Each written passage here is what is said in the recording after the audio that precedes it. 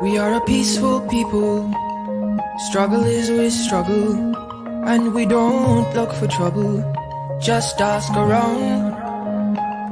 But when outside faces from foreign places talk about taking over, we ain't backing down.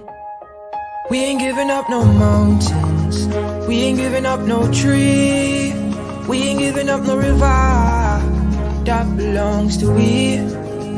Not one blue sake, not one rice grain, not one karage, not a blade of grass. This land is all I know. We gonna make it somehow. We will bend like a bow and never break. Our fathers came here and they lived and died here, and we ain't moving nowhere. Big no mistake. Cause we ain't giving up no mountain, we ain't giving up no tree, we ain't giving up no river that belongs to we. Not one blue sake, not one rice grain, not one karage, not a blade of grass. We love the open country of the Rupununi and the Essequibo, the time on it. Though we may criticize it, this is our home, we love it, and we need to keep it. We have that right. So we ain't giving up no mountain, we ain't giving up no tree, we ain't giving up no river that belongs to we. Not one blue sake, not one rice grain, not one karage, not a blade of grass. So we ain't giving up no mountains, we ain't giving up no tree, we ain't giving up no river that belongs to we. Not one blue sake, not one rice grain, not one karage, not a blade of grass.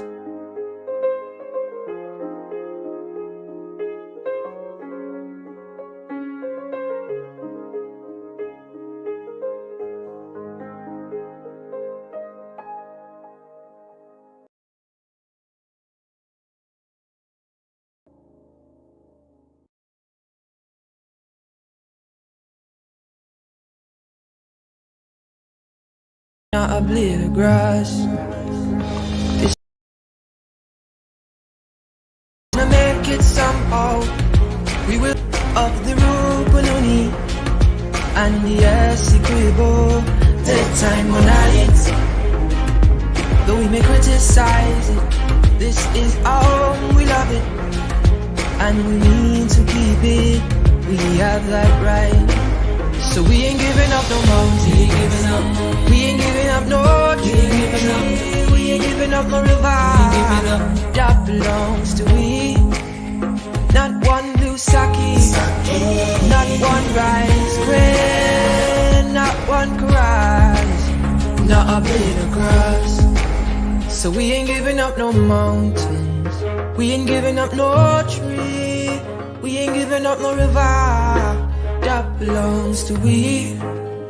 Not one blue sake, not one rice grain, not one karage, not a blade of grass.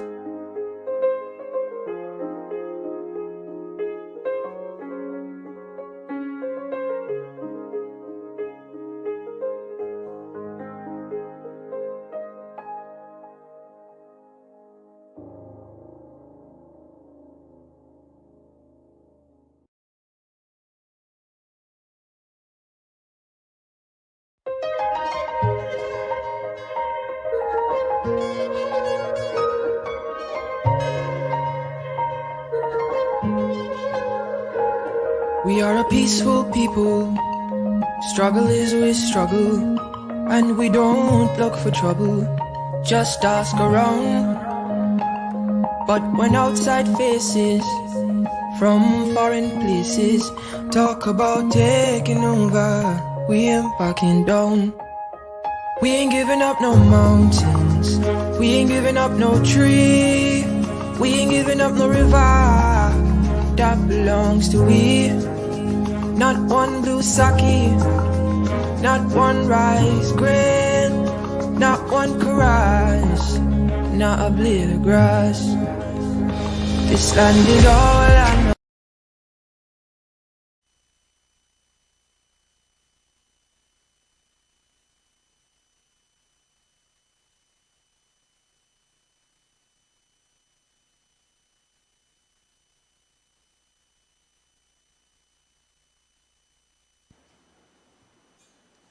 Please be seated.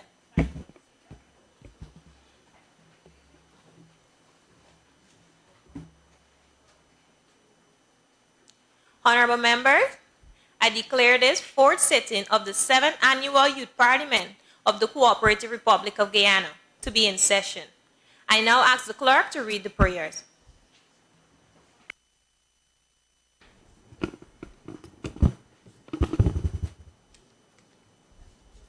Almighty God, we who are here gathered together do most humbly beseech Thee to guide us in all our consultations, so that we may together build a land where knowledge is free, where the mind is without fear, and the head is held high, and words come from the depth of truth. Grant us, O God, Thine aid and guidance, so that we may deal justly with the several causes that come before us, laying aside all private interests, prejudice, and personal preferences, so that the result of our counsels may be to the glory of Thy blessed name, the maintenance of true religion, the preservation of justice, the safety, honor, and happiness of the President, and the peace and prosperity of Guyana.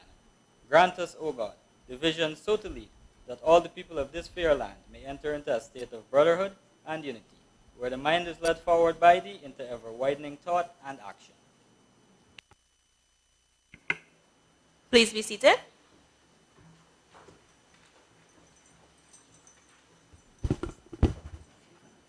Messages from the President, announcements by the Speaker.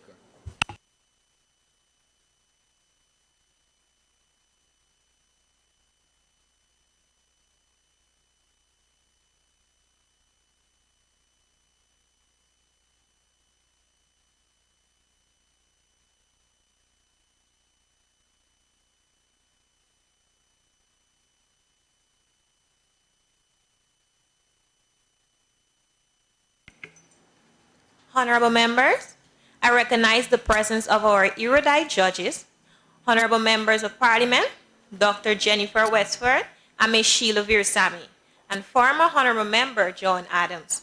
Mr. Clerk?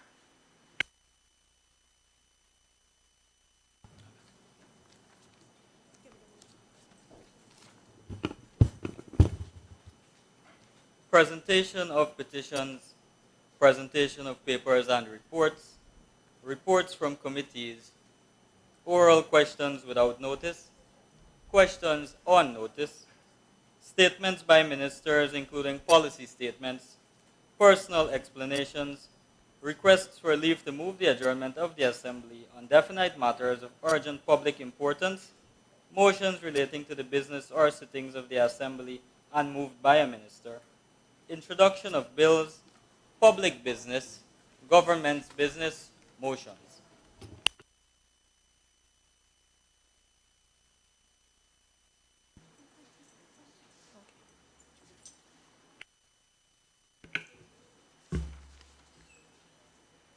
Honorable members, the first motion stands in the name of the Honorable Prime Minister. Honorable Prime Minister Delroy Marks, you may proceed. Thank you, Madam Speaker. Honorable Speaker of the National Assembly, I, Delroy Marks, the President, rise in this Assembly for the 7th Annual Youth Parliament. The path before us is already welcomed by my government. As a lead Guyanese youth where its bountiful potential will be realized from whose boundary we ensure every youth of this nation benefits. The motion will be moved and my name is Youth Empowerment in the 21st century. My government wants Guyana to rise like the feeble phoenix from the ashes of neglect, spreading its wings and soaring proudly to the height that it should long ago have been perched. And my government wants every youth to be part of this growing, sharing, and in its transformation and its significance benefit. This is no young man's dream or old man's vision. It is a reality with our gaps as a nation. Madam Speaker, without going into details, in every pledge in our manifesto is a reality. Our manifesto, which remains publicly available on the internet, our government will strive to all youth empowerment at every level in this nation. A youth from Blackbush Polar will experience the same youth-friendly space as a youth from Anna Regina. The goal of providing youth-friendly space, STEMS Club, that was once seems distant and impossible, and now within our nation's reach, made possible by the Youth Empowerment Motion by my government. Our government that will see the expansion of youth-friendly spaces, investment in mega-scale infrastructure, development for youth centers, grounds, ICT hubs, and educational facilities across the length and breadth of this beloved nation of ours. More youth representation in local, regional, and national level. Reduce of energy leading to industrialization and upscale of youth agro-processing and manufacturing, environmental service, engineering for youth of this soil. Madam Speaker, this administration is committed to the continuous revision of our Constitution. In this regard, we will ensure our committee on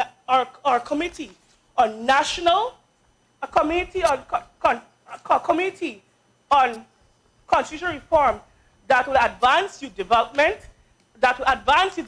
will pursue nationwide consultant following the model used in the past.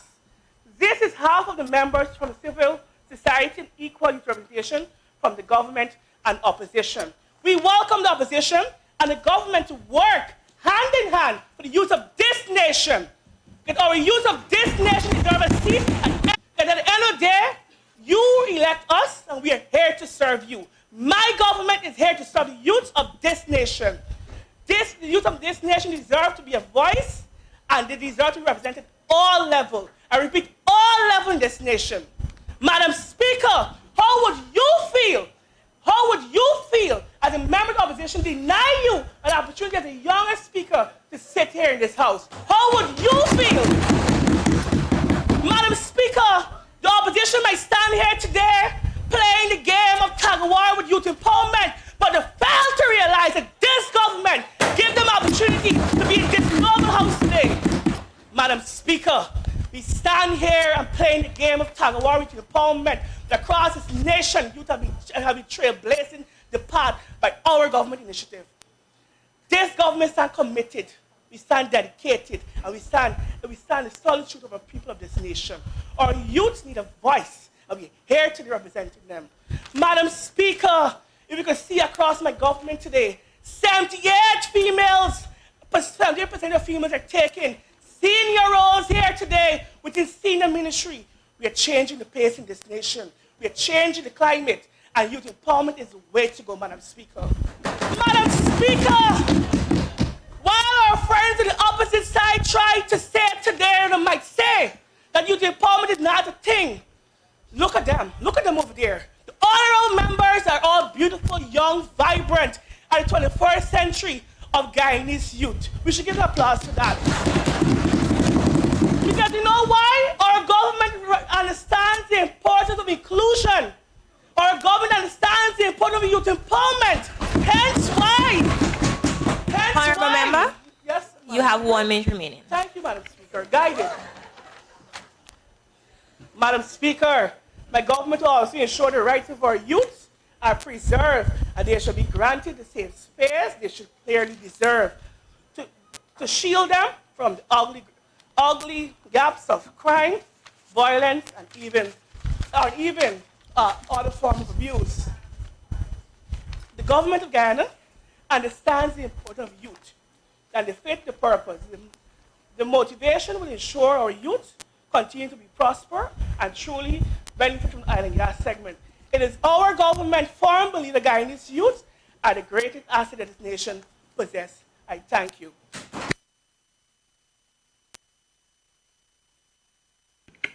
Thank you, Honorable Member.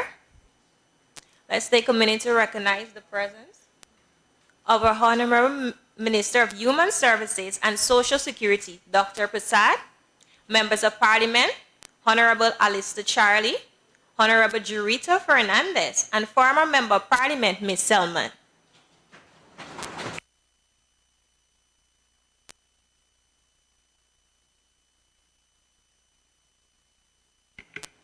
The motion is proposed. I'll now call on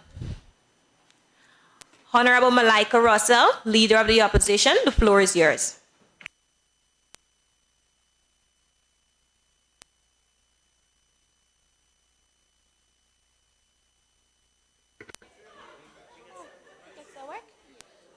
Thank you, Madam Speaker.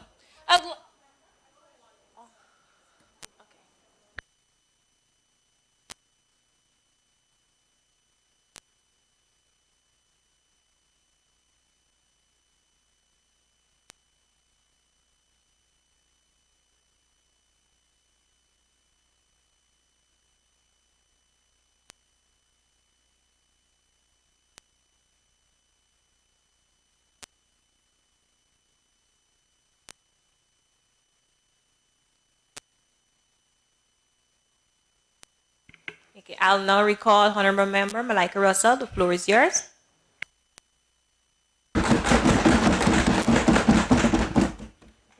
Thank you, Madam Speaker. Honorable members, a pleasant afternoon. Today, I will stand to commend the government on bringing this youth empowerment motion to this National Assembly. And we join the members of government to say that the youths are the present and they are the future, and we believe in their abilities. And today, Madam Speaker, the preamble of Guyana's Constitution acknowledges the aspiration of our youths and have declared that the future of Guyana belongs to its young people.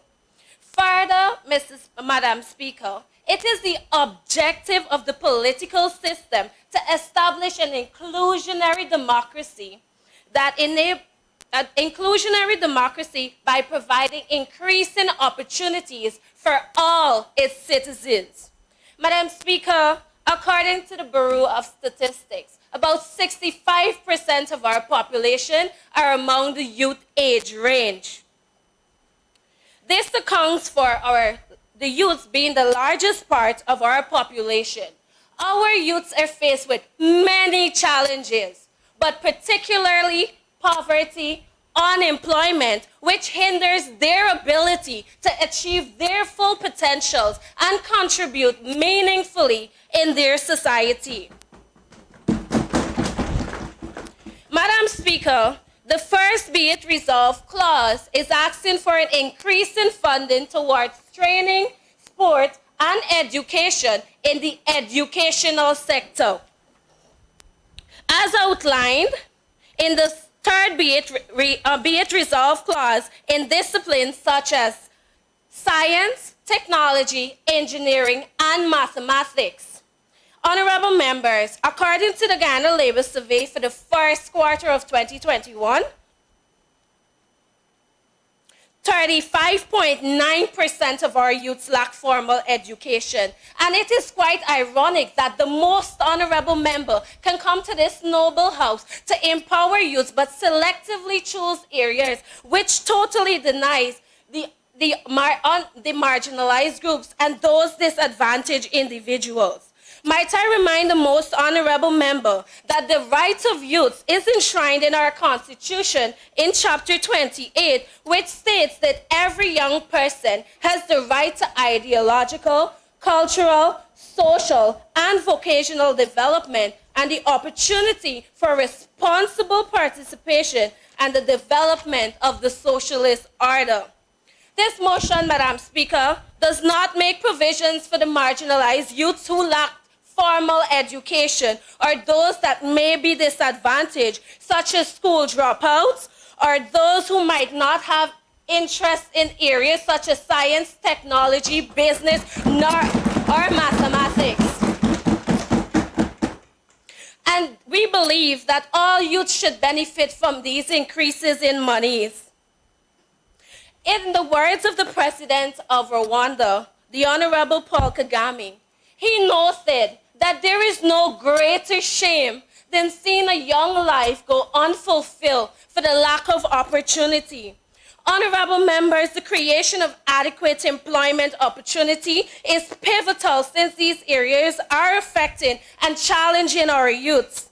Further, according to the Guyana Labor Survey for the first quarter of 2021, youth unemployment rate stood at 31.7% for the youth age range 15 to 35. The Guyana Poverty Reduction Strategy in 2011 to 2015, reported by the Guyana Budget and Policy Institute, fact sheet page 2, indicated that 33.7% of our youth lives in poverty. Honorable member, you have 50 seconds remaining. Thank you, Madam Speaker. Surviving on less than $1,000 per day, which is equivalent to about $5 US. Whether it's the youths who lack formal education, unemployed, or those youths living in poverty, all those youths deserve an opportunity to be empowered. These challenges, Madam Speaker, will hinder the financial independence of these individuals and their ability to achieve and maintain sustainable livelihoods, especially in rural areas where poverty and unemployment rate is alarming and highest. Madam Speaker, poverty has relegated our youth to a life of struggle, limiting their potential to achieve lives that they can hold on to their dreams and aspire to be great things and achieve those dreams in a world where we have a government that is providing opportunities for them. If we were to effectively empower our youth, we need an inclusive strategy that caters for all our youths, with the aim of creating, encouraging an economic system that is capable of achieving sustainability. I call upon the government to provide more job opportunities for our youth. Many of our graduate youths have left Guyana. Many more are leaving. This begs me to ask the most honorable member, how many more until we address the job employment opportunities for our citizens in this country? Thus, Madam Speaker, the motion as it stands does not cater for all of our youths, and we are proposing that we stand firmly with the government to push youth empowerment. But as it stands, it's not inclusive, and unless these reasoned considerations are incorporated, we cannot in good conscience support this motion. Thank you.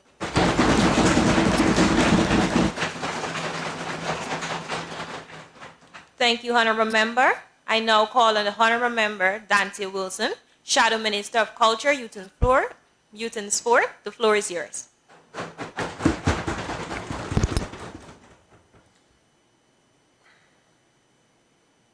Madam Speaker, government chose to recognize youth under this year's agenda, and commendations are extended in that regard.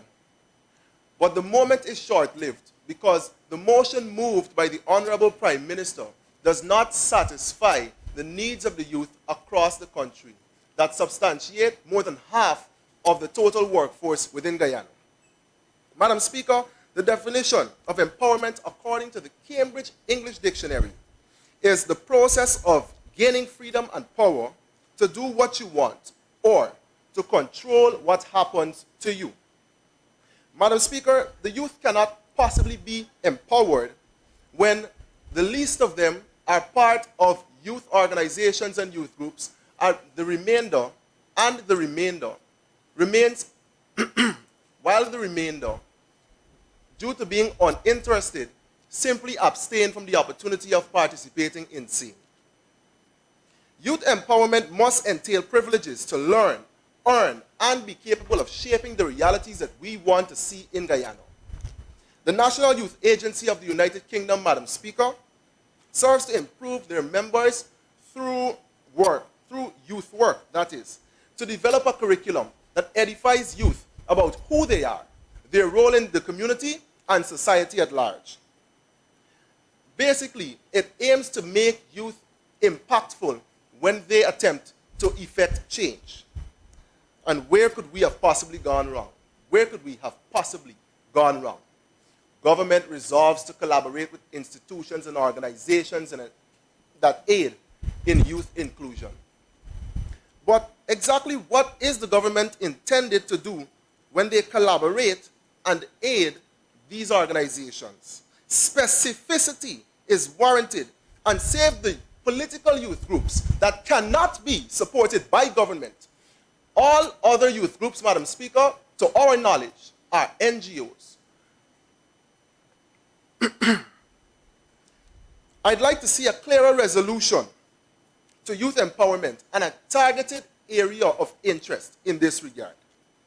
While the theme for the debate is youth empowerment, the government's motion leans more to just youth inclusion. And the two words, Madam Speaker, have differing connotations. While inclusion signals that one adds to what is already there, empowerment gives you the ability to create something of your own.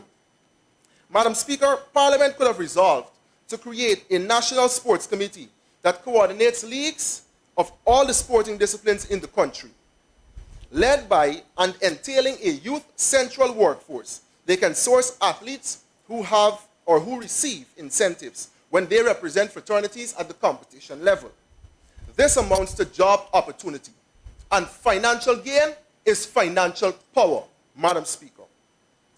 All schools can make co-curricular and extracurricular activities compulsory, and students will be recognized when they excel in their skills and their talents. All schools must also have computers and laboratory apparatuses, as to this day, it remains a privilege of a chosen few.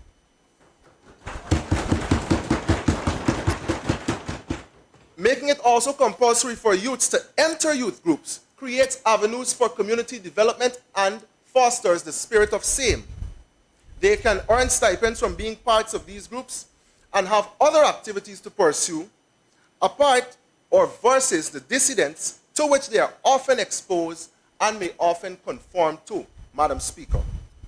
Take stock of youth organizations, including the Youth Volunteer Corps, Ebenezer Youths, Moravian Youths of Guyana, ID Padaji Movement, Community Development Corporation, Boss Youth Group, Dharmic Naujawan, North Rheinveld Youth International, and others. Honourable Member, you have 45 seconds remaining. Thank you, Madam Speaker.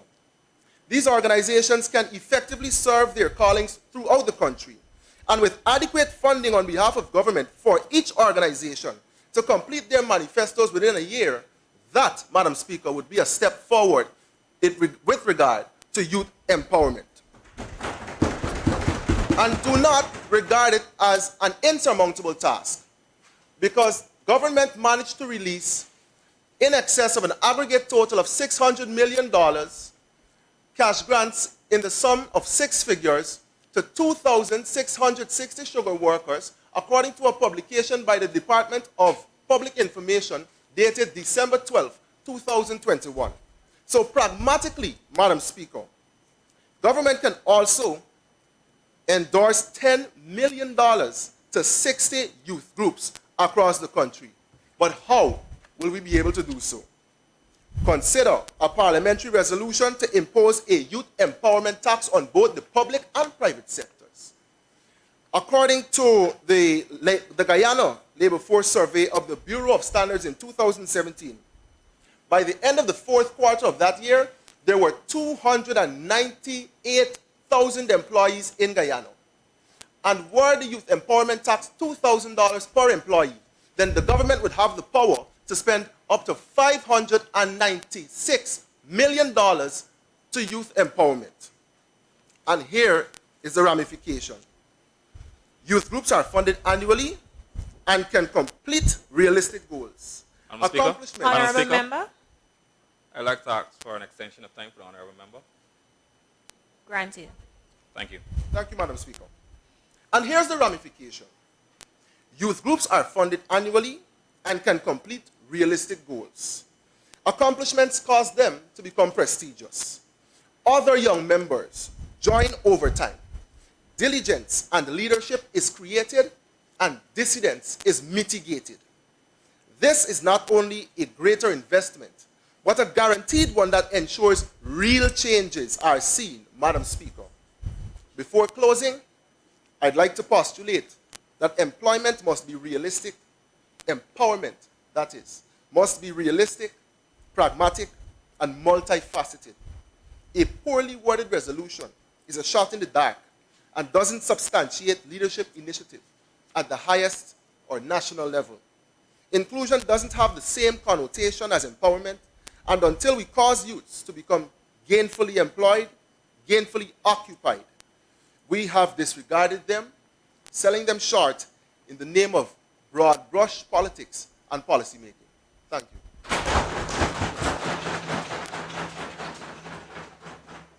Thank you, Honorable Member. I now call on the Honorable Member, Honorable Karam Chan Sugrim, Minister of Culture, Youth and Sport.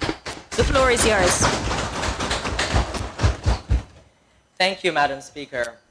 I stand here in full solidarity to support the motion championed by our Honorable Prime Minister, which speaks to youth empowerment in the 21st century. It is in my belief, as the Minister of Culture, Youth and Sports, that youth inclusiveness is important. The development of youth has started, but of course there is so much more to do so that our young people can be heard and that they are given equal opportunities to this land of ours. Madam Speaker, we are obligated to represent our constituents to ensure their lives are made easier by providing and funding opportunities, especially for youths to fill the void in Guyana's literacy rate. Example of such a program to empower youths is the STEM program, which stands for Science, Technology, Engineering, and Mathematics Education. The contribution of STEM Guyana to Guyana's youth population successfully impacted 15,000 youths countrywide since its launch in January of 2017. It is through this motion that our government plans to increase fundings towards the STEM and also the Gold Scholarship Program to ensure that young Guyanese are given adequate opportunities for professional development. It is through this motion also, Madam Speaker, that more scholarships will be given, more internship, more educational opportunities, and more investment for young people will be made. Madam Speaker, while we amplify access to our education rights, we must not neglect our constitutional rights. Madam Speaker, roughly 65% of the population in Guyana are youths, according to the United Nations. Guyana ranks 60th in the worldwide according to the global economy for the countries whose human rights and freedom are observed, protected, and respected. Madam Speaker, as you know, not all that glitters is gold. The recent discovery of rich oil and natural gas reserves beneath Guyana's coastal waters has prompted calls for continued progress on anti-corruption reforms on issues that youths are continuously calling on for change. The prospect of increased revenue appears to be exacerbating traditional ethno-political and civil decisions during elections.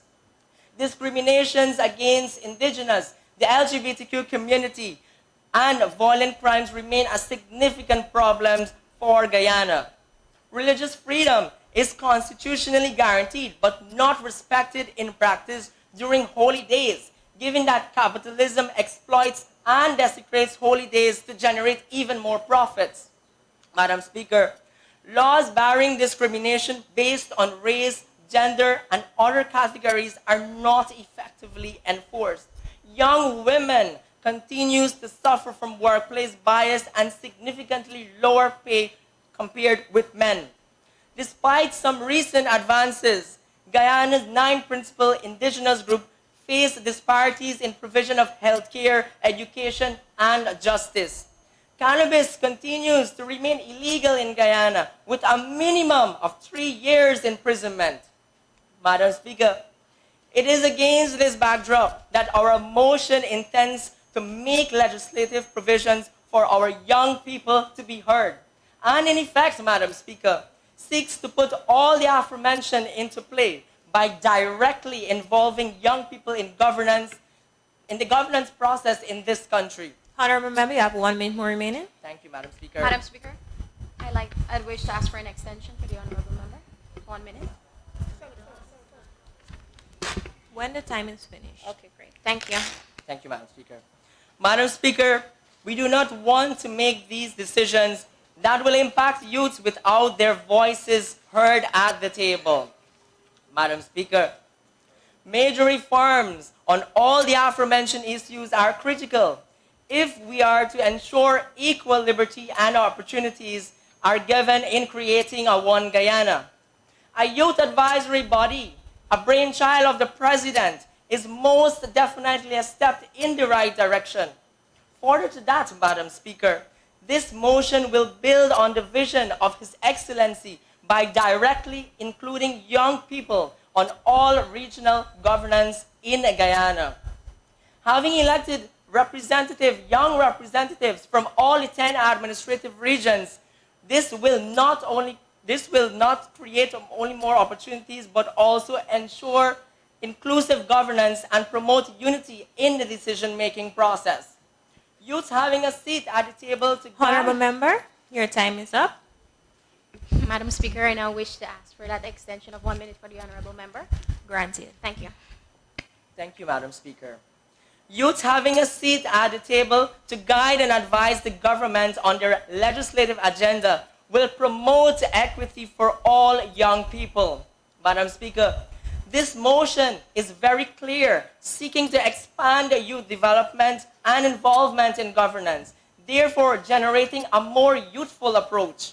By passing this motion, this is how my ministry and our government can solve and put measures in place so that all our youths can develop themselves and also empower themselves. Upon realizing the civil priorities of our youths, we will be able to form national cultural policies to effectively mobilize youth to transform our beautiful country. Through training and legislative amendments to Guyana's constitutions, youths will have a better future where rights and civil liberties are observed, protected, and respected. Madam Speaker, in closing, I say, youths, they are our pride, our present, and our future. I thank you.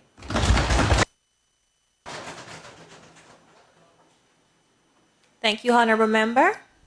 Before we continue, I'd like to ask the other honorable members, while someone is making a presentation, to remain quiet. Thank you.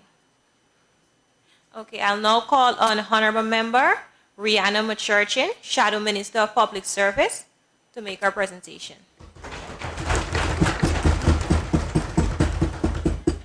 Thank you, Madam Speaker.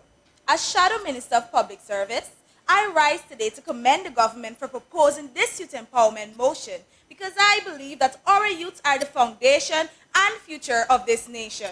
However, while the motion aims to empower youths, the government motion appears to be short-sighted. Madam Speaker, the government motion prefers that more grants should be given out within the education sector, especially to students interested in science, technology, engineering, and mathematics. While this may be necessary, it is seen as a temporary solution to a permanent problem that will lead to further inequality in the education sector. Why give out cash grants to some? Why give out cash grants and scholarships to some when tertiary education can be made free to benefit all? Article 27 of our Constitution, which is the supreme law of our land, states that every citizen has a right to free education from nursery to tertiary, not nursery to primary or nursery to secondary, but nursery to tertiary in Guyana. While all the other levels in the education system enjoys this constitutional right and are constantly showered with yearly cash grants, tertiary education continues to be left behind. Free tertiary education was once made available in 1976, and given that we have recently discovered oil, there is a high possibility that this can be achieved again. According to data from the Central Bank and Guyana Revenue Authority, Guyana has made more than 57 billion Guyana dollars than the 2021 budget for oil. The Bureau of Statistics even projects that our country's GDP will rise 13 times more in years to come. This means that our blessed nation will have adequate funds to invest in free tertiary education. Additionally, in a policy brief, David J. Denning, who is a professor of public policy and an economist, stated that free tertiary education is an investment that requires upfront spending. This means that although the short-run cost of allowing free access to tertiary education may be high, the long-run cost is lower. Accordingly, Madam Speaker, I respectfully submit that the government should make tertiary education free instead of giving out grants, because this will enable more Guyanese to have access to tertiary education from Barino Waini to Upper Demawara Berbice. All youths will be given a fair chance at tertiary education. This will also ensure that the youths of Guyana are better equipped to handle our future. Can you imagine the rippling effect that will have on families? Madam Speaker, according to the Bureau of Statistics in 2019, only 2.3% of Guyana's population has a bachelor's degree, as compared to the developed countries where 30% of the population has a degree. This means that our country is being left behind. Furthermore, in 2019, an article written by the Chronicle newspapers, it was reported by the University of Guyana Students Association, the UGSS, that our youths are crying out because many of them cannot afford to pursue a tertiary education. Many of them are on stressful student loan, and the scholarships given out by the Ministry of Public Service are limited.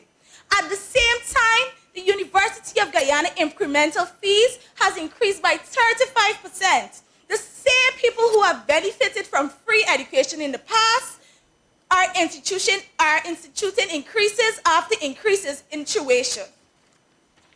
And our country's cost of living continues to rise.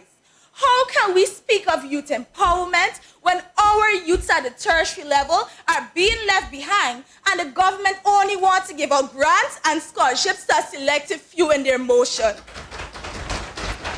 Honorable Member. Madam Speaker. Honorable Member, you have 1 minute more remaining. Okay, thank you.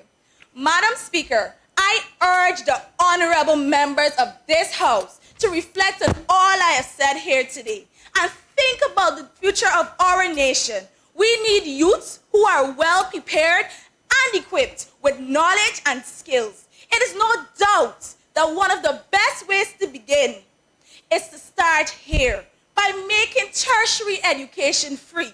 For the great Charles Rangel once posited that encouragement of higher education for our youths is critical, and I repeat, critical to the success of our collective future. Thank you, Madam Speaker. Thank you, Honorable Member. I'll now call on the Honorable Member Tamira Reddy, Minister of Parliamentary Affairs.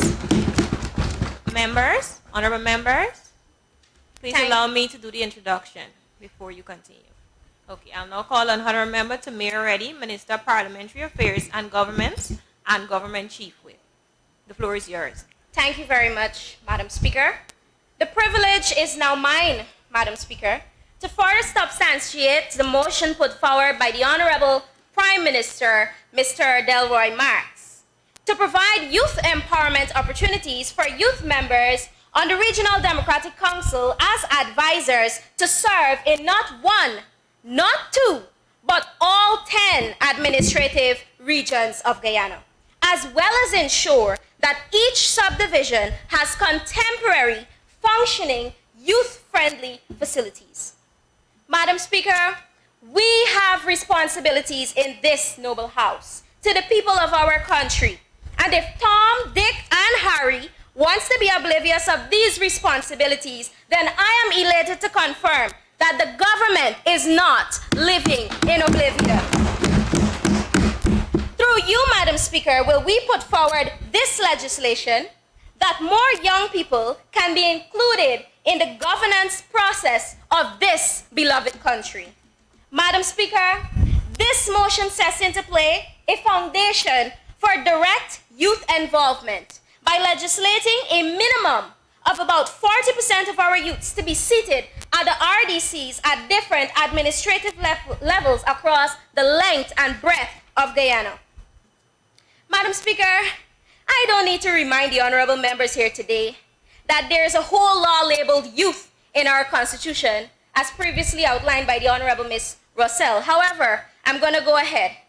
To be precise, Article 28 of Chapter 101, it states that every young person has the right to ideological, social, cultural, and vocational development and the opportunity of responsible participation in the development of the socialist or of society.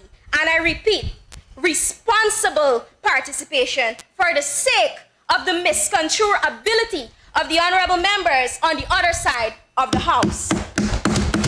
Madam Speaker, we are not saying that this right is being neglected in its entirety, but we know that only by legislating this motion will that right be fully satisfied. In addition, Madam Speaker, apart from youth in governance opportunities, this motion also speaks to educational opportunities. This motion speaks to STEM. It speaks to the sporting facilities across the regions. And did you know that certain parts of our country doesn't even have access to the basic sporting facilities or certain disciplines? Madam Speaker, take for example New Amsterdam. A lovely town, no sporting complex. However, this motion will rectify such. And of course, we can all agree that sport is a safe haven for many of our youths. Madam Speaker, did you also know that more than 45% of our youths are drug abusers? According to the Honorable Minister Robeson Ben, young people engaging in the use of narcotics are destroying their lives, and it also encourages crime and violence.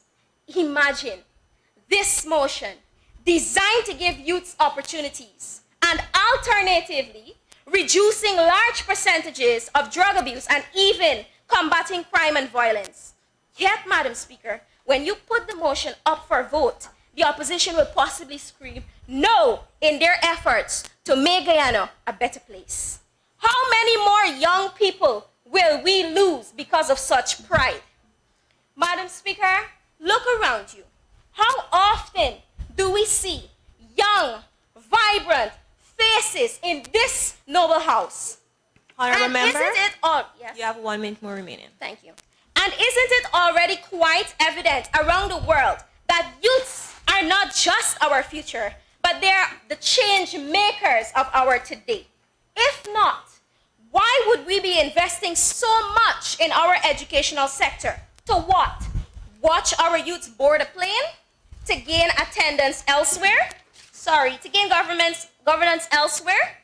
Madam Speaker, the power to combat brain drain lies right here in the palm of our hands. By legislating this motion, which I am sure the youthful members on the other side of the House will agree, it is unconscionable for you to come here and refute, as youth parliamentarians of this generation, a motion that will directly put the power in your hands to make a difference.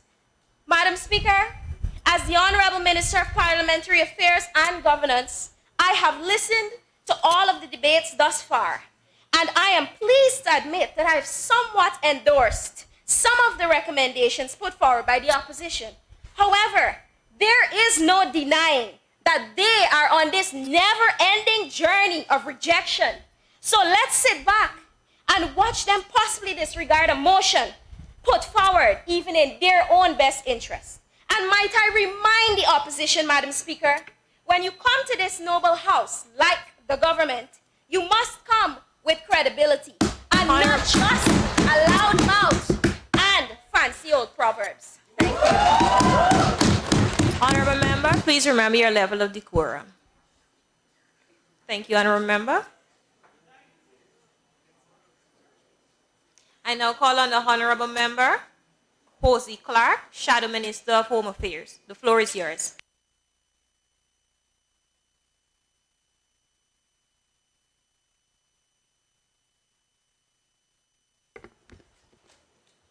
Madam Speaker, lifelong worker advocate Anna Avenado stated that, and I quote, "Ain't no power like the power of youth, because the power of youth don't stop," end quote. According to the Oxford Dictionary, a youth is defined as an individual between the period of childhood and adult age. Hence, this is a critical stage in which an imprint is made. If one is to be empowered, this is the time. Madam Speaker, I am not here to outrightly challenge the proposed youth empowerment motion. Rather, I respectfully aver that such a motion can and must be improved. Madam Speaker, the government's proposed youth empowerment motion, while having clarity, lacks certainty. And as the Shadow Minister of Home Affairs, I respectfully suggest that community policing groups should be formed regionally, and that a special emphasis should be placed on forging bonds between youth and law enforcement. It is believed that this will forge bonds with the younger population, and that this also teaches our youth to become problem solvers and decision makers. Madam Speaker, the U.S. Department of Justice, in an article in March, stated that community policing is seen as necessary in the Caribbean because traditional law enforcement approaches are inadequate. It is also said that children learn how to make good decisions by making decisions, not by following directions. By being placed in a position of power, a youth becomes empowered. And as we all know, the late great Uncle Ben once said, with great power comes great responsibility. Secondly, empowerment through rehabilitation initiative.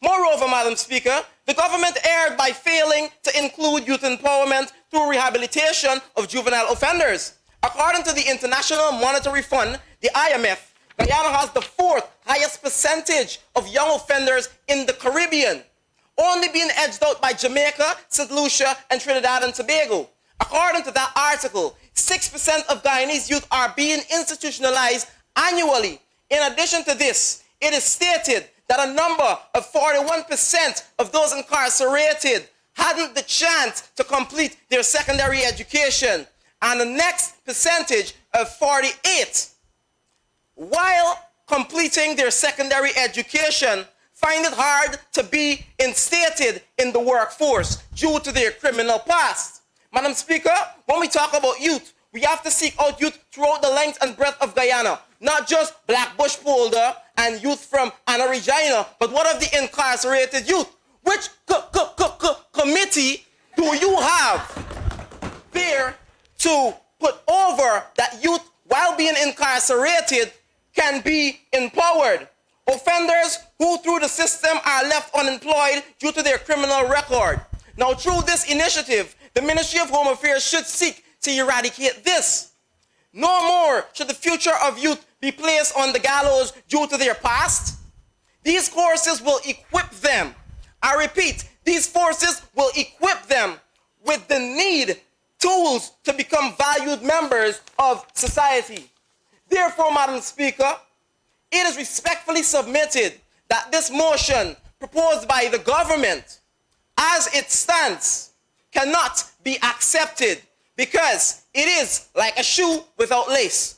Once you put it on, it's okay. But while you're walking, it is certain to fall off your foot. I'm agreed that all of us know what's going on here. All right? Moreover, as Shadow Minister of Home Affairs, I would encourage the government to take up aforementioned initiatives to empower youth by placing them in decision-making roles. Honorable Member, you have 45 seconds remaining. Thank you, Madam Speaker.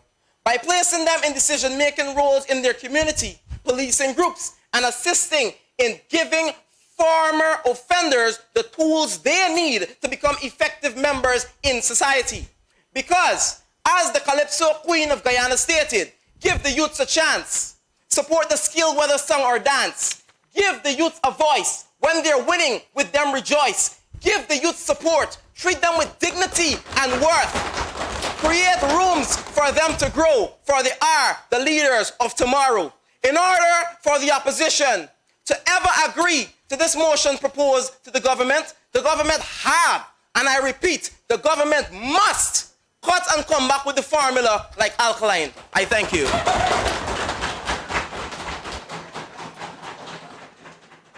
Thank you, Honorable Member. Another reminder, Honorable Members, please remember to address everything to the Chair and not to the other Honorable Members. Thank you. I now call on the Honorable Member, Ronaldo Higgins, Shadow Minister of Local Government and Regional Development. The floor is yours. Madam Speaker, while the government youth empowerment motion may be beneficial to the overall interest of our youth of today, it is in dire need for amendments. Madam Speaker, United Nations Development Program define youth as person from age 15 to 35. According to the Bureau of Statistics of Guyana Labor Force Survey of 2020, 70% of Guyana's population is under the age of 35, with less than 1% actively engaging in youth government. Continuously, a lack of youth representation at the municipality level can lead to a stagnant and unproductive society. Madam Speaker, Article 13 of the Constitution of the Cooperative Republic of Guyana states that the principal objective of the political system of the state is to establish an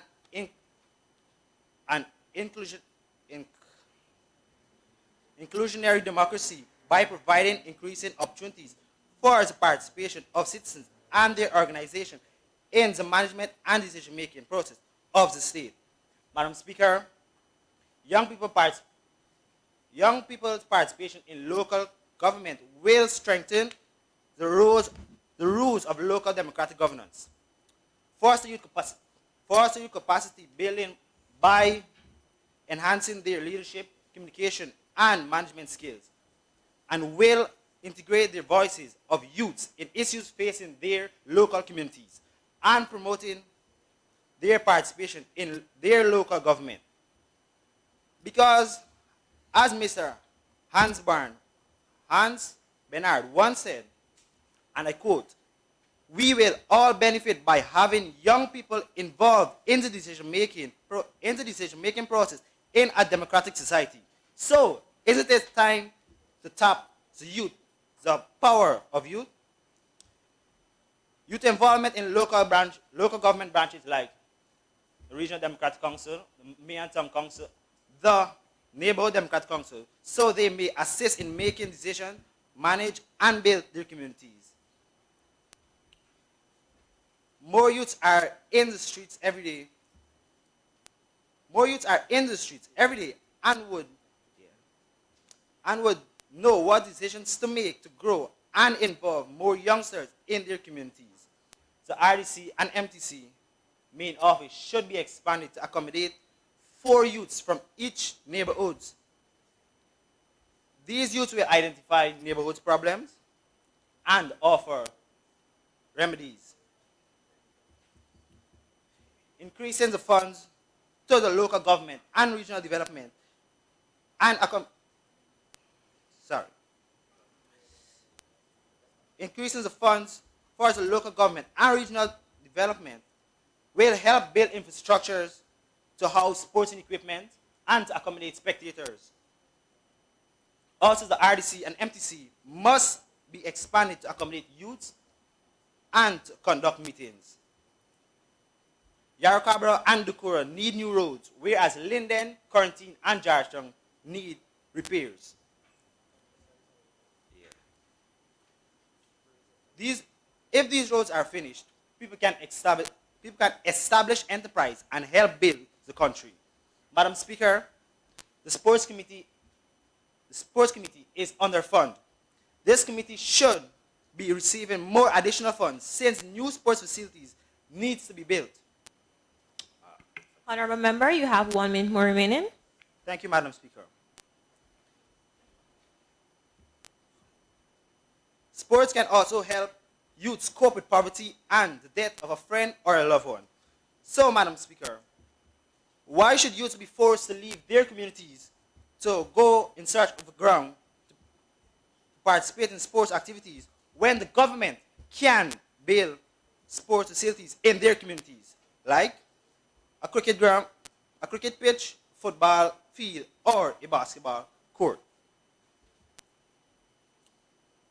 These towns need monies for sporting equipment. Funding comes from taxpayers and the oil revenue. Sports may help our country development and to be recognized by other countries because sports are big in various countries. Wow. Yeah, this is it. Thank you, Madam Speaker. I will now rest my case.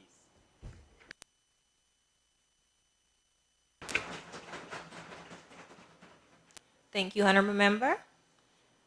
I'll now call on the Honorable Member Renisha Narayan, Attorney General and Minister of Legal Affairs. The floor is yours. Thank you, Madam Speaker. Colleagues all, today I rise to support the motion put forward by Honorable Prime Minister and echo the follow calls by fellow government ministers to support the motion that speaks to youth empowerment in the 21st century. Madam Speaker, the task before us today is simple.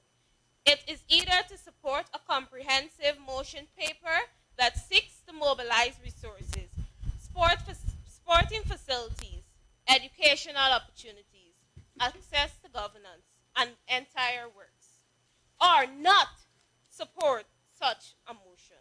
It's that simple. Colleagues all, the youth population is an asset to our nation. We cannot afford to lose or misguide them. Madam Speaker, as a little girl growing up in Linden, my community never had the resources that my friends and myself always wanted. To this date, Madam Speaker, it still does not. Basic facilities such as multi-complex sports halls, a synthetic track, and a gymnasium, they are lacking all in Linden.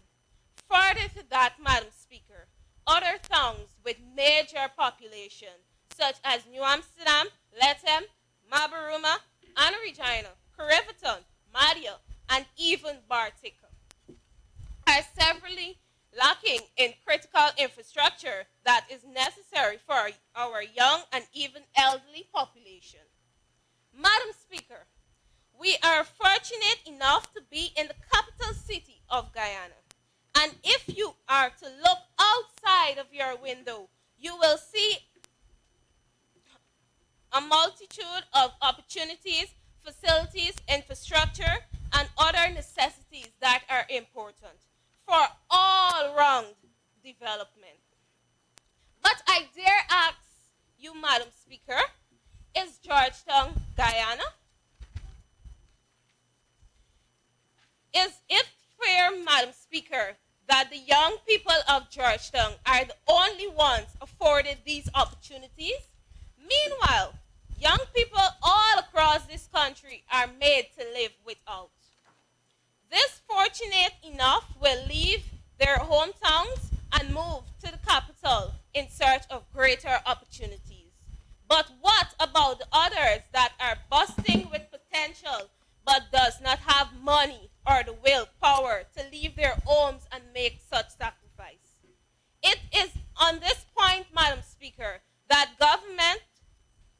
our government, through the motion put forward by Honorable Prime Minister, do we plan on decentralizing these opportunities to towns and other developing communities countrywide?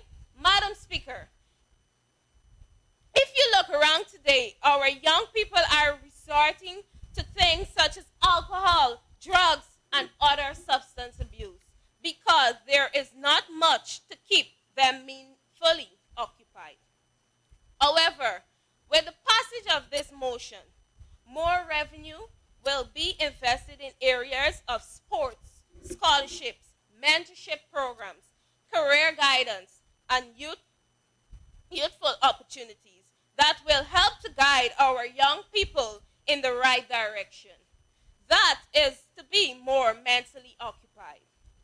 We believe that sports education, more inclusion in governance is important for our young people if we are serious in keeping them in Guyana.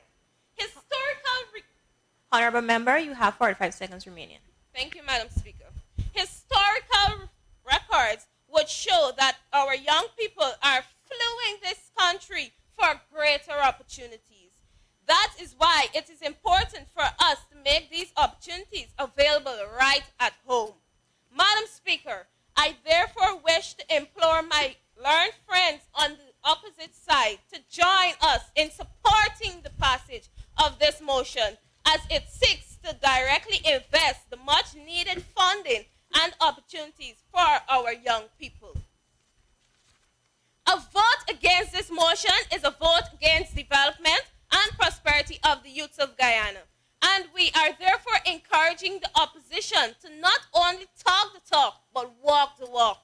If you are serious about investing in the present and future of our country. Thank you very much. Thank you, Honorable Member. I'll now call on Honorable Member Delroy Marks, Prime Minister. The floor is yours to conclude the debate. Thank you, Madam Speaker.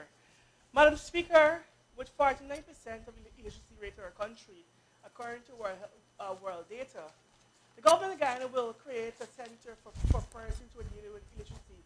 And our first cohort will be the members of the opposition.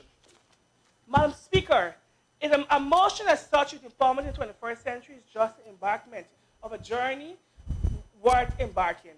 Madam Speaker, honorable member, today I rise again to clarify the major misconceptions and to advise the learned members on the opposite side on the government motion entitled Youth Empowerment in the 21st Century.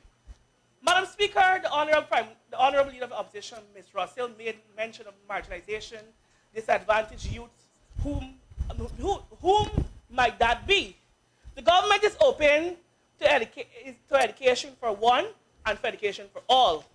Institutes such as Goal and STEM target all youth and give everyone equal opportunity. Madam Speaker, the honorable member continued to use the word cry for poverty as our default weapon. However, Madam Speaker, poverty is prevalent in any economy of the world, Guyana being no different. Madam Speaker, the honorable opposition leader mentioned we are focusing on one area of youth. However, Madam Speaker, let me remind us all that number 2 of the be it resolved clause, the motion addresses youth in all 10 administrative regions. I repeat, Madam Speaker. My apologies, Honorable Member. Honorable members, please remember to maintain order. Thank you. Thank you, Madam Speaker. I repeat, Madam Speaker, all 10 administrative regions in Guyana. Madam Speaker, the Shadow Minister of Culture, Youth and Sports, I repeat, did not read the motion paper. Flowery word, do not move a motion in this House, Madam Speaker. Madam Speaker, the minister continued to mention that, Madam Speaker, the Lord members would Madam Speaker, as we continue here this afternoon, how can youth equality be more half of a labor force, according to the honorable member, when a vast majority of them are juveniles and those who are working can be accepted, but clearly not juveniles? Is this the member living in a world of delusion, Madam Speaker? The government actively working to ensure that all schools are furnished with medical services, medical and computer laboratory. Madam Speaker, the Shadow Minister of Public Service spoke loudly and boldly on scholarship. She should have known, the honorable member should have known to do her research if she come here about the Gold Scholarship Program. Madam Speaker, the Gold Scholarship Program allows youth of this country to benefit an associate degree, a diploma, your master's, and even a PhD. And then the minister continued to say that scholarships are not available. Sitting in this room, there are youths who have been accessing these scholarships. So how can we stand here boldly, Madam Speaker, trying to beat the drum? The scholarships are not available for Guyanese youth. Madam Speaker, we need to do our research before we come to this noble house. We cannot stand here and try to paint the government that we're not providing a scholarship. 2,000 scholarships for Guyanese youth, only less than 2 years, Madam Speaker. Madam Speaker, a manifesto speak about 50,000 scholarships. Madam Speaker. Point of order, Madam Speaker. I did not say that scholarships are... Oh, sorry. Honorable member, you need to wait for my permission. Sorry, Madam Speaker. Go ahead. Honorable member. Standard Order 2021-4. I did not say that no scholarships are available. I said there are limited scholarships available because not all persons can get scholarships.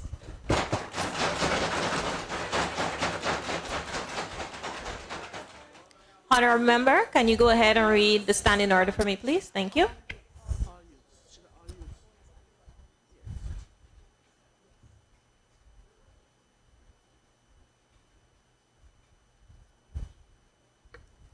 A member who has spoken on a question may again be heard to explain some material part of his or her speech which he or she claims has been misrepresented, but he or she shall not introduce new matters.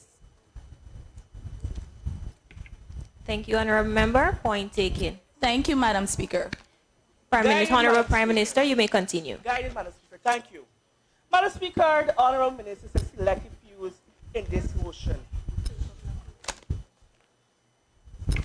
Madam Speaker, Honorable members, please maintain order. Thank you. Thank you, Madam Speaker. Madam Speaker, this motion clearly the members of the opposition did not do the research, not read the standing order, and they come here again. Madam Speaker? Honorable member, if a honorable member is speaking, do not interrupt. Thank you. Yes, Madam Speaker. It clearly shows this afternoon here the members of the opposition did not read the motion, did not even did their own research, but they come with flurry language trying to persuade the members of the opposition, members of the government. Madam Speaker, the Shadow Minister of Local Government clearly supports the government motion. Clearly supports the government motion, Madam Speaker. Clearly saying that clearly support youth in the 21st century. Madam Speaker, as I conclude my presentation, I'm confused as whether the honorable ministers, members of the opposition is campaigning for youth empowerment in the 21st century, or if there's someone or something is holding a bell behind and threatening them to go against it. It seems like each and every one of the presenters, down to the last one, were forced to go against their own will. Madam Speaker, I thank you.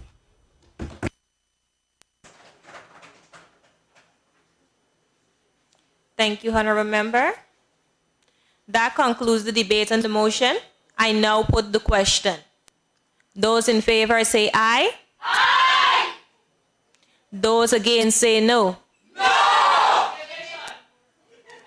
Division, Mr. Clerk.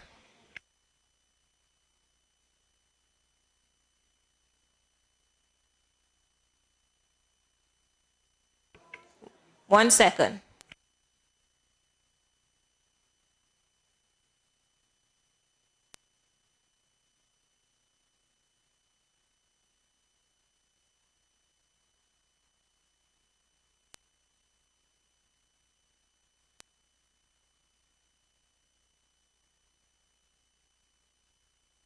Division, Mr. Clerk.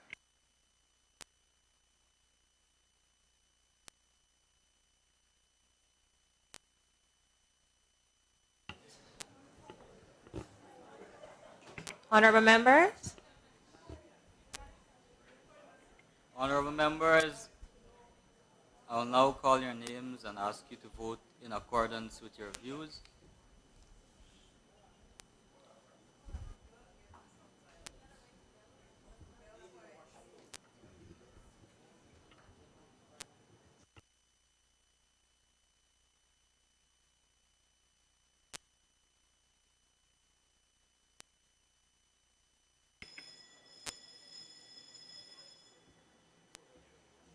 Go ahead, Mr. Clerk.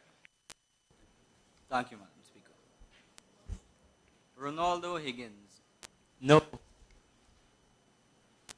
Ryan Prince. No. Naresh Sugrim. No. Rihanna McCurchin. No. Dante Wilson. No. Danwantri Prasad. No. Sherry-Ann Mangro. No. Deshaun Harris. Yes.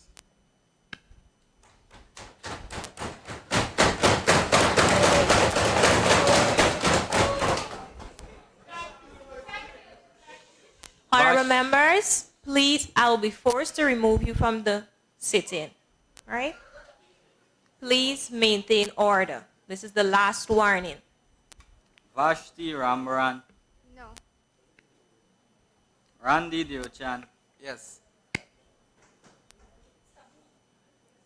Kalina Bulkan. No. Shania Straker. No. Anthony Bruce. No. Jose Clark. No. Leon Beaton.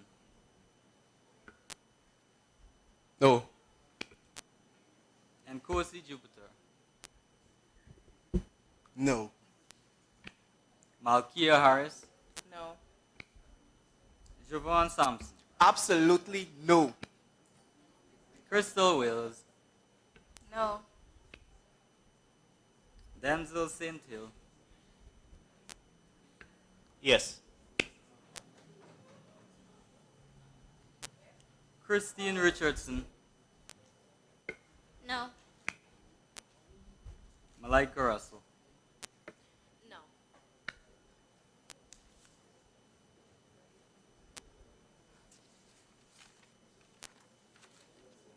Christopher Best Roberts. Yes. Shania Eastman. Yes. Junan McCrae. Yes. Donley Costello. Yes. Dimple Basdio. Yes. Karamchan Sugrim. Yes. Kimberly Smith. Yes. Arif Ali. Absolutely yes. Carlito Williams. Yes. Kijana Payne. Yes. Shikalia Murray. Yes. Latoya Bachun. Yes. Calvin Roberts. Yes. Donald Richards. Yes. Ambika Singh. Yes. Lochani Danraj. Yes. Gavin Thomas. Yes. Isaiah Chand. Yes. Bibi Yassin. Yes. Tahila Sobars. Yes. Tamira Reddy. It's a definite yes for me. Renisha Narayan. Yes. And Delroy Marks. Yes.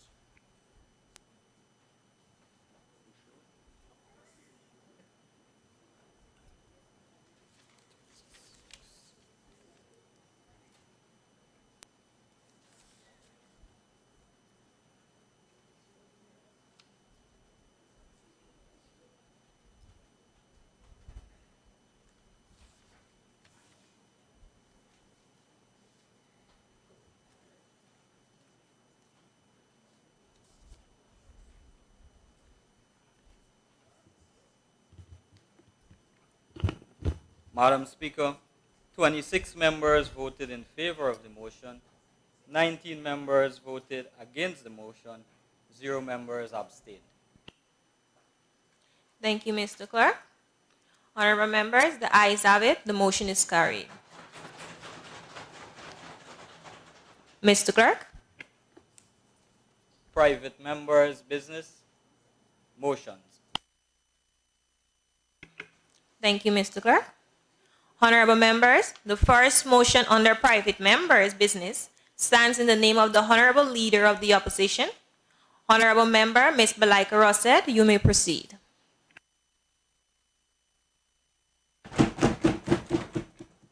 I rise to move the Green and Disaster Management motion.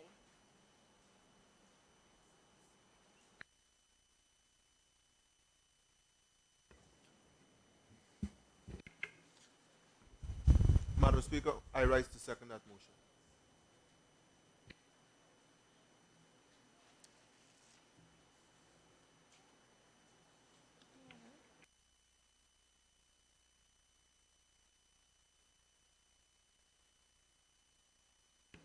Honorable members, the motion is proposed.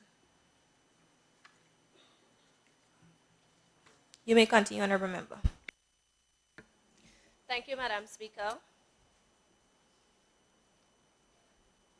Climate change is serious. It is a threat that threatens all of humanity. Unchecked, it is going to bake this planet. And as leaders, we have a moral responsibility to our current and future generations to come.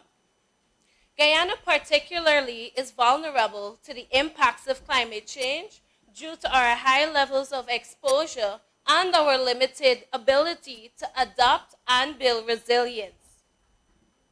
Madam Speaker, the Guyana Low Carbon Development Strategy 2030, published in July of 2022, objective number 3 is to protect against climate change and biodiversity loss. And in order for us to achieve this objective, the adequate finances are critical to enable our ability to adapt and build resilience. Madam Speaker, today the opposition proposed to establish a Green Climate Fund that is geared to ensure that all Guyanese are prepared to deal with the impacts and consequences of global warming. Honorable members, this fund will support investments in critical areas of climate-resilient agriculture to ensure that we as a nation is food secure. Not only to achieve food security, but also to improve our coastal infrastructure, that whether in mangrove restoration or expansion projects. Also, in the management of natural disasters such as flood, droughts, and enable the government's ability to adequately respond to disaster reliefs by aiding in disaster relief initiatives. This fund is proposed to see 10% of monies earned by the budding oil and gas industry to maintain and achieve sustainability. Honorable members, to give you an idea of the allocations of monies towards this fund, according to the Department of Public Information, 2022, Guyana is expected to earn in excess of US $5 billion for the period 2022 to 2025 respectively, of which this climate change fund is only asking to utilize 10%, which would represent an average of US $524 million to represent that 10%. Honorable members, if this figure sounds big to you, please allow me to share the minimum cost that is estimated to fight global warming in developing countries. According to the United Nations at the Climate Change Conference, COP15 in 2009, developed countries pledged to mobilize US $100 billion to support developing countries to mitigate and adapt. Further, this commitment was reaffirmed in COP21 in 2015 and COP26 in Glasgow of 2021, where countries agreed to set the minimum cost for developing countries at $100 billion to adequately adopt and build resilience. Madam Speaker, the 10% that we're asking to go towards the climate change fund, when compared to the critical finances that is necessary to rapidly respond to the impacts of climate change, it is considered minuscule. US $524 million, that represents 10% from the projected earnings in the oil and gas industry. When one thinks of the astronomical cost that looms at our people, this figure is simply a necessity for us to rapidly respond and deal with those of the consequences that will result from climate change. That will aid in protecting our environment. Madam Speaker, this fund will continue to grow annually as the oil and gas industry continues to grow. And I urge the members of government that we must prioritize our revenue, because this revenue and earnings from the oil and gas industry will not always or forever be available to us. Honorable member, you have 1 minute more remaining. Thank you. Honorable members, these are small steps in the right direction that is geared to safeguard the future of our current and generations to come. Failure to provide the adequate finances to combat climate change will result in loss and damages. And Madam Speaker, these damages will be measured in the loss of lives and livelihoods of our people. We have a moral responsibility to those that elected us to serve. Our people are watching and they're taking notes. And as leaders, I ask the honorable members on the government side of this youth parliament to support this motion, because we need to act in the interest of all the people who are dependent on us. Please do not allow the path of greed and that of selfishness to sow the seeds of our common destruction.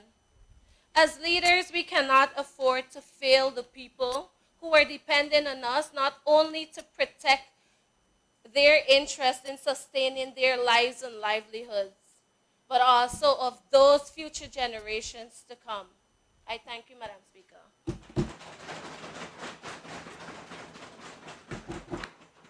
Thank you, Honorable Member. I now call on the Honorable Member, Christopher Bess Roberts, Minister within the Office of the Prime Minister. The floor is yours. Thank you, Madam Speaker. Madam Speaker, honorable members of the government, members of the opposition, a pleasant afternoon.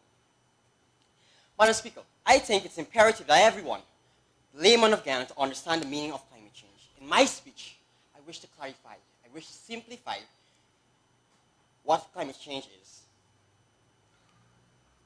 To the average man on the streets, the days are getting hotter.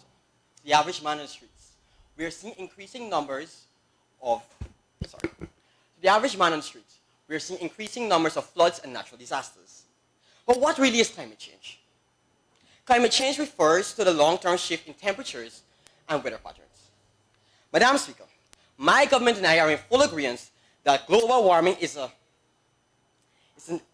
threat that needs to be dealt with immediately. However, we do not support the manner in which the opposition is proposing we tackle this matter at hand. The opposition views and seemingly rushed motion is impractical, far-fetched, and out of sync with the realities of the present-day situation. I will now show you why. Evidently, they did not do extensive research, because if they did, they would have found that Georgetown, along with several other South America coastline, several other South American coastline would be submerged underwater by 2050. And it is a study done by Climate Central, which was published by the New York Times.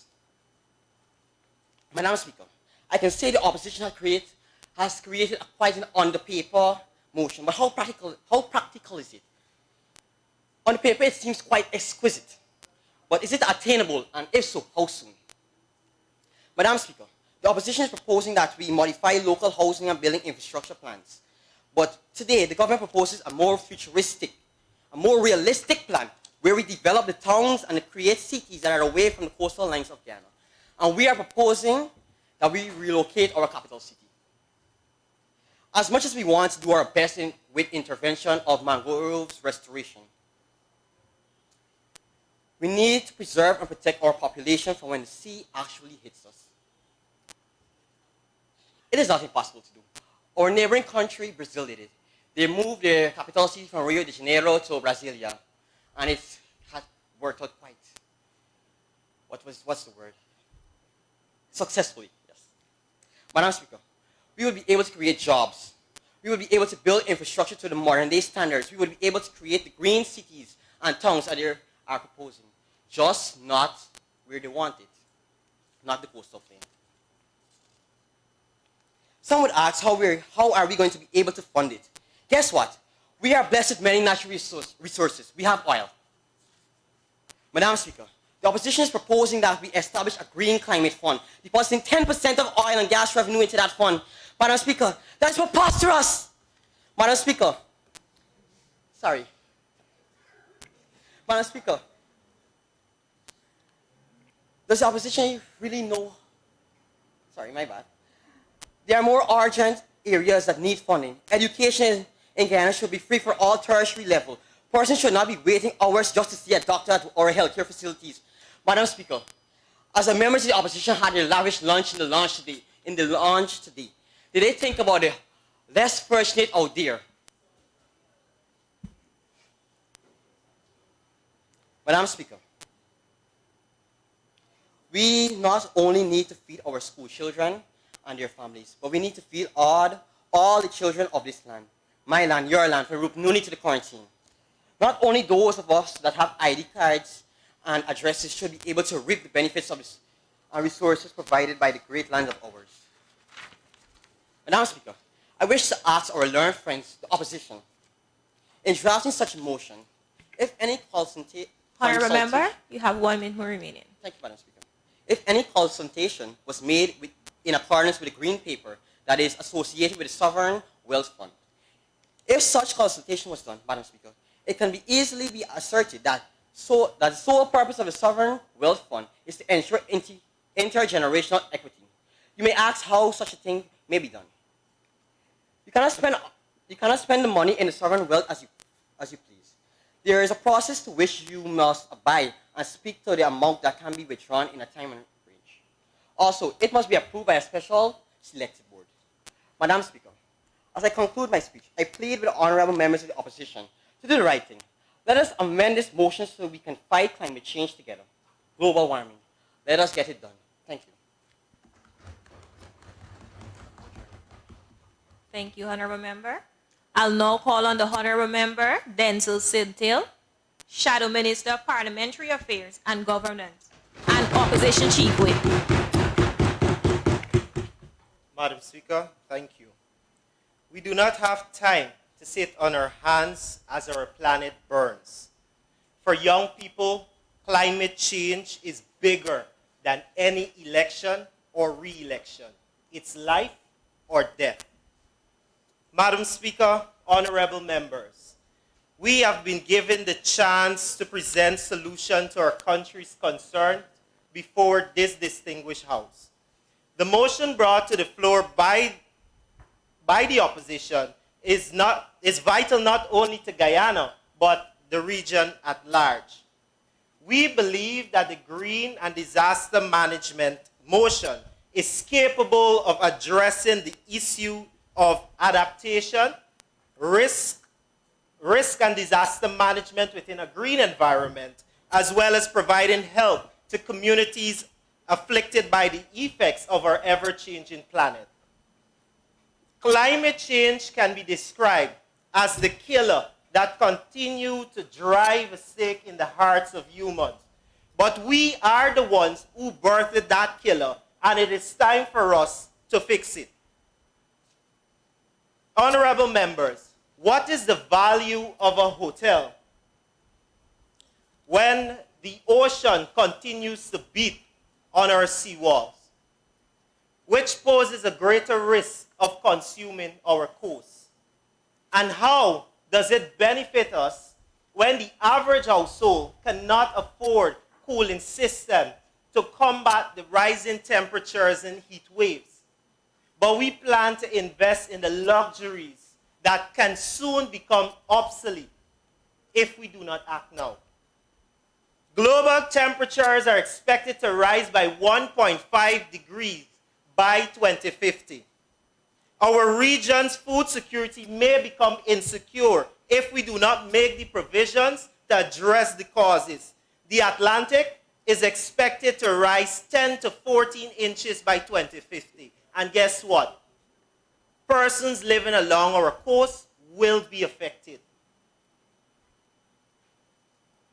The Green Cities and Communities Framework Policy will identify, prioritize, and connect environmental challenges in cities, towns, and communities with sustainable actions by incentivizing civil society, the private sector, local government bodies, and Amerindian village councils to combat the effects of climate change from the community level. The green policy should be built on infrastructure and urban transport development, solid waste management, water accessibility and conservation, wastewater management, sustainable and renewable energy reservation, building upgrades, effective land planning and usage, expansion of green spaces, research and development, biodiversity preservation, inclusive governance, and finance, while reflecting the LCDS 2030 and the UN SDGs Goal 11 that seeks to foster resiliency. Madam Speaker, this House should also begin discussing renewable energy legislation, which would build the legislative and administrative framework needed to coordinate policies on developing renewable energy technologies and the renewable energy sector. The government should subsidize the cost of materials needed to generate solar-powered electricity for the average household. No sustainable energy means no future. Madam Speaker, did you ever notice how many people are affected by climate change? Honorable members, take a look.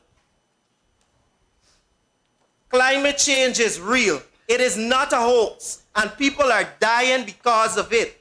If the honorable members decide to kill this motion, then Madam Speaker. Honorable member, you have 55 seconds remaining. Madam Speaker, thank you, Madam Speaker. Madam Speaker, none of us will be qualified to serve in this assembly because we will be doing injustices to our communities and constituents. I want Guyanese to pay attention to your representatives in this House when the vote is called. We should support motions that aid people and communities. We serve the Guyanese people, not the government, not the opposition, nor our egos. We must show the public that we are united, that we are bipartisan on this issue, and we will be moving swiftly to address it. I thank you.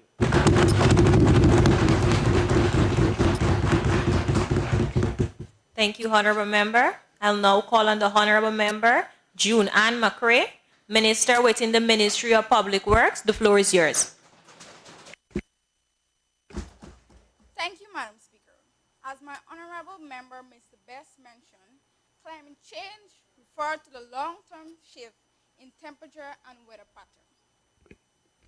But this shift may be natural, but since the 1800th century, human activities have been the main driver of climate change, primarily due to the burning of fossil fuels like coal, oil, and gas, which produces heat-trapping gases. Madam Speaker, the opposition has proposed an industrial revolution to modify local housing and building infrastructure plans, enabling infrastructure of businesses and houses of persons living within the low coastal plain to be able to withstand flooding. Housing projects have grown significantly along Guyana low coastal plain over the past 3 decades. The vast majority of Guyana housing has been built on the coast, much of it from land converted from sugarcane cultivation. Modifying local housing at such an advanced stage in Guyana developmental route will be an expensive and difficult undertaking. A more prudent and forward-thinking approach would be looking for an area and avenue to move businesses and homes outside of the low coastal plain. Instead of creating an enabling environment for more buildings to be constructed, which will be further reduce the absorptive capacity of land turned to housing. Advocating for less construction on the low coastal plain would be a more visionary proposal than modifying buildings to be flood-proof. Madam Speaker, as Ms. Catherine McKenna once said, I quote, "We need to get our act together. Climate change can contribute to acceleration in decades of a roadway. And we must explore the use of more sustainable materials in their construction. Guyana needs to upgrade and advance our drainage structure to minimize the damage effects flood can have on our roadway. The opposition should be proposing a significant investment into upgrading revenue and introduction of an entirely modern, efficient drainage and irrigation system. We must move away from advancing policy positions that clean up the mess and advance policies that avoid messy situations from the inception. Comprehensive plan which can be created and implemented to prevent flooding includes the drainage of rivers, building of modern drainage and irrigation structure, building embankments, creating water channels, and irrigating drainage and irrigation networks. To enable effective and efficient water management, Guyana's current water and irrigation system has been in existence longer than Roger Luncheon have been alive, and even longer than Shignarang Chandrapal batting for West Indies. Madam Speaker, there is a famous proverb that says, "Moon a run till day catch 'em." It is time to stop pussyfooting. It is time for something new, modern, efficient, effective. Failure to tackle the major issue of water management will have a disastrous economic issue for Guyana. Every single crop or crops will lose large values of our produce, which has a multiplier effect on our economy. Honorable Member, you have 55 seconds remaining. Thank you, Madam Speaker. And devastating consequences on the family and individual level. We can tackle climate change. We just must change how we look at things. We must stop looking at it as a 2050 problem. In conclusion, as Catherine McKenna once said, I quote, "What do you think needs to be happening to make sure that these promises are credible, but also that they result in real action?" The only way you can come up with a solid recommendation that are going to make a difference to the Secretary General is going to be hearing from folks about issues they care about and the linkage between issues. Madam Speaker, thank you. Thank you, Honorable Member. I'll now call on Honorable Member Malkia Harris, Shadow Minister of Public Works. The floor is yours. Thank you, Madam Speaker. Investment in infrastructure is a long-term requirement for growth and a long-term factor that will make growth sustainable. Madam Speaker, according to goal number 11 on Guyana's Sustainable Development Goals, this country aims to have sustainable cities and communities by the year 2030. This target of sustainability leans to the development of resilient communities which are able to withstand adverse effects of any kind. This resilience, researchers at the University of Bristol noted, can be developed through the implementation of a network of policies and man-made structures. Unfortunately, this type of network is not a reality in Guyana, and thus the adverse effects of climate change, like flooding, will continue to affect this nation, as was seen in 2021 in areas like Mabaruma and Kokwani. And if we do not try to develop this resilience, reports have shown that a low coastal plain may be underwater by 2050 due to the rising sea levels stemming from climate change. This is why this motion is important. Madam Speaker, the Honorable Christopher Best Roberts noted that our motion is impractical, but in response suggests a solution that may be more impractical and time-consuming. Time we cannot spare right now. The moving of Georgetown is something we can look at in the future, but of right now, we can try to correct the problems that we are experiencing. Instead, we suggest, Madam Speaker, to develop the resilience of this nation. We suggest an update to policies and regulations that govern building plans and construction in Guyana. As it currently stands, the National Building Code is one of our main policies and regulations that govern construction in Guyana. However, it is not very comprehensive as sections of this code are outdated by 20 plus years. Could this code be the way the government is planning to achieve sustainable and resilient cities in this country? Madam Speaker, a vast majority of the countries around the world would have updated their building codes in 2018 or 2021, and thus, for our codes to be this antiquated shows gross incompetence on the part of the government and also shows that the level of preparedness of our nation's buildings are subpar for dealing with major flooding. Madam Speaker, we cannot have 21st century sustainable buildings on a 19th century blueprint. And I repeat, we cannot have 21st century sustainable buildings on a 19th century blueprint. Additionally, we call for the establishment of an active enforcement body to ensure that the guidelines of the said building codes are followed. Part 1, Subpart 5, Paragraph A of our National Building Code calls for Guyana to have a building authority to supervise construction work in Guyana. However, outside of talks held in 2017, this building authority has never come to fruition.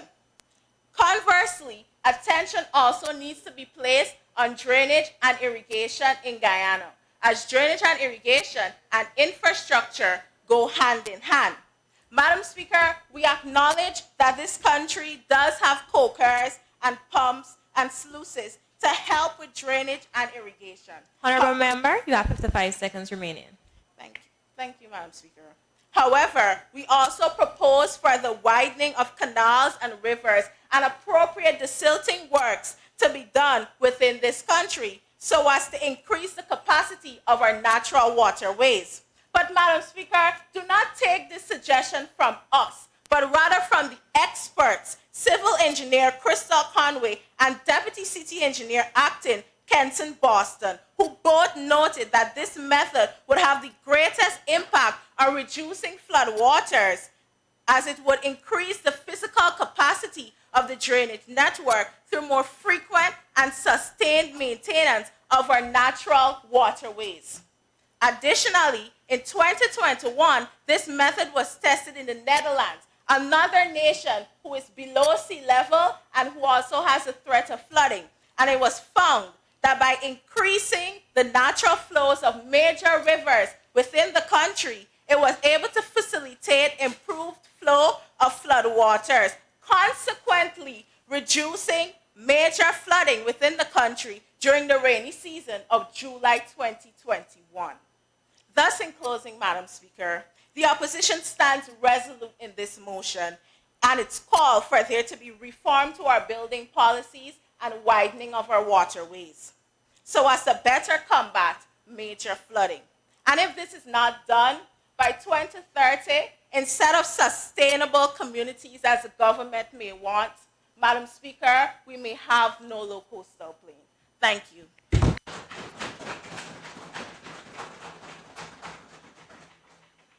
Thank you, Honorable Member. I'll now call on Honorable Member Isaiah Chan, Minister of Public Works. The floor is yours. Thank you, Madam Speaker. I applaud the attempts of the opposition to tackle the serious issue of climate change. As a matter of fact, I give them an E for effort and an F for failed effort. The Green City initiative proposed by the opposition is an excellent conceptual plan, but it is far from reality, like a natural block. Before Guyana endeavors to create a green city, basic policies must be implemented. We cannot put the cart before the horse. Guyana doesn't even have a proper environmentally friendly way of disposing its solid waste. Inadequate management from the municipal and industrial waste is a norm in Guyana. A start would be to implement the recycling of garbage. Recycling conserves natural resources and creates jobs. Recycling also prevents emission of many greenhouse gases and water pollution, and also saves energy. Increased use of renewable energy. Increasing the use of renewable energy such as wind, solar, and biomass, we are putting our country in a good position in the long run, since yes, we have oil. Yes, we are oil producing country, but oil will one day run out, and we need other sources of renewable energy for the future. The adaptation of solar energy is not a bad idea. However, we must be wary that climate change itself can affect the effective functionality of solar panels. Additionally, hydropower is the world's largest source of clean, renewable, and sustainable energy. The Yamila Falls Hydro Project would be more economical and sustainable plan than the implementation of solar panels throughout the country. Guyana faces a growing level of air pollution due to the growing car ownership and insufficient vehicle standards, compounded by the lack of attractive public and active modes of transport. Relevant green transport policies includes those that aim to restrict the use of car and promote public and active mobility. Walk or bike when you can, take transportation when possible, carpool with your friends rather than driving alone, use ride-sharing services, maintain your car. We can also set up systems that allow for easier ownership and access to electrical vehicles, plug-in hybrid electrical vehicles, hydrogen fuel cell vehicles, and cleaner burning gasoline vehicles. Electrical vehicles, without a doubt, is the future. According to Drive Clean Canada, in full electric mode, an electric car produces zero tailpipe emissions, dramatically lowering smog and greenhouse gases emission, even when considering electricity generation. Cleaner cars make cleaner air and better health. If we introduce the use of electric cars by making them affordable through tax and duty exemptions, and having charging points for these electric cars set up, we can significantly reduce the carbon dioxide emissions caused by motor vehicles. Before Guyana thinks of formulating a green city, we should begin by creating green spaces.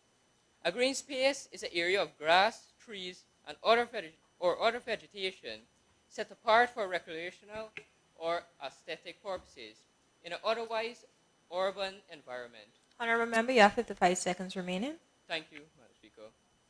Green spaces may benefit us greatly. It can encourage exercise, provide spaces for socializing, decrease noise and air pollution, and improve immune function by providing exposure to beneficial microbiota. It also can help with psychological restoration. That is, green space provides a respite overstimulated minds. Green spaces in city mitigate the effects of pollution and can reduce phenomena known as urban heat island effect, which refers to heat trapped in built-up areas. The urban heat island effect appears in towns and cities as a result of human activity. Green spaces improve air quality, reduce noise, and enhance biodiversity. Green spaces also moderate temperatures during hot periods and provide cool and shaded areas. If we do not have the ability to run a cake shop, we cannot run a multinational complex. Guyana had its fair share of difficulties of keeping our natural parks, zoos, or beaches and other areas. If we cannot effectively manage these things, it is outlandish to believe that we can create, manage, and maintain an entire green city. Honorable member, your time is up. Honorable Speaker, may we request an extension of 1 minute for Minister's speech? Granted. In conclusion, the opposition's plan to help guide the regional leaders is ambitious, but charity begins at home. We need to guide ourselves before we seek to guide others. The legacy of poor local governance is detrimental to the effect of implementation of a green city. We need greater collaboration between the government and the mayor and city council, improved transparency and accountability, and enhanced integration and coordination across government bodies. After we have accomplished these things at home, then we can seek to guide our CARICOM partners and become regional leader in development of a modern green city. Thank you. Thank you, Honorable Member. I'll now call on the Honorable Member Anthony Bruce, Shadow Minister of Agriculture, to make your presentation. But before the Honorable Member proceed, I'd like to remind you, Honorable Members, to adjust your mics so the online viewers can hear you. Thank you. I thank you, Madam Speaker. Honorable Speaker, I rise this afternoon to join with other esteemed members on this side of the House to make my contribution in support of the motion, Green and Disaster Management. Disaster, specifically flooding, continues to be one of the major concerns for citizens of this country. We must accept, Madam Speaker, that global warming and climate change are real phenomena affecting every administrative region in this country. In 2021 and 2022, many communities were affected by immense flooding, some of which were never affected previously. I know we can all remember Letem, Rupununi, and Kokwani earlier this year. Madam Speaker, this extensive flooding has resulted in the loss of livestock and livelihoods, which was both devastating and traumatic for residents who were affected. Madam Speaker, the framework of the regional disaster risk management committees in all administrative regions is established to cater to the responses to the effects of disasters. But it begs the question, are these functioning as effectively as they should? Disaster relief is more than moving people out of their homes and providing shelters and hampers. It is about helping individuals to pick up the shattered pieces of their lives and returning to some sense of normalcy. Therefore, Madam Speaker, efforts must be made by the Ministry of Local Government and Regional Development with guidance from the Ministry of Agriculture and Ministry of Finance to effectively estimate and budget for disaster relief. This must no longer be an afterthought. The national budget must identify the estimated and budgeted funds allocated to administrative regions for disaster relief. A review of the 2022 budget estimates will reveal that of the $551 million allocated to the Ministry of Local Government and Regional Development, no line item is listed exactly for disaster relief. I propose that when the budget comes under review, that this item must be immediately included in the budgeted estimates. While the budget estimates indicate that the Civil Defense Commission receives money for disaster preparedness, response, and management, nothing is listed in the budget estimates for administrative regions for disaster relief. It is high time that this outrage be corrected forthwith and a provision for disaster relief for each administrative region be included in the national budget. Madam Speaker, as I continue to support this motion, I wish to also address another key issue that is critical to the success of this motion and elevating the effects of climate change on administrative regions prone to flooding: mangrove restoration. You see, Madam Speaker, mangroves are key to protecting coastal communities from crashing waves, raging storms, and flooding.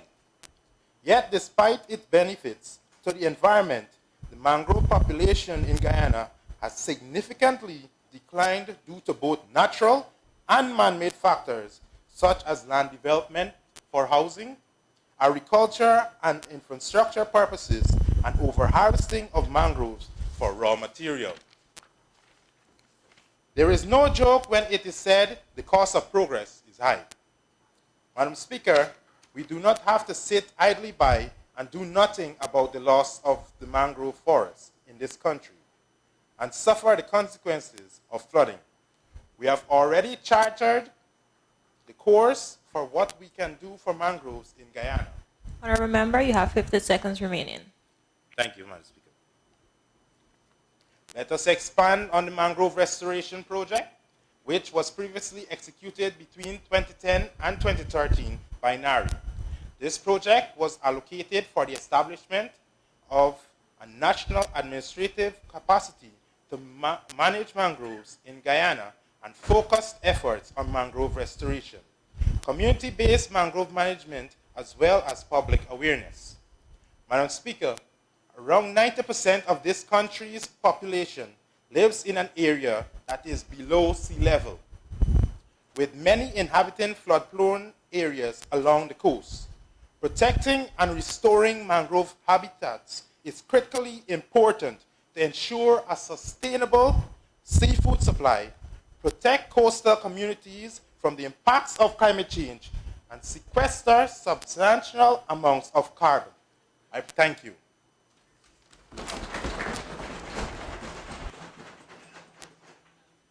Thank you, Honorable Member.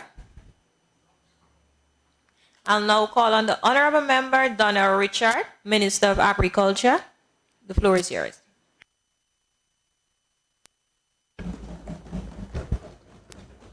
Thank you, Honorable Speaker. A pleasant good afternoon to you, members of the government, members of the opposition. Now, I would like to support the government's argument by giving you a detailed insight as to how the opposition what may have flaws in their proposal. Well, it is with no doubt that climate change has a rubbling effect on Guyana and Guyanese people, with the harsh fluctuation of temperature and water level. It is unreasonable for Guyana to carry out its economic activities, both private sector and in the public sector. However, Madam Speaker, the opposition proposed a motion with no sort of solid vision and scope with regards to this issue, climate change. Honorable members of the opposition side,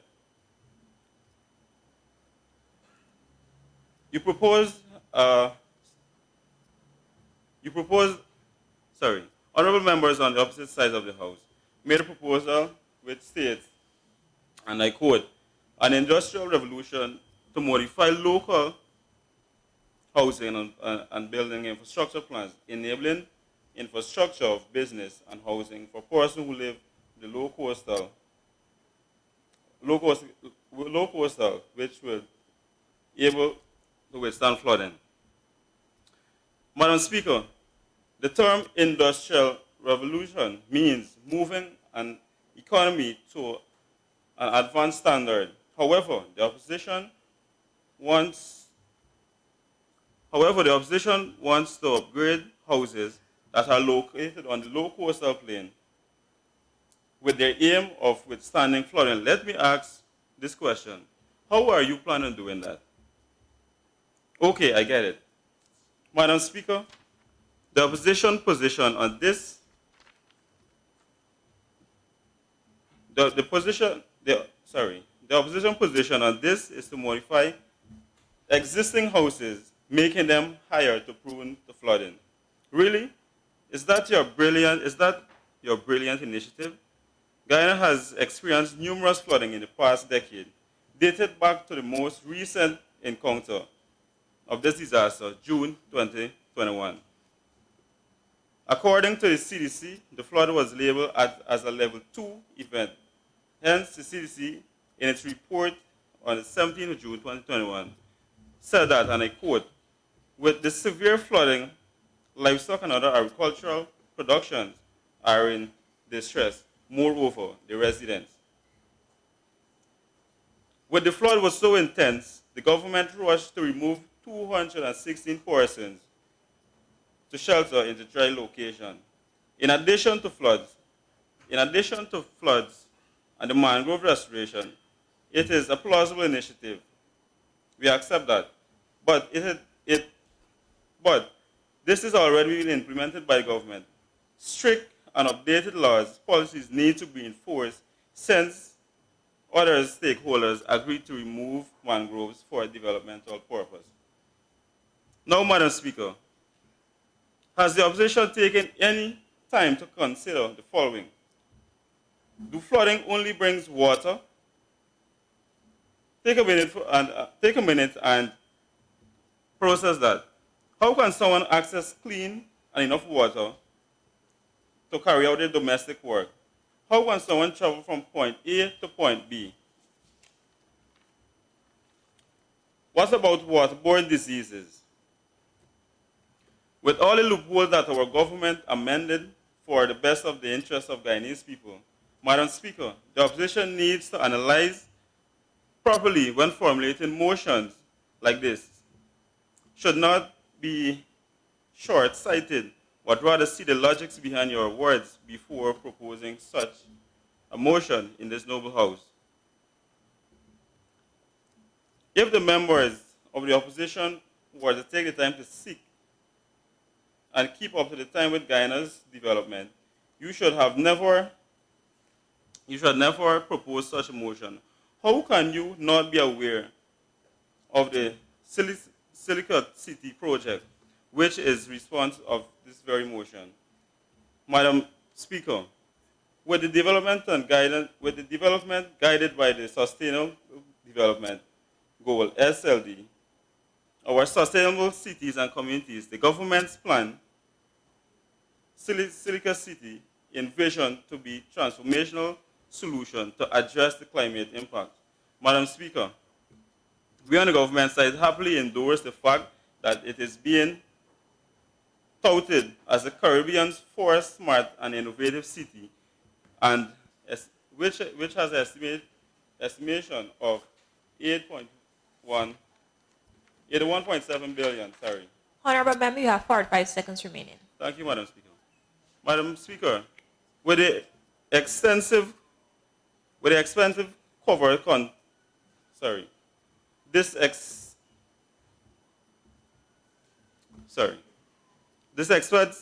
extensive cover consultancy service, identification, feasibility studies, and exertion of urban projects proposal. Members of the opposite side, I urge you to visualize the outcome of the project and dump the intention that you had to raise houses that are embedded on the low coastal plain of Guyana. I thank you.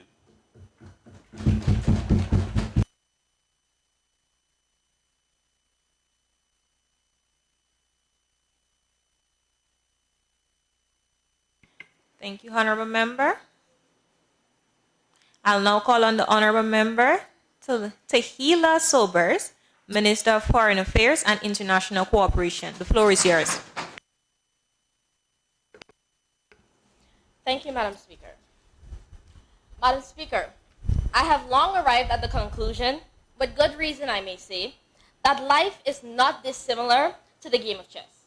For those of you that are familiar with the game, indispensable to success is to foresee your competitor's master plan many moves before it has been executed. Those who anticipate the problem will perpetually be ahead of the curve. Madam Speaker, the opposition has proposed the provision of the budget for disaster relief for each of the administrative regions that is prone to flooding. The opposition seems to be more interested in cures rather than preventative measures that can alleviate the problems Guyana is currently faced with. A budget for disaster relief is a top-tier reactive policy. However, we, the government, would propose that instead of formulated cute reactive policies, that the government formulates and implements strong proactive policies. I mean, after all, would you prefer to prevent your community from being flooded or allow your community to be flooded and then be given sandbags? We propose that the budget be provided for the improvement of our sea defense, drainage, and irrigation systems. In 2017, right in our capital city, extremely high tides and forcible waves caused a portion of the seawalls to give way, consequently causing the yards of residents in the environs to be flooded. We propose money should be allocated to fortifying our sea defenses for the protection and safety of Guyanese. Madam Speaker, I suggest that the funds the opposition is requested be allocated to our drainage and irrigation system, which is in dire need of an upgrade.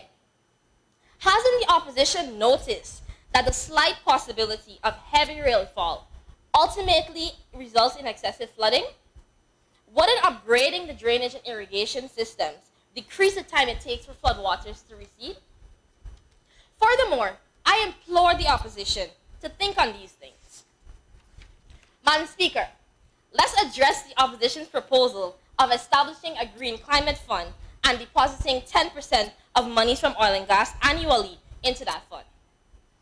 I desire clarification as to why the opposition believes that money should be taken from the oil and gas industry to fund climate change. In 2009, former President Barjagdio signed a memorandum of understanding with Norway. In the agreement, Norway committed to providing Guyana up to US $250 million. Since 2009, Guyana has received $220 million from Norway. These funds have been invested in the country's low carbon development, financing renewable energy, flood protection, green job creation, as well as land titling and development funds for indigenous peoples. Members of the opposition, haven't provisions been made in the Norway Agreement with Guyana? Madam Speaker, as Minister of Foreign Affairs and International Cooperation, I am immensely disappointed that the opposition would choose to request funding from a developing industry to fund their agenda when an agreement has already been put in place. Madam Speaker, Guyana is already plagued with numerous challenges, and as far as possible, the G20 countries that are primarily responsible for the climate change situation that we are experiencing should lead the way in climate change financing. At the moment, Guyana has more pressing priorities and needs, such as our infrastructural development, cheaper and more environmentally friendly means of energy generation, education security, the sea defense, drainage and irrigation, job creation, and an improvement of the total standard of living and quality of life. Madam Speaker, is it that because the opposition is aware that Guyana's oil will be depleted in the next few decades, that they want to financially milk the industry dry? Additionally, Guyana already receives funding from the International Green Climate Fund, so I am baffled as to why the opposition desires to establish a green climate fund and deposit monies from the oil and gas into it. Madam Speaker, the International Green Climate Fund has given Guyana $16.7 million thus far, and they fund multiple projects through the Office of Climate Change, which falls under the purview of the Office of the President. Honorable member, you have 30 seconds remaining. With the funding from the Norway Agreement and the International Climate Fund, Guyana has two major sources of funding dedicated to climate change. What more does the opposition want, Madam Speaker? Is it that the opposition is money hungry? Madam Speaker, in conclusion, I'd like to remind the opposition that this is not an elections campaign where you concoct fanciful ideas to win votes, but this is youth parliament, where you'd expect a smart motion that is specific, measurable, achievable, relevant, and time-bound proposals and policy recommendations. We do not believe that this motion fits the criteria of being smart. Madam Speaker, we the members of the government will not support this motion unless the necessary amendments have been made. Thank you. Thank you, Honorable Member. I'll now call on Honorable Member Delroy Marks. Prime Minister, the floor is yours. Thank you, Madam Speaker. Madam Speaker, I rise in this noble house again to support my team and to agree that climate change is important in our country. But the motion that was put forward by the members of the opposition is flawed, has a lot of flaws. It needs to have some changes.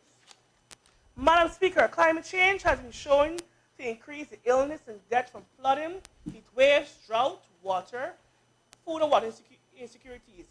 Increased transmission and speed of infectious disease diminishes air quality and adverse physical and mental health impact on our pollutions. A critical part of creating a long-term sustainable communities will require improving both access to quality and to the quality of healthcare service across the country. Madam Speaker, we as a government propose these following ideas to the government, to the opposition, since they have not done the research, because they have not consulted people in Guyana before they have created this motion. Education is the essential factor in both fighting against climate change and its effort to require to combat climate change. Research has shown that education helps students to develop a strong personal connection to climate change solutions, as well as sense of personal agenda empowerment. It can have a consequential impact on students. Madam Speaker, daily behavior about climate change is very important. Hence why the government again asks for educational program within the school system to educate our children. Members of the opposition could have done better. Recognizing the strategy long-term importance of education system embedded in both knowledge about climate change and the means of citizens to act individually through the communities, business, societies. In vision, the education vision to 2030 will prioritize the objectives of the Low Carbon Development Strategy 2030. In doing so, it hopes to ensure long-term objectives that 2030 is owned and internalized by citizens to foster the public acceptance and support of the successful implementation. Madam Speaker, the key initiative within the motion or the proposed ideas the government of Guyana are proposing are as follows. Improve climate change environmental literacy, educate Guyanese, especially children, and raise awareness regarding the cause and consequences of well-doing, so the potential solution for climate change, the key factor in helping address climate change globally. This includes understanding concepts outlined in the LCDS, such as global warming, greenhouse gases, carbon market, the curriculum economy, urban planning, green building, deforestation, United Nations Framework Convention on Climate Change, green jobs, waterfront project, and sustainable food, and much more. Madam Speaker, one of the whereas clause in the government motion speaks about Guyana as a founding members must serve as a leading members of regional community to enact foreign policies. Madam Speaker, do I need to remind the members of the government Guyana has approximately 280 internet communities which are off grid outside of 12 are public grid. Most of these villages are remote areas, difficult to reach by road, and many are accessible by boat. This causes diesel in off-grid villages can be up to 3 times the cost in Georgetown. Madam Speaker, since 2012, through the different programs, the government has provided solar house systems for households and smaller solar systems for school, building, and water pumps. Honorable member, you have 45 seconds remaining. Madam Speaker, in 2020, the government introduced a government engineering agency, which helped to promote green economy in Guyana, green natural resources. Madam Speaker, the motion which was proposed by the members of the opposition has a lot of flawed misconceptions and have a lot of fallacy. We ask the government, the opposition, to review the motion and come up with a practical solution for climate change in this country. Our people are suffering. All of us are suffering by the hands of climate change. Come here and present a motion that is of the people. I thank you. Thank you, honorable member. To conclude the debate, I'll now call on honorable member Malika Russell, leader of the opposition. The floor is yours.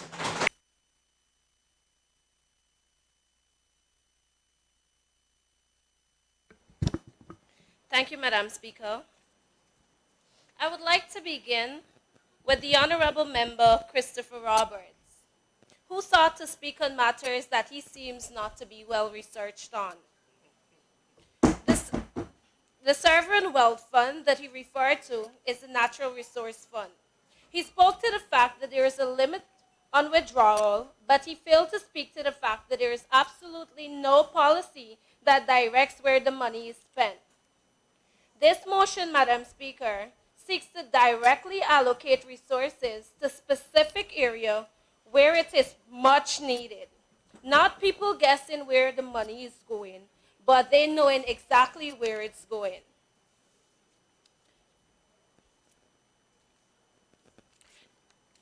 The Honorable Member Roberts and McCrae spoke to the need for upgrading drainage and irrigation for vulnerable areas, which is why the opposition is proposing upgrading building policies as outlined by the Honorable Member Malkia Harris, the Shadow Minister of Public Works, who spoke directly on revisiting the building policies and calls for an upgrade in our infrastructure, quoting and citing examples of how these recommendations were incorporated in other countries with similar conditions as Guyana and how effective and efficient these models were. Madam Speaker, the motion under consideration is one of national importance.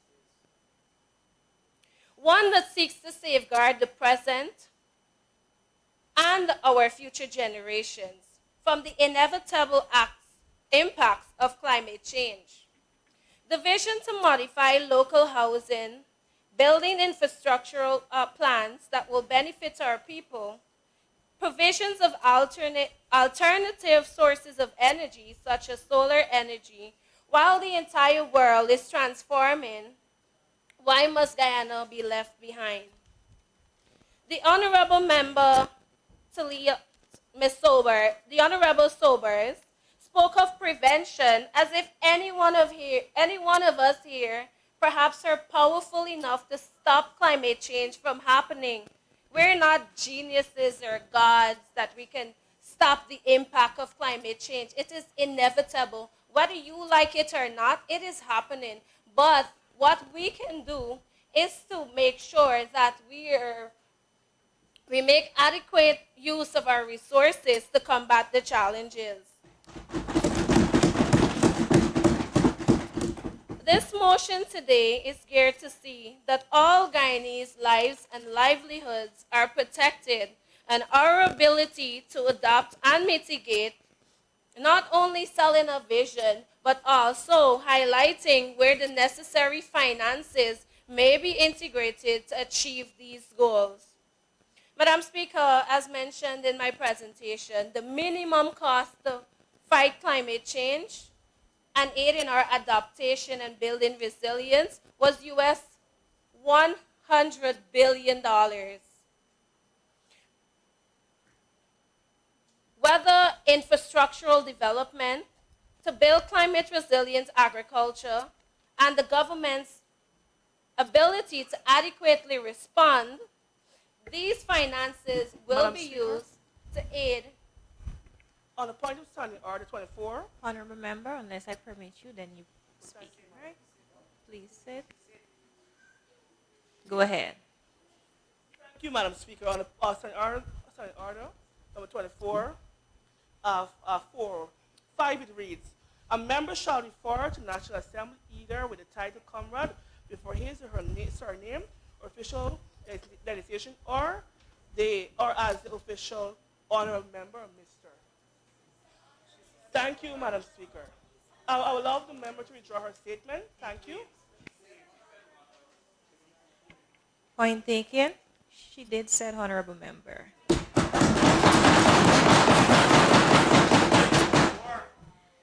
All right, maintain order. Honorable members, please maintain order. You may proceed. Thank you, Madam Speaker. Before I was interrupted, honorable members, the minimum cost to fight climate change is that of US $1 billion per year, and this is the minimum cost to build infrastructure development, to aid in climate resilient agriculture, to ensure that your families are fed, that provisions are in place to ensure that the next generation and all the generations to come, that they can also have healthy meals and achieve food security. This motion will enable the government to adequately respond to the impacts of climate change. Madam Speaker, the Honorable Member Donald Richardson is the Minister of Agriculture in this year's Youth Parliament. Given the fact that the agricultural sector is among the highest affected, I would have appreciated some considerations. Had the Honorable Member done his research, he would have known that the Honorable Minister of Agriculture, Zulkifar Mustafa, is currently exploring agriculture insurance because he knows of the exposure and the vulnerable impacts that threatens the agricultural sector and by extension, food security. Honorable member, you have 20 seconds remaining. Thank you, Madam Speaker. This motion seeks to directly allocate monies in a proactive approach to tackling issues. Madam Speaker, before I take my leave, I would urge the members of the government to make a considerate decision today, because the decisions that we make here now will not only impact our current generations, but I urge you to think of your families, who none of us are accepted from the impacts of climate change, and all of our lives and livelihoods are at risk. Failure to act in the best regard of our people will result in the loss of lives and livelihoods. With that being said, Madam Speaker, I urge the government to once again think about the decisions they make today and that of the impacts on generations to come. Thank you.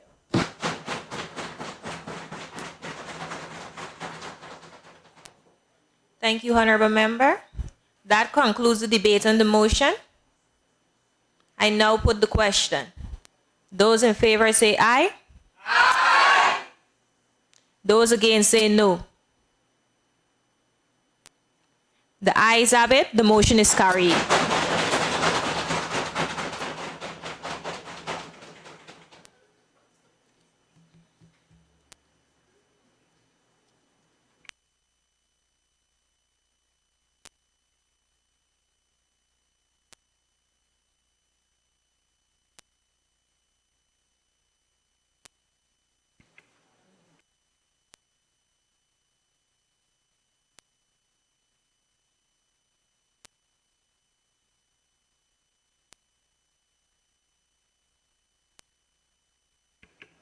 Honorable members, we will now take a 5-minute suspension.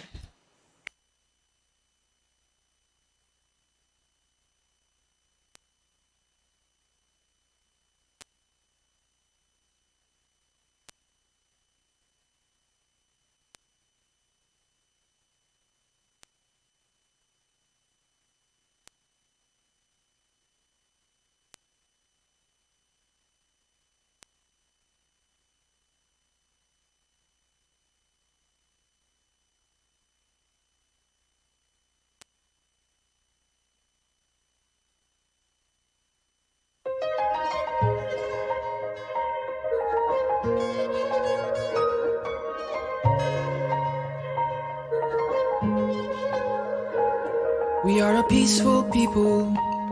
Struggle is with struggle, and we don't look for trouble. Just ask around. But when outside faces from foreign places talk about taking over, we ain't backing down. We ain't giving up no mountains, we ain't giving up no tree, we ain't giving up no river that belongs to we. Not one blue sake, not one rice grain, not one courage, not a blade of grass.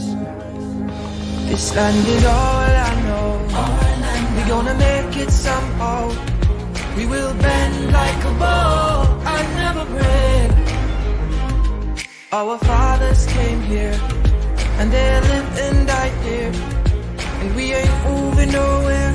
Big mistake. Cause we ain't giving up no mountain, we ain't giving up no tree, we ain't giving up no river that belongs to we. Not one blue sake, not one rice grain, not one courage, not a blade of grass. We love the open country of the Rupununi and the Essequibo, the time on night. Though we may criticize it, this is our home, we love it, and we need to keep it. We have that right. So we ain't giving up no mountain, we ain't giving up no tree, we ain't giving up no river that belongs to we. Not one blue sake, not one rice grain, not one courage, not a blade of grass. So we ain't giving up no mountains, we ain't giving up no tree, we ain't giving up no river that belongs to we. Not one blue sake, not one rice grain, not one courage, not a blade of grass.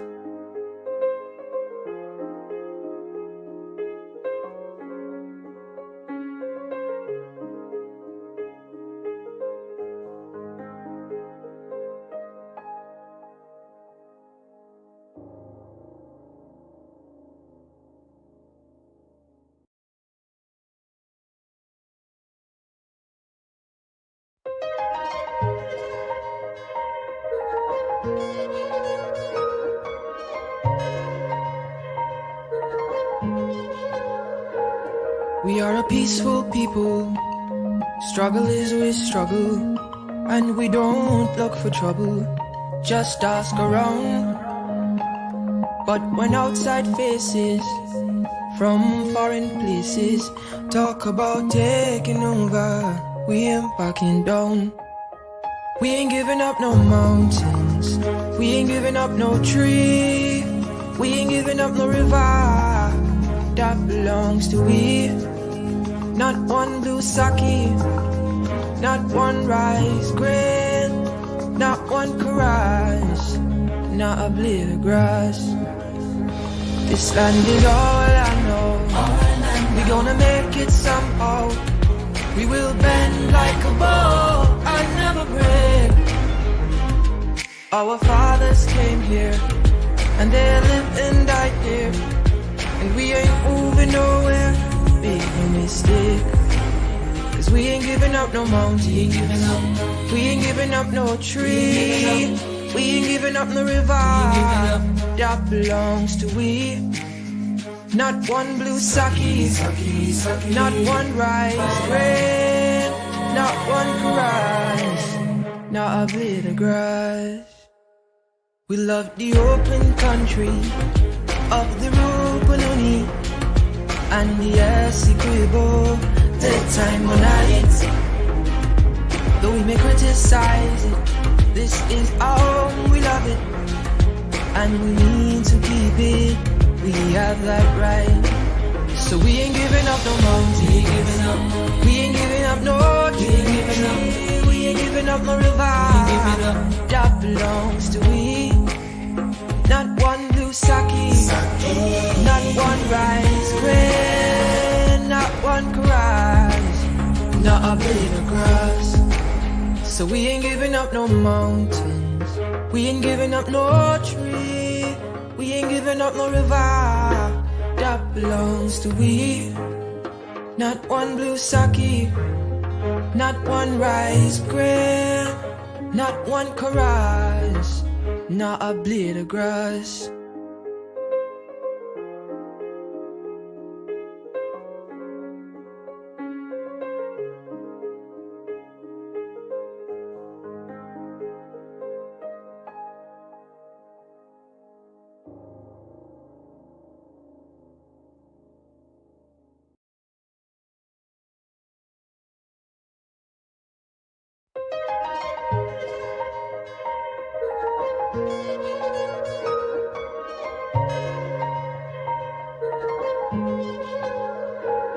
We are a peaceful people, struggle is always struggle, and we don't look for trouble, just ask around. But when outside faces from foreign places talk about taking over, we ain't backing down. We ain't giving up no mountains, we ain't giving up no tree, we ain't giving up no river that belongs to we. Not one blue sake, not one rice grain, not one chorus, not a blade of grass. This land is all I know, we gonna make it somehow. We will bend like a bow and never break. Our fathers came here, and they lived and died here, and we ain't moving nowhere. Make no mistake, 'cause we ain't giving up no mountain, we ain't giving up no tree, we ain't giving up no river that belongs to we. Not one blue sake, not one rice grain, not one chorus, not a blade of grass.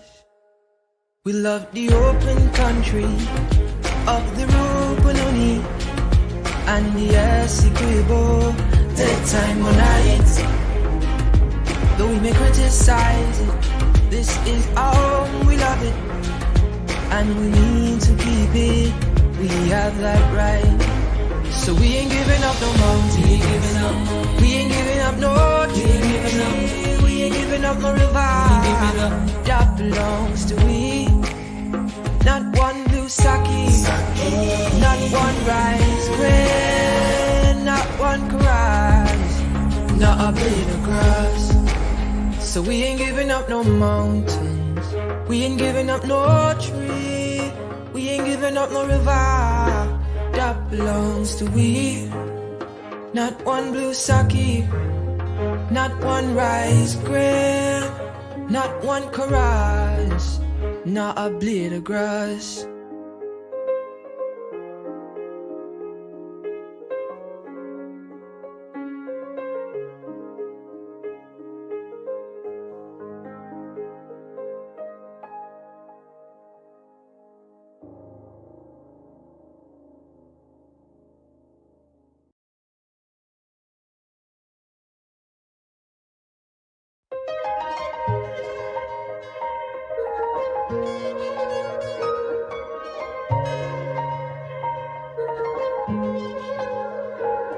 We are a peaceful people, struggle is always struggle, and we don't look for trouble, just ask around.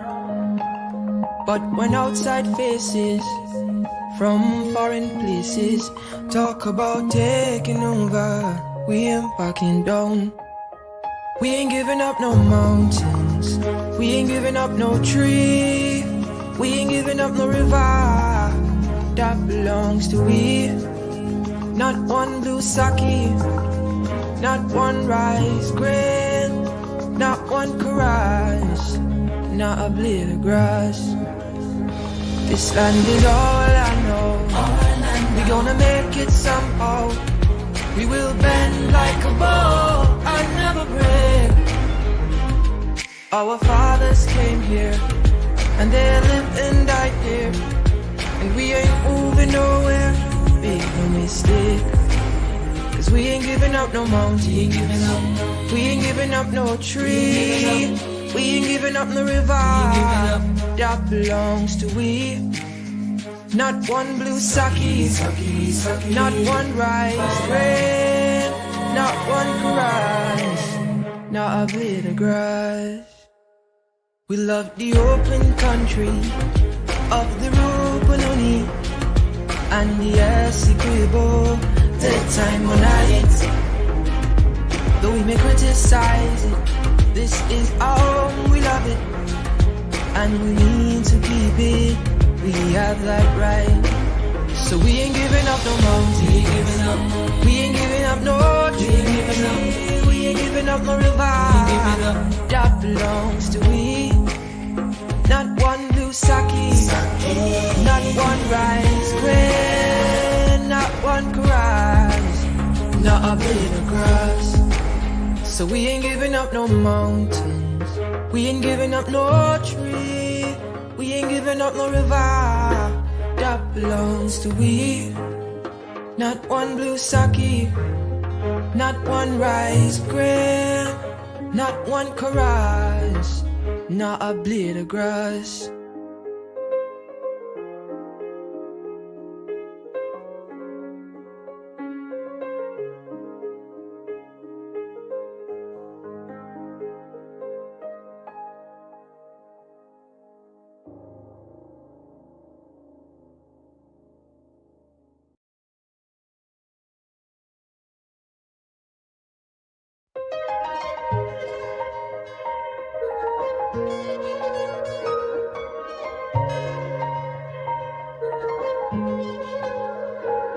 We are a peaceful people.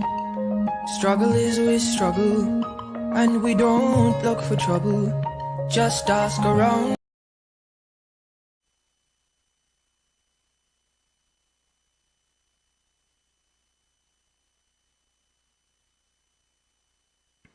The sitting is resumed. Please be seated.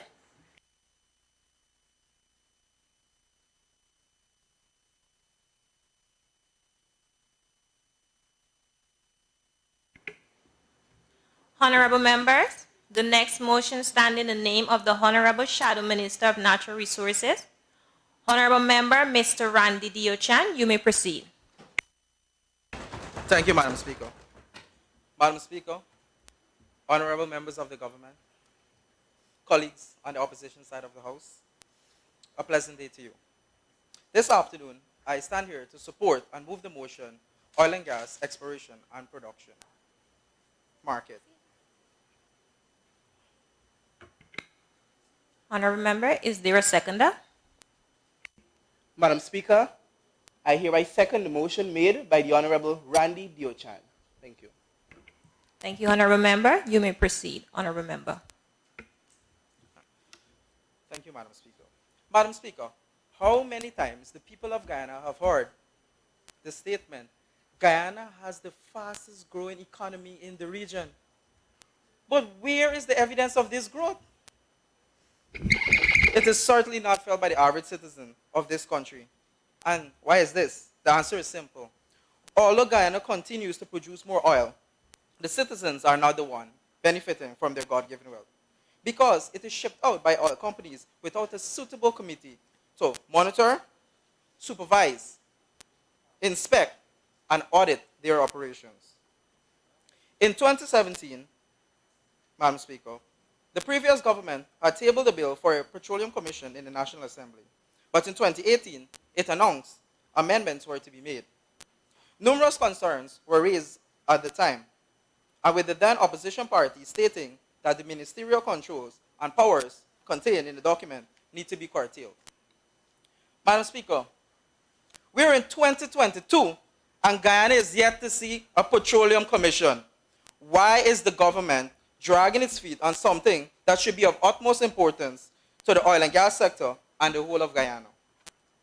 Also, Madam Speaker, Guyana received $11.6 million from the Inter-American Development Bank in 2018 to strengthen the nation's governance framework for the oil sector. That's almost 2.5 billion Guyana dollars. Yet, this is what Guyanese have to read on a Sunday morning.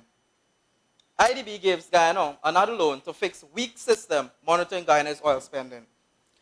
Another $200 million loan. The bank stressed that improvement in efficiency and quality of public spending is essential for oil-related revenues to contribute to productivity and economic development. Are we capable to respond to oil volatility risks? Madam Speaker, if we are not part of the solution, then we automatically become part of the problem. This brings me to my next point, Madam Speaker. Diversifying our revenues to avoid the Dutch disease. Education is the most powerful weapon which can be used to change the world. Words spoken by Mr. Nelson Mandela. Madam Speaker, I think the time is now for the government to extend its school feeding program and stop discriminating against secondary school students. A mere $2 billion from a $74.4 billion budget that feeds only the nursery and primary school students. Guyana has transformed into a society that mostly requires both parents to work. And this, Madam Speaker, would ease that burden of that parent or parents having to prepare breakfast and lunch. But I digress. Also, Madam Speaker, the time is now that the government ensures that students have access to potable water. Imagine a country with a water filter system installed at every school in Guyana. Madam Speaker, a lot of parents are guilty of sending their children to school from 8 a.m. to 3 p.m. with a single bottle of water. And we know how them classroom hot and them little children like run about the place. Tell me, honorable members, how terrible of a reality this is. How many bottles of water do you think students can afford on a daily basis at school? Even workplaces provide free water for their staff. Excuse me, could I get the next bottle of water, please? That's how easy it is to get another bottle of water in this nice, cool AC room.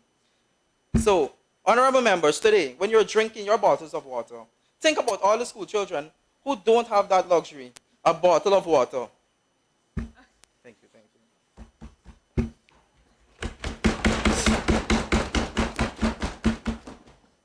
Given this reality, Madam Speaker, I suggest to the Honorable House that the government reassess its current budget allocation to facilitate these proposals.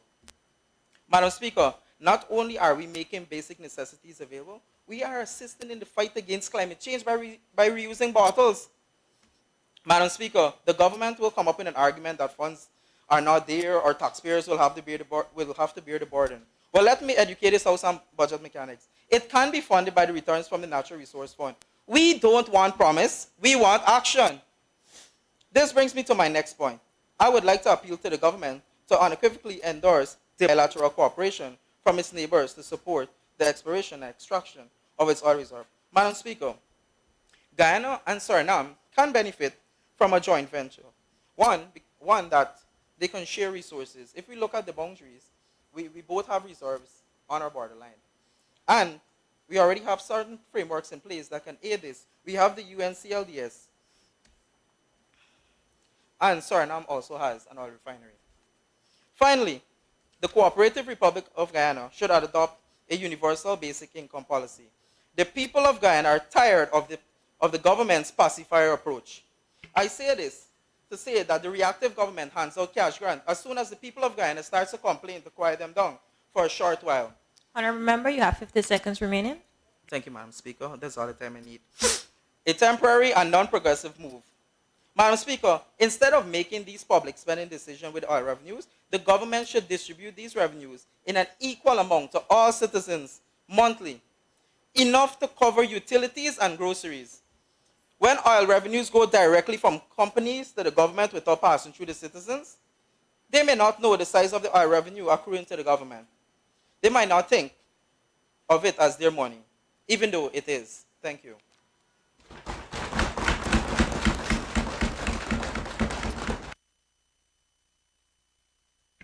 Thank you, Honorable Member. I'll now call on Honorable Member Juvan Sampson, Shadow Minister with responsibility for finance. The floor is yours. Thank you, Madam Speaker. A little more oil in Guyana, keep it pumping. A little more oil in the lamp, I pray. These are words of the famous Charmaine Blackman. Distinguished members of the government, members of the opposition, viewers nationwide. I greet you all in the name of an oil-rich economy. I, the Shadow Minister of Finance, corroborate the sentiments of our first speaker, the Honorable Randy Diochan, by keeping you informed on the financial aspects of today's motion. According to the United Kingdom Oil and Gas Report 2015, oil became the world's most important source of energy since the mid-1950s. Its products underpins modern society, mainly supplying energy to power industries, to provide fuel for vehicles, heat homes, and fuel for aeroplanes that transport goods and people all over the world. Commonwealth officials say that Guyana can extract billions of barrels of oil, maintaining net zero carbon emission due to its vast rainforest, which removes carbon dioxide from the atmosphere. In May 2015, ExxonMobil made its first oil discovery in Guyana, where we accounted for over 20% of the world's conventional oil fund in the first 5 years. In September 2022, ExxonMobil made its 18th oil discovery offshore Guyana at the Red Tail 1 well, which will add an estimated 8 billion oil equivalent barrels on the Stabroek Block. Now, according to the Natural Resource Fund, as of June 30th, 2022, a barrel of oil is priced at US $114.81. Madam Speaker, think about how much money Guyana is making from the oil, and yet there's a high poverty rate where over 43.4% of the Guyanese population live on less than US $5.50 per person per day. Recent updates from the Natural Resource Fund shows that as of June 2nd, 2022, there has been an inflow of profits and royalties into the Natural Resource Fund of US $951,690,563.46. Again, Madam Speaker, I'm bringing to you facts to show the amount of income that Guyana is getting from the oil sector. Due to Guyana's rich crude oil, Guyana is now ranked as the country with the second highest oil per capita in the world, with Kuwait being ranked at number 1. A country with so much oil, and yet we don't have proper educational facilities and health care.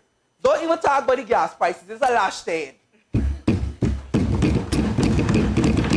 According to a recent Facebook post on August 13th, 2022, made by Oil Now, Vice Chancellor of the University of Guyana, Dr. Paloma Mohamed Martin, is lobbying for 60% of Guyana's oil revenue to be invested into the education system. Madam Speaker, I stand firmly with her on that note, because Guyana educational system needs major upgrades, especially the educational facilities at the tertiary level.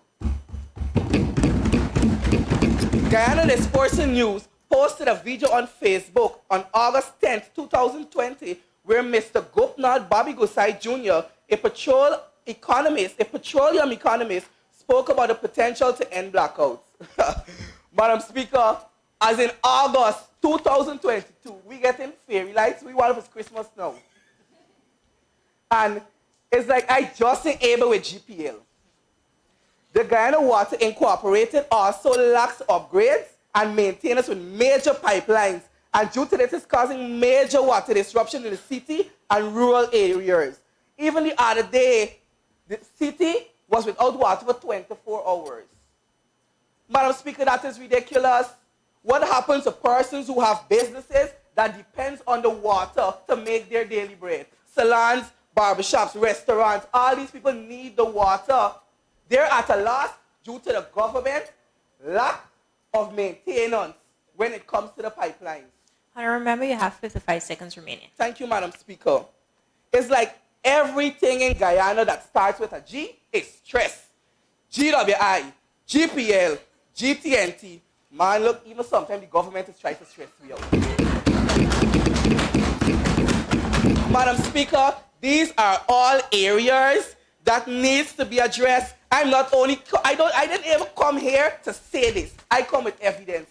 Madam Speaker, you can check these Facebook posts and read the comment section. You'll see how Guyanese are stressed and they're even exhibiting how they're feeling due to what Guyana is going through. Now, I believe that the motion that we are presenting today will fix all the issues that I have highlighted. And the people of the Cooperative Republic of Guyana will be able to benefit more from our oil. They will have better educational facilities, better health care, vast reduction in gas prices, and most of all, higher wages and salaries, since both the public sector and private sector will be benefiting from the beautiful oil. Now, Madam Speaker, if anybody on the government side decides that they shall go against this motion, it clearly shows members, viewers looking on, it would clearly show that they have no intention of Guyana going to the highest point or Guyana moving forward. They don't want development for Guyana. And with this, Madam Speaker, I rest my case. Thank you.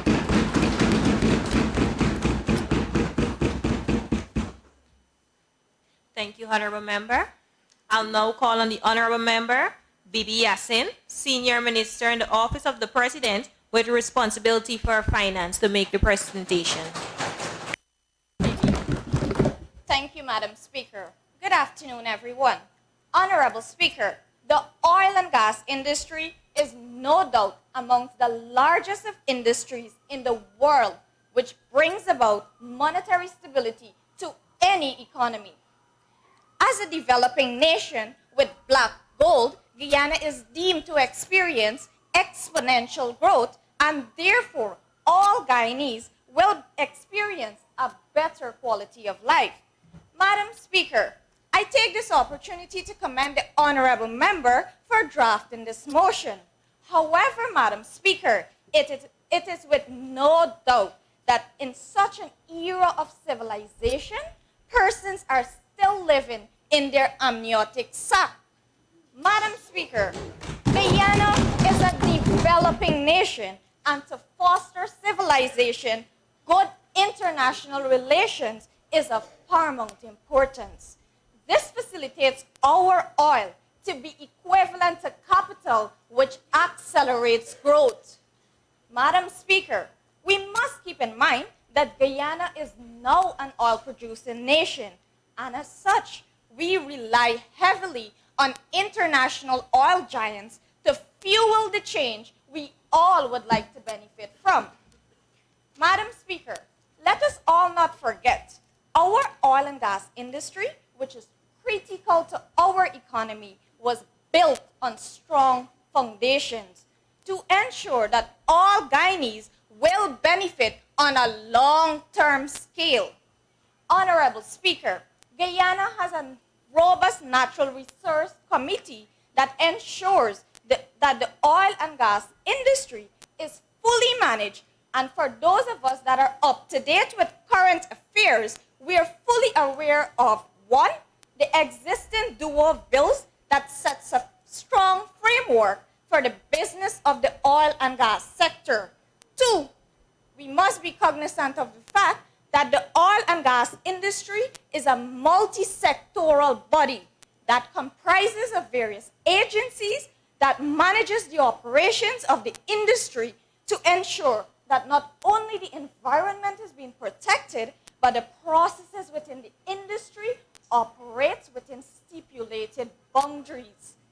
Madam Speaker, it is with no doubt that the industry does exist on strong foundations.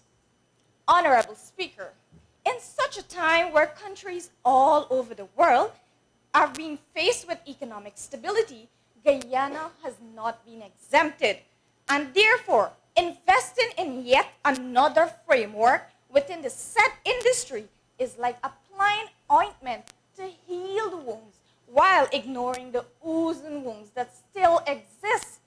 And this is because there are already existing agencies within the sector that ensures the smooth operation. What first must be done, Madam Speaker, is to ensure that the persons that are currently employed within the industry is to ensure that they are fully equipped with updated knowledge, skills, and necessary technological support, since the world we live in continues to evolve. Honorable Speaker, I am sure all of us here present in this noble house this afternoon, well, with the exceptions of those still living in their bubbles, are fully aware of the current impacts of global matters on countries' economy, and therefore to cushion the impact so that citizens are taken care of, fundings are critical in areas that will benefit citizens directly, such as the increase of salaries, which will put money into their pockets so that they can be able to provide their basic needs. Honorable Member, you have 45 seconds remaining. Thank you, Madam Speaker. Madam Speaker, the fundings for weaponry is not a necessity at this moment, since we must be cognizant of the fact that Guyana is a country with good international relations. And let us not forget, Madam Speaker, with the exception of the Venezuela border dispute, Guyana has no history of war with any developed countries, but rather good international relations. Honorable Speaker, the funds from the oil and gas sector must be used to cushion the needs of citizens at this moment. And also a percentage must be allocated towards the development of our land in a way whereby the benefits of the industry will be reaped even when it is all over, since we all are cognizant of the fact that natural resources are not here to stay with us forever. Therefore, Madam Speaker, we, the government, will not support this motion unless the necessary amendments are made. I thank you.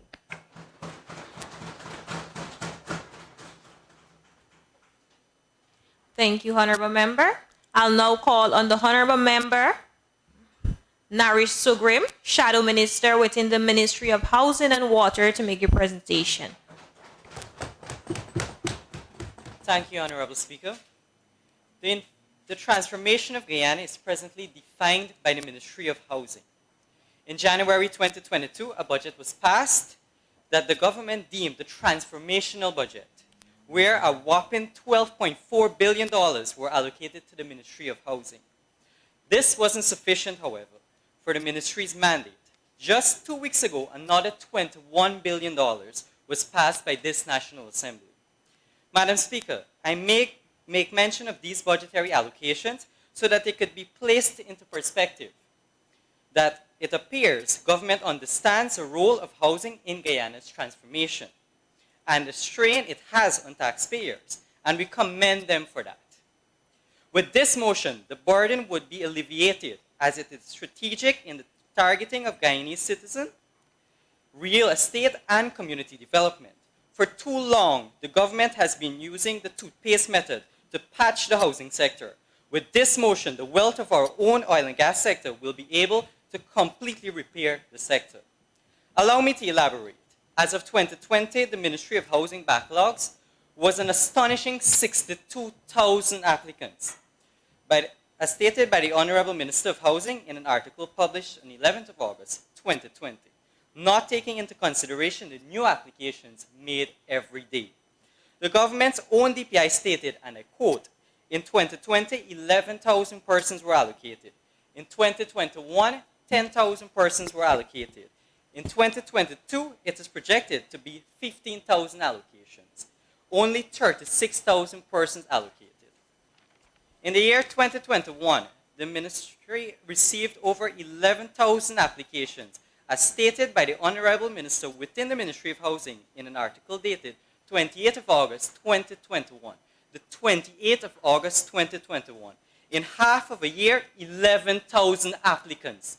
And this is what is meant by fixing the problem with the toothpaste method. While members of the government may want to pride themselves with all the allocations, permit me, Honorable Speaker, to ask the House, How much of them are accessible? And if accessible, what are the occupancy rates? The motion could provide the government with the much needed funds to complete the infrastructure works in all of its boastful schemes that persons have been waiting to access since 2020. Poor families who would have already paid their entire life savings to the ministry for a lot which they do not have access to since 2020, and will still struggle to pay rent because the government is delinquent in supporting this motion. Shame, shame. As a government, this motion is a golden spoon that will directly help those families. This motion will not only see massive development in the infrastructural framework, but also in the transformation of Guyana. Gone will be the days of clearing land for the construction of 2-bedroom houses that 43% of Guyanese cannot afford, who is Madam under Speaker, the poverty. Stand in order. Go ahead. Standing order number 21, number 6. A member shall not read his or her speech except with the leave of the speaker, but he or she may read extracts from books or papers in support of his or her argument and may refresh his or her memory by reference to notes.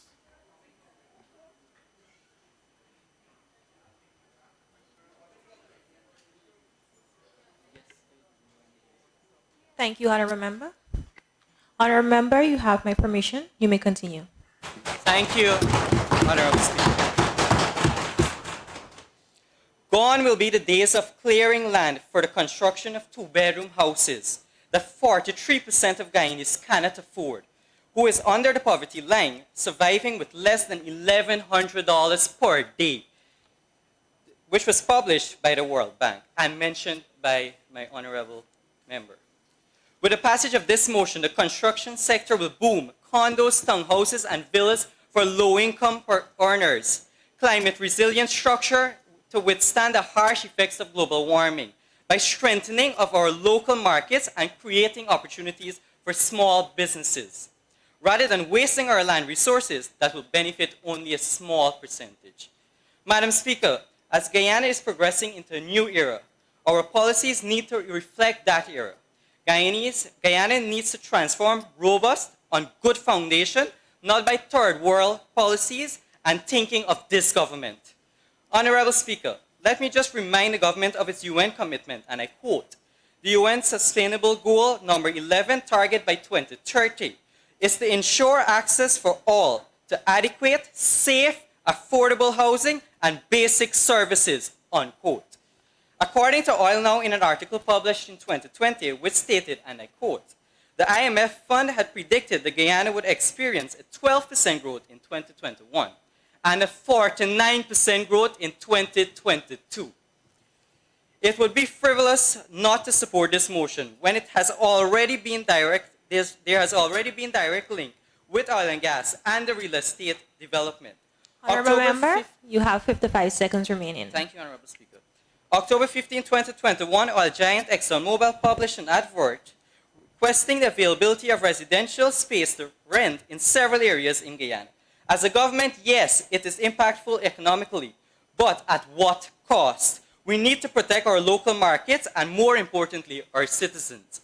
High rent needs to be combated and greater supply in a timely manner so that those 43% of Guyanese can afford to survive. Yes, it is a matter of survival.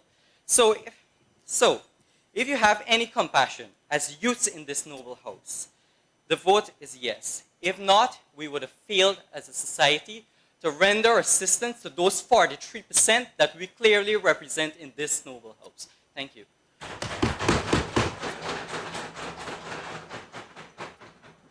Thank you, Honorable Member. I'll now call on the Honorable Member, Donny Castillo, Minister within Ministry of Housing and Water. The floor is yours. Thank you, Madam Speaker.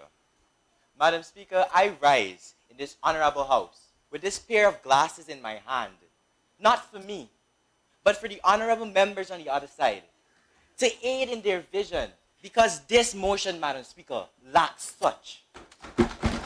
Madam Speaker, we on the government side, we see, And we are aware of the possible negative impacts of the oil and gas industry on our society. And because of such, we have developed strategies, multiple strategies that are evident in our low carbon development strategy. This low carbon development strategy was developed in 2009, and it allows for our forest, our pristine, our tropical rainforest to provide revenue for our society, as can be seen in the executive summary of the LCDS. Madam Speaker, in 2009, Guyana hadn't started oil production as yet, but we had already developed a strategy to protect our environment. Clearly, Madam Speaker, this shows that this government, my government, has been and continues to be a proactive government. Madam Speaker, this reactive nature of this motion, the reactive nature of this motion that the members of the opposition present to us fails to allow us to see that, fails to represent this reactive nature of the motion that the government presents to us, fails to allow us to see that we have instituted these policies to protect our fragile ecosystem long before oil production began. In fact, Madam Speaker, even now that we have started producing oil, we have revised the low carbon development strategy to add a fourth objective to the three objectives that were in place in the 2009 strategy, as is evident in the LCDS of 2030. Secondly, Madam Speaker, the agreement between my government and the government of Norway to generate carbon credits ensures that Guyana remains with the second highest percentage of forest to land coverage. This means that the Guyanese people can benefit financially. For instance, in the LCDS, in the second objective, a promise of 15% of the revenue will be given to our indigenous communities and other communities that are dependent on the rainforest. Furthermore, for the period 2009 to 2015, Guyana received approximately $212 million from this agreement. This money, this revenue allowed for jobs to be created, allowed for villages to be given land titles, allowed for businesses to be supported, and other initiatives to take place from this revenue. Madam Speaker, given these facts, this raises the question, what policies instituted by my government gives the honorable members on the other side the idea that we do not support green strategy?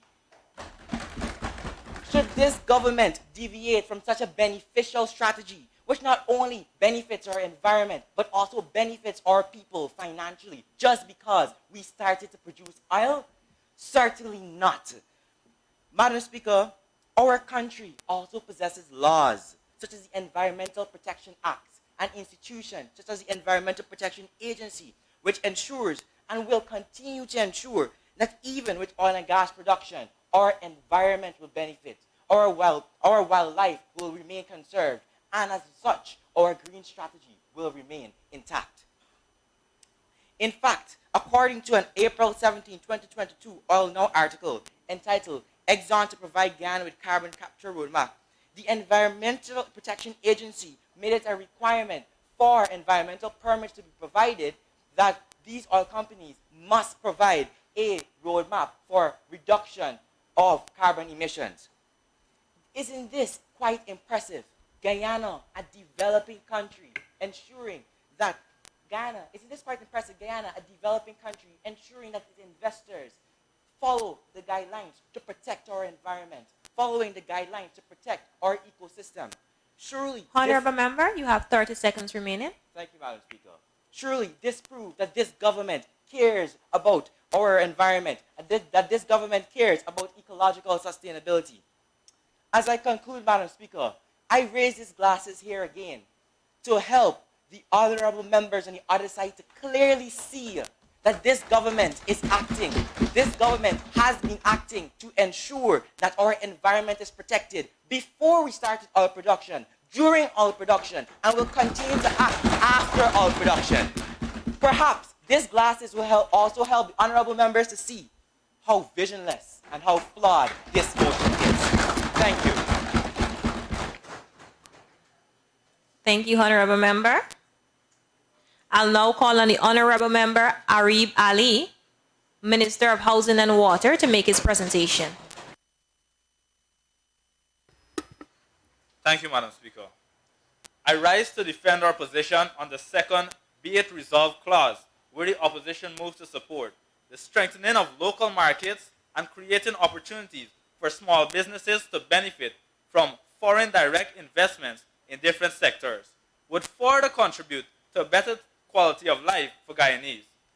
This motion, as well-intentioned as it seems, is precisely like the opposition, lacking depth and direction.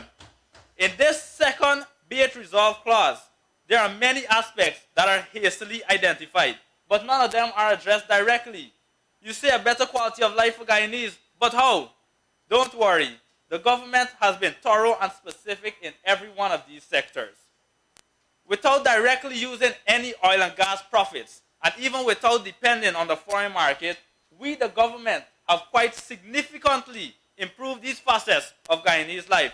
For example, at the recently concluded International Building Expo, the Ministry of Housing and Water distributed 5,000 house lots to the citizens of this country. Everybody wants house lots, right? We distributed 5,000 house lots at one event. In addition to this... Point of order, Madam Speaker. Please state the point of order, Honorable Member. A member shall not read his or her speech except with the leave of the speaker, but he or she may read extract from a book or papers in the support of his or her argument and may refresh his or her memory by reference to notes 21.6. Thank you, Madam Speaker. Thank you, Honorable Member. All, please note from now on, all honorable members have my permission to recite from their notes. You may proceed. Thank you, Madam Speaker. In addition to this, we had the local private sector advertise their goods and services to the public. These included construction and engineering services, hardware, and machinery. Addressing machinery, we have already begun reducing taxes on heavy-duty vehicles, as well as providing duty-free imports of maintenance parts and equipment. In 2015, the then Housing Minister had conceptualized and initiated turnkey homes, which targeted the lower and middle income families. Today, that vision has been materialized, and you can see this in the community of Providence. My ministry is working with local contractors and have made and continues to make what will equal to 350 homes for the young, ambitious people in this country. These are the young professional homes. You don't need to tell us how we can use these profits to develop local markets, because we are a forward-thinking government with evidence. Even without accessing these funds, we have already progressed in developing our local markets and creating opportunities for small businesses. In the agricultural sector, we are the breadbasket of the Caribbean. Guyana is the largest exporter of fruits and vegetables in the region. Even rice, we are the major exporters of rice in the Caribbean. We are also developing farm-to-market roads to aid in this process. We intend to develop our productive sector to refine our raw materials, which will add value and provide additional markets for these commodities. By developing our productive sector, hundreds of our nationals will be gainfully employed. Again, I am reminding you, we aren't heavily dependent on the foreign investment market. Now, the members of the opposition may be baffled, so they may need to borrow my colleagues' glasses because they seem to be selectively blind to all this progress. We are developing our local markets, creating employment opportunities, and aiding small businesses. Education. So far, in 1 year, we have given 6,000 scholarships to the Guyanese people. For free, I may add. For free. In addition to this, the government has also invested into monetary incentives for parents and children going back to school. And I may add that you said we give out cash grants to the public just to shut them up. However, this is a 5-year plan. This will go on until the end of our term and maybe further. I would also like to add, from this poorly constructed motion, the members of the opposition started talking about water. But if you notice, in their motion, they have no mention of water. They have no mention of any feeding program. So I don't know what they're talking about, Madam Speaker. When it comes to tourism, we benefit from having a good ecotourism industry. People pay to come and see our national parks, our waterfalls, our forests. And in doing so, every party benefits. The airport porter benefits. The snackheads benefit. The coconut vendors on the street benefit. The man at the egg ball stand benefits. Our growing hospitality sector benefits. So even they say only the large men at the top benefit, but no, all our citizens, even the ones that are striving, will benefit. You may be asking about community development. Look at the East Bank. There are parcels of land that are... Honorable member, you have 1 minute remaining. There are parcels of land that are developed for both residential and commercial uses. These commercial lands will open businesses, which will produce a trickle-down effect where employment is created, revenue is generated, and a market is built. Every person involved in this process benefits, from the man at the top to the shopkeepers to the laborers. The selling of commercial lands allow for cross-subsidization, which means that the funds gained provide opportunities to invest in other sectors as well as other projects. On the East Bank, there are wharves and shore bases being set up. There is the development of infrastructure in different communities, such as Providence, Horstellin, Diamond. There are the construction of 4-lane highways and roads, and you can clearly see this in the Mandela to Eccles Highway. We have evidence as a government of our progress. I remind you that the development of these employ nationals, which build the market. In closing, Madam Speaker, looking at this motion, the opposition is intentionally oblivious to the current projects being executed in each and every sector mentioned. They clearly have not done their research in the obvious, tangible development and investments made in our local market and small businesses. What I would suggest is that they take this opportunity to go back to the drawing board and ponder upon this prolific government that they are addressing. I would also like to urge them to think harder when constructing a motion as they address us, because we don't debate intention, we debate actions. Thank you.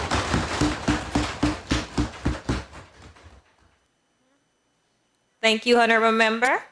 I'll now call on the Honorable Member, Christine Richardson, Shadow Attorney General and Minister of Legal Affairs. The floor is yours.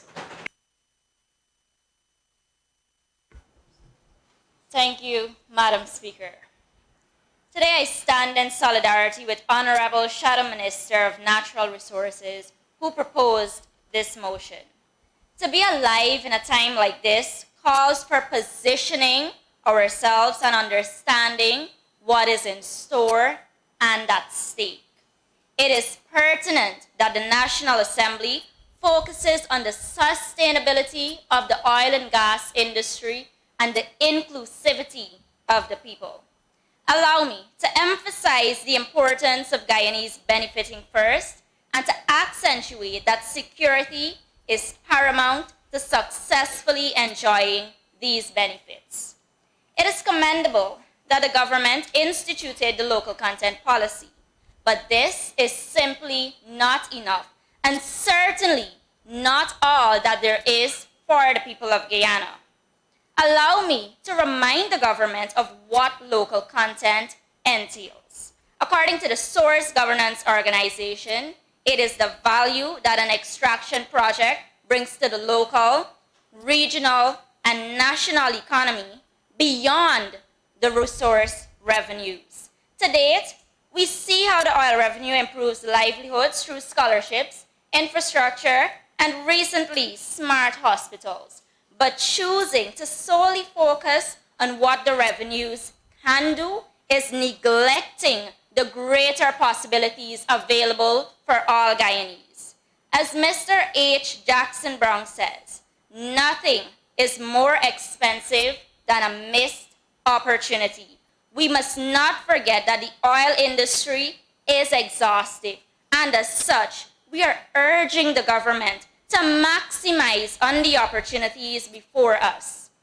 An oil refinery, according to the Guyana Oil and Gas Association, will generate additional revenue and create spin-off industries through the marketing and sales of refined products.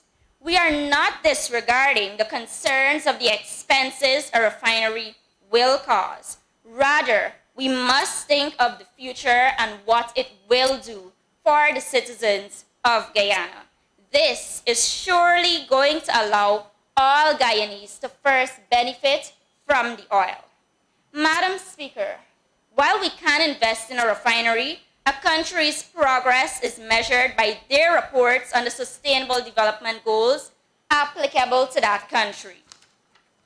Achieving our SDGs must be forefront on our agenda for development. This will allow for revenues to go elsewhere if our SDGs are accomplished. Allow me to mirror the wise words of Mr. John Danilach, the Secretary General of the International Chamber of Commerce. The SDGs represent a clear economic imperative. Their achievement would mean greater productivity, employment, and stronger economic growth.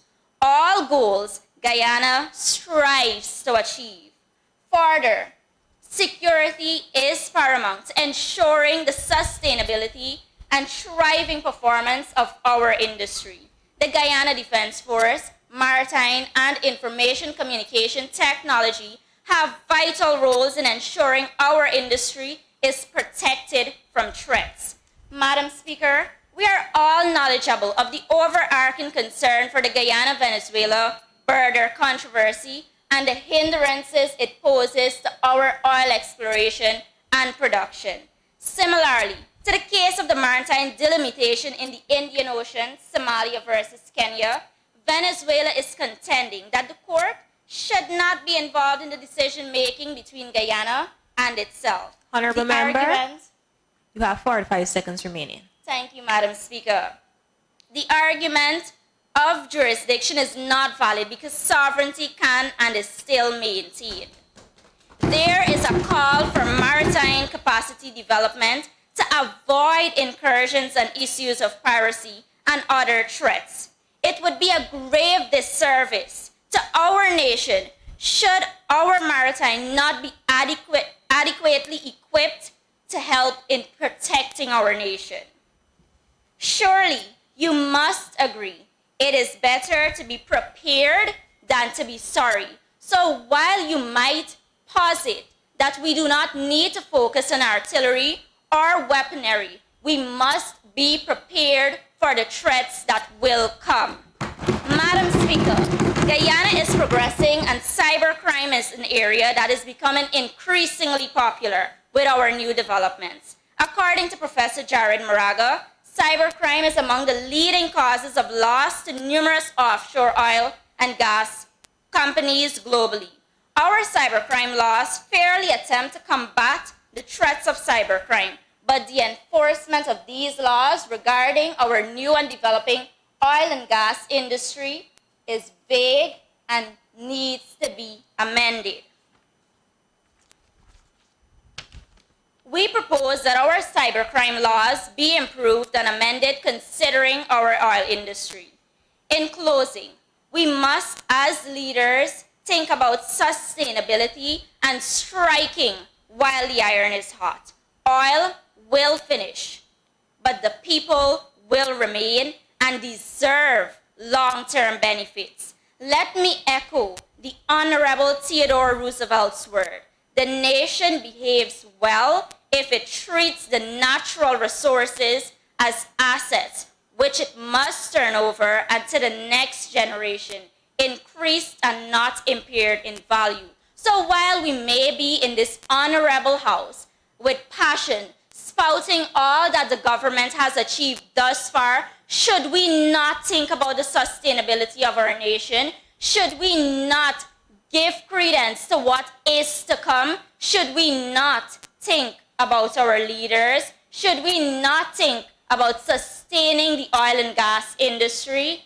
Madam Speaker, thank you.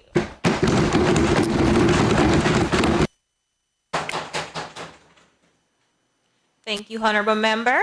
I'll now call on Honorable Member Shania Eastman, Minister within the Ministry of Local Government and Regional Development. The floor is yours. Thank you, Madam Speaker. Madam Speaker, I rise to further and vehemently support my fellow government members of this honorable House to address why the opposition, in the first resolution of this motion, call for diplomatic cooperation to support exploration and extraction of Guyana's oil reserves. Permit me, Madam Speaker, to ask this honorable House how it could ever be doubted that this government has made efforts to foster diplomatic cooperation for the exploration and extraction of Guyana's newfound resource. The opposition in this motion purports to offer a plan of action on how to properly take advantage of our oil, but it seems as though, in some regards, they intend to reinvent the wheel. Perhaps the members of the opposition, in their deep dive into Facebook posts and comments, conveniently glossed over the more credible sources that illustrate the numerous efforts of this government that this government has made in strengthening diplomatic relations for the betterment of the oil and gas sector, recognizing Guyana's inexperience in this sector. If that is the case, it would be remiss of me not to offer some reminders of these efforts. I would hope that learned members of the opposition are aware that this government has already and continues to engage numerous allies locally, regionally, and further afield. Guyana, because of its young and vibrant oil and gas economy, participated in the World Expo in Dubai. Because of this, and many other networking events and consultations with our partners, we have no shortage of investors for not only the oil and gas sector, but for every other productive sector. As a result of our strong international ties, we have secured millions of US dollars worth of loans and lines of credit for infrastructure development, education, and training of our human capital.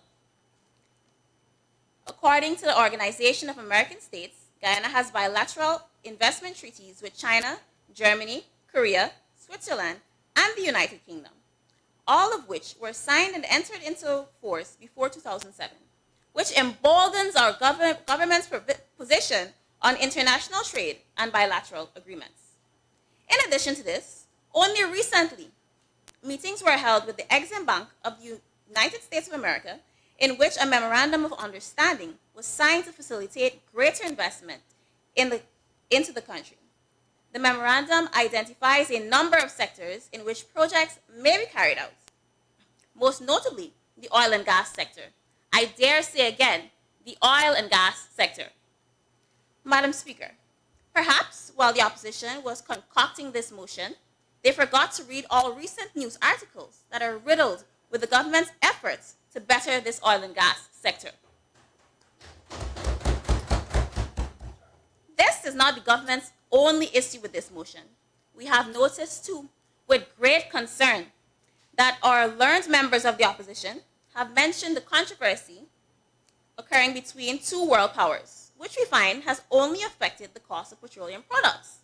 As such, we are interested in learning the correlation that the opposition has drawn between those events and Guyana's oil and gas resource.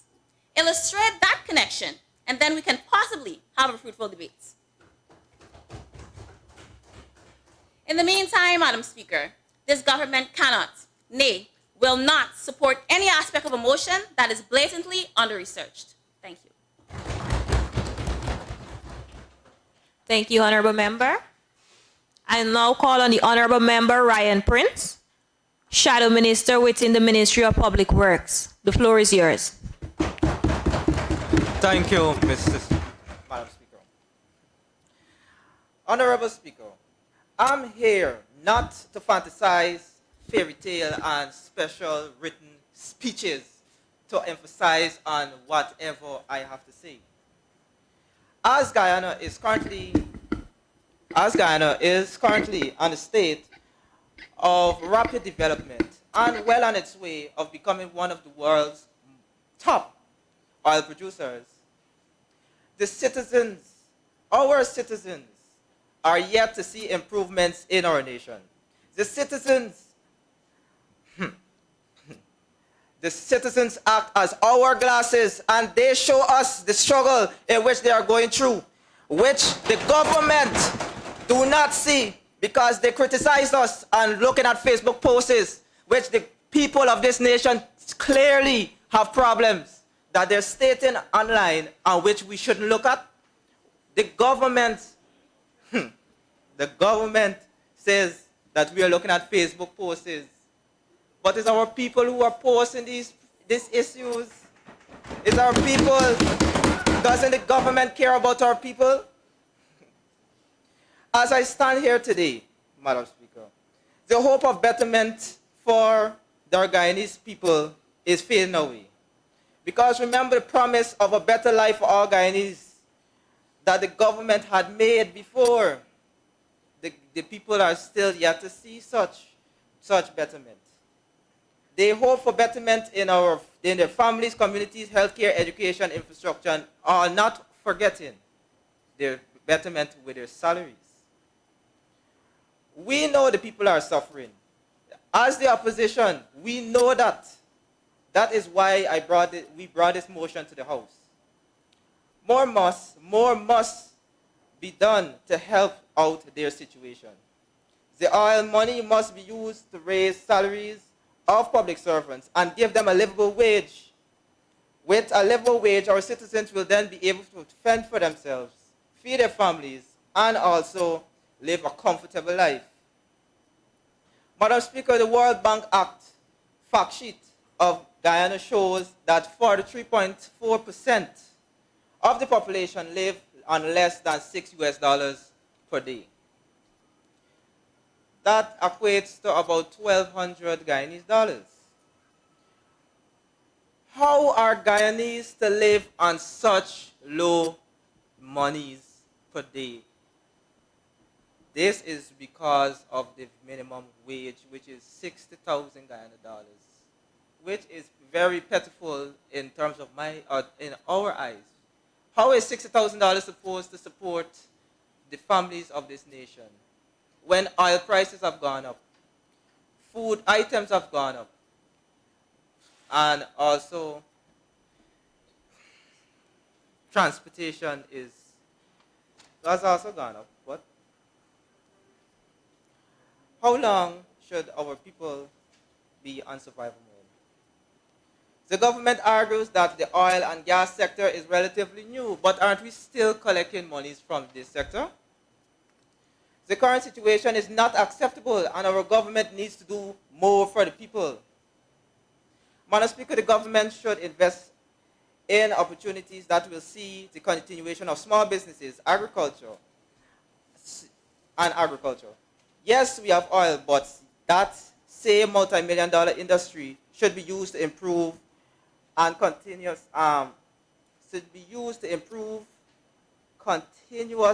export of food from our agricultural sector. The government says that Guyana is the biggest producer of rice. The government says we are the biggest producer of rice, but yet still rice is $1,700 or more per bag. This we need to fix. To fix this, we have the capital from the oil industry. We will use this capital to produce more food, offer duty-free petroleum for farmers to help with the rising oil prices. Honorable Member, you have 50 seconds remaining. Thank you, Madam Speaker. The agricultural sector will live on longer than the oil. Madam Speaker, the production of oil and gas for domestic consumption and export, perceived by many governments in low and middle class income countries, such as ourselves, as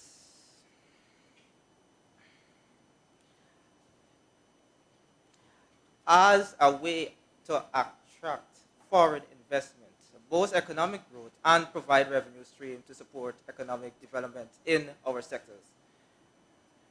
This boosting growth will provide job opportunities and better standard of living and flourishment in our tourism industry.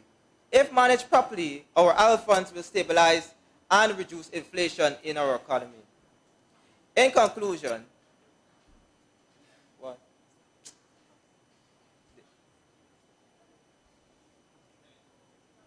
She said time up? Honorable member, I did not give you permission to speak. You had to continue. Wrap up in conclusion, honorable member. Thank you, Madam Speaker. In conclusion, investment should be made mainly in our country's agriculture sector to improve the livelihood of the people. This motion that the opposition opposes supports such investments, which our government clearly seems not to be interested in because they are criticizing our citizens for making Facebook posts. Madam Speaker, I thank you.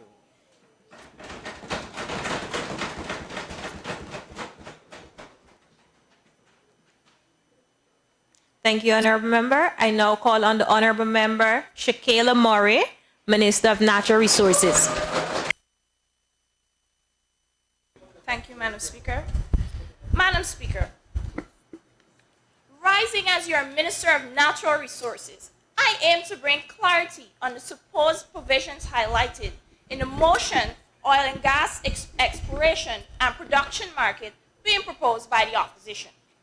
To bring into perspective which angle this speech will be positioned, I will bring into focus Be It Resolved Clause 4, which states, and I quote, implores the government to implement policies that would ensure Guyanese are granted the opportunity to gain first from the creation of this new and dynamic economy that will be capable of creating and sustaining its own economy within a trajectory of 20 years.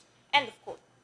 Madam Speaker, looking at this motion, more so the Be It Resolved clause, I'm trying to comprehend as to why the opposition implores us to implement policies when there's already a fully functioning policy that already serves that intended purpose.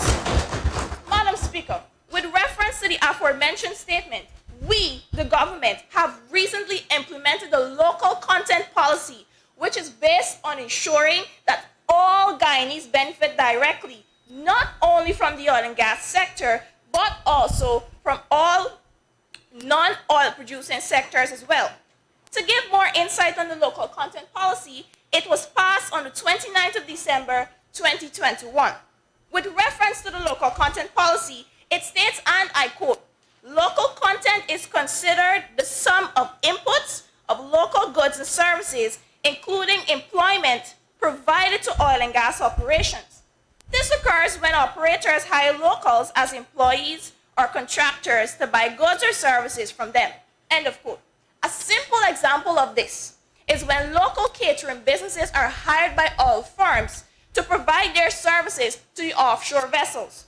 Madam Speaker, the implemented policy mentioned then opens door for a wider revenue influx to smaller businesses. Members of the other side of this House, also not moving away from the local content policy, it aims to, and I quote, present an aim meaning and local content and value addition in a matter that clarifies and simplifies how through employment, the provision of goods and services, and equity investment, Guyanese participation can be achieved and its outcomes measured. End of quote.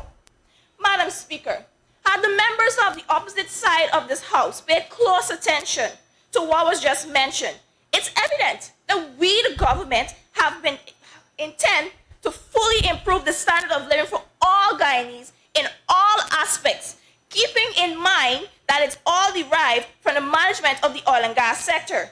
Guyanese, whether small man or not, they all stand to benefit from the proposal of the local content policy passed by our government. Furthermore, Madam Speaker, the government's local content policy also caters for, with direct quotation, and I quote, this will require improving the capacity of Guyanese and their businesses, institutions, and governance in a manner that allows the country to enhance the existing sectors of the economy and add new and emerging ones so as to support sustainable development.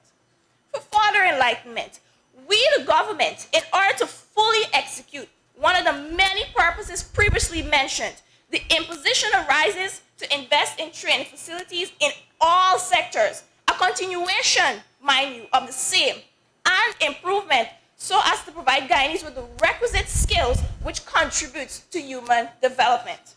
Madam Speaker, the suggestion of sustainable economy within a 20-year trajectory is merely a proposal only a stagnant-minded body would put forward. We, the government, intend to make the oil and gas sector a fully profitable sector by means of exploiting the resources, continuing investments that will then fuel improvements of other dependent sectors. So with this, we will respectfully, in good faith, not support the motion that caters for development for only 20 years, Madam Speaker, but we will more so look to pave a path of immense development for generations to come. It's government's intention to use these as a springboard for Guyana's transformation into a sustainable economy. To pull the curtains on my presentation, Madam Speaker, to complement the development of the oil and gas sector, we, the government, have already looked ahead and have issued the passing of the local content policy, where our people stand to gain first from this evolving sector. Honorable Member. Thank you, Honorable Member. To conclude the debate, I'll now call on Honorable Member Randy Diochan, Shadow Minister of Natural Resources. The floor is yours.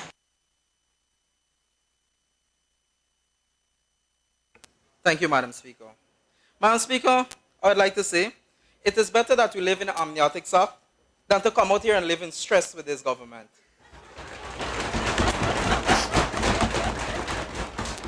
And people tend to wonder why the country is going in this direction. When you have a minister with the responsibility of finance that doesn't know anything about finance.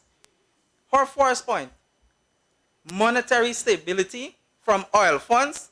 I mentioned about oil volatility. Then you went on to talk about salary increase. You know that can lead to inflation. How are you, Honorable Member, the Minister of Finance?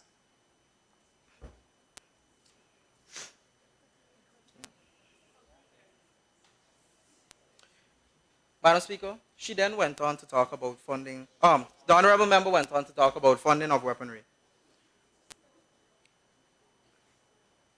Our Guyana Defense Force have to beg a drop every time they have to go to the oil rig. Please do a drop up there.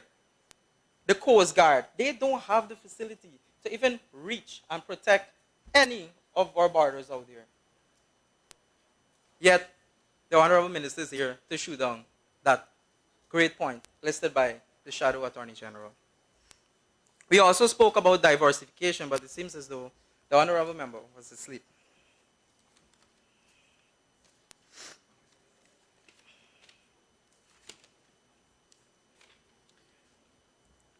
Madam Speaker, the Honorable Member, Aribali, Minister of Housing. He started off by saying the government gave 50,000 house lot. I don't recall the government of Guyana giving away house lot free. Did something change? I remember persons, Guyanese citizens having to pay for this 50,000 house lot. So don't come here in this noble house. 5,000. I stand corrected. 5,000 house lot, as though your ministry or your government is giving away 5,000 free house lots.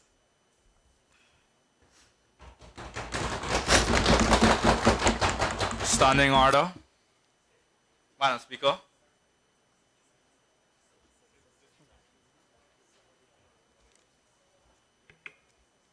Honorable Member, could you state a point of order?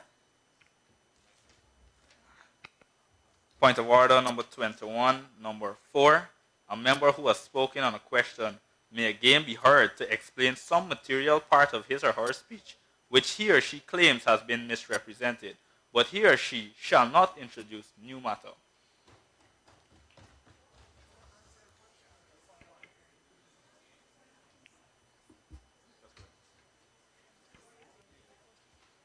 Point taken, Honorable Member. Please, sir. Thank you. Honorable member, you may proceed. Thank you, Madam Speaker. Madam Speaker, the Minister of Housing talk about us, or the honorable members, not having credible source. Yet, I have not heard any reliable source from his presentation. My colleague would have mentioned all the G's, and today I'd like to tell the House about another G, and where the Honorable Minister of Housing is leading the people of Guyana. And that G word is gentrification. Madam Speaker, he's quick to talk, the Honorable Member is quick to talk about Providence and East Bank. Yes, I must commend the Honorable Government on trying to provide housing for the citizens of Guyana. However, it does not matter how many housing schemes you build. When people can't afford to purchase the house, or even build a house, what happens next?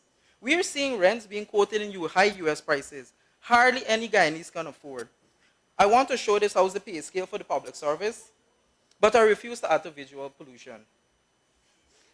This is where I want to introduce, apologies. Madam Speaker, if one was to take a look at the situation at East Bank, soon the locals would not be allowed, would not even able to afford house lot with the way the country is going. And again, I want to highlight the point of gentrification. So imagine 5 years from now, driving past certain villages on the East Bank and not seeing locals living there. But then again, election is in 3 years, so let's hope things can be different. Honorable member, you have 50 seconds remaining. Madam Speaker, Honorable Member Eastman asked to state the correlation between the war in Ukraine and Guyana. Honorable Speaker, this correlation is seen every time a Guyanese visit the gas station. She then went on to talk about MOU with Exim Bank. A MOU guarantees absolutely nothing. It simply speaks to a commitment to accommodate loans. Loans. There is no money in the bag.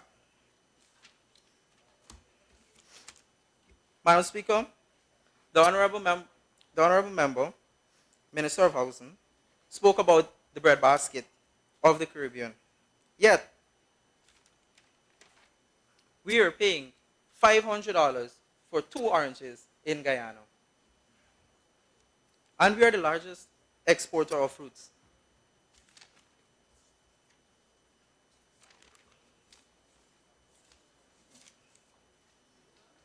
Yeah. All right. Thank you, Madam Speaker. Thank you, ma'am.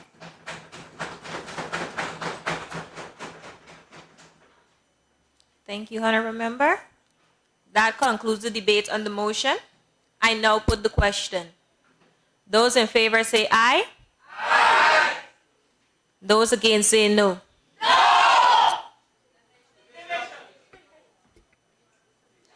No. Division, Mr. Clerk.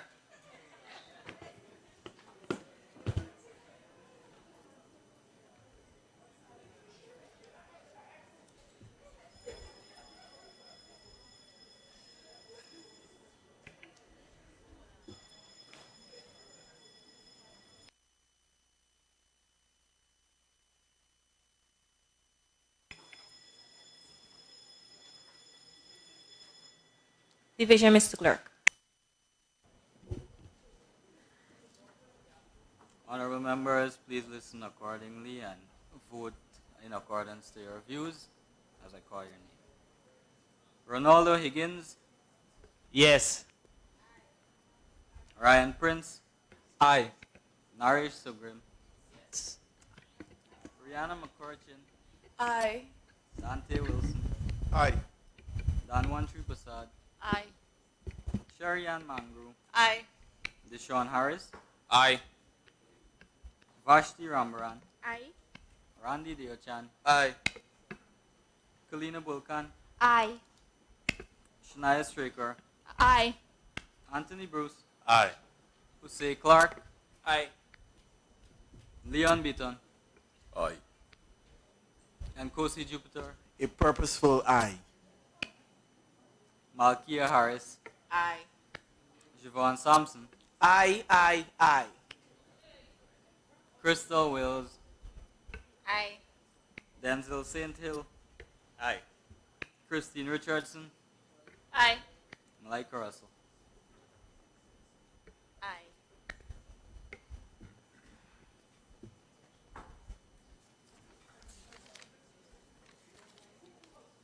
Christopher Best Roberts. No.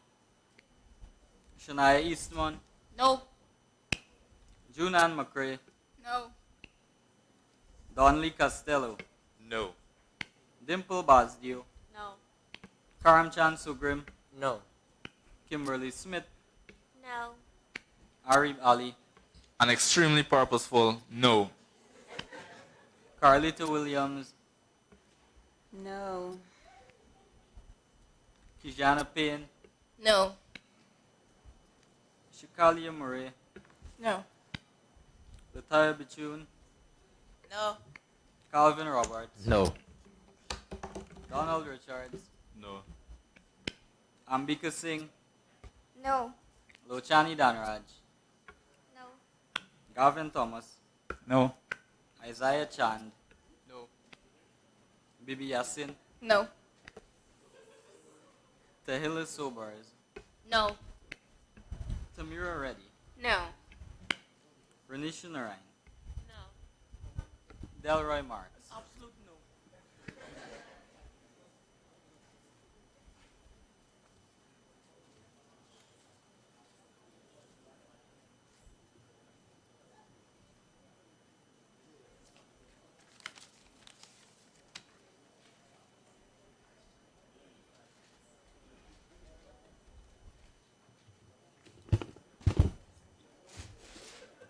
Madam Speaker, 22 members voted in favor of the motion, 23 members voted against the motion, and 0 members abstained. Honorable members, the motion is negative.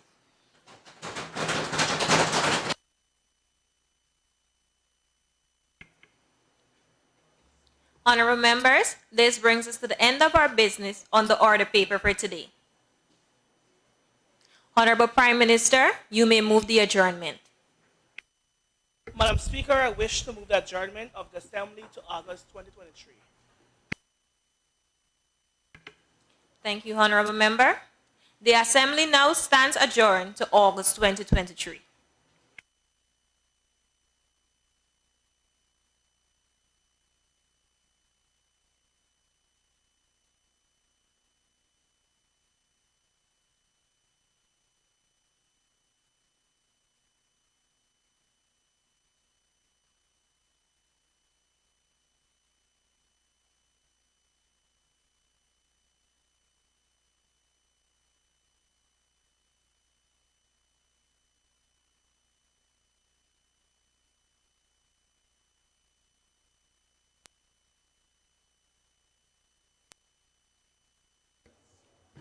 You may be seated.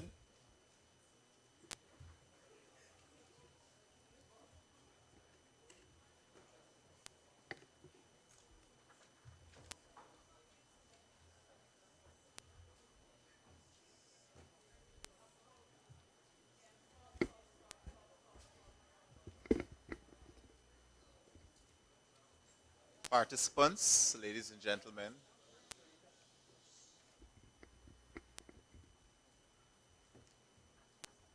we have concluded the sitting, the fourth sitting for the 7th Annual Youth Parliament, the senior category.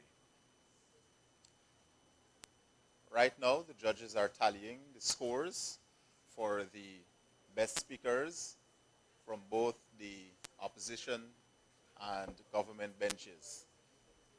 So, while that is being done,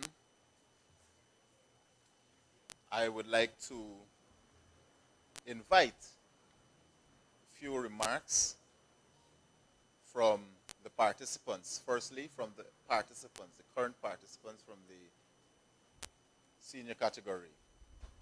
You may put on your mic and speak.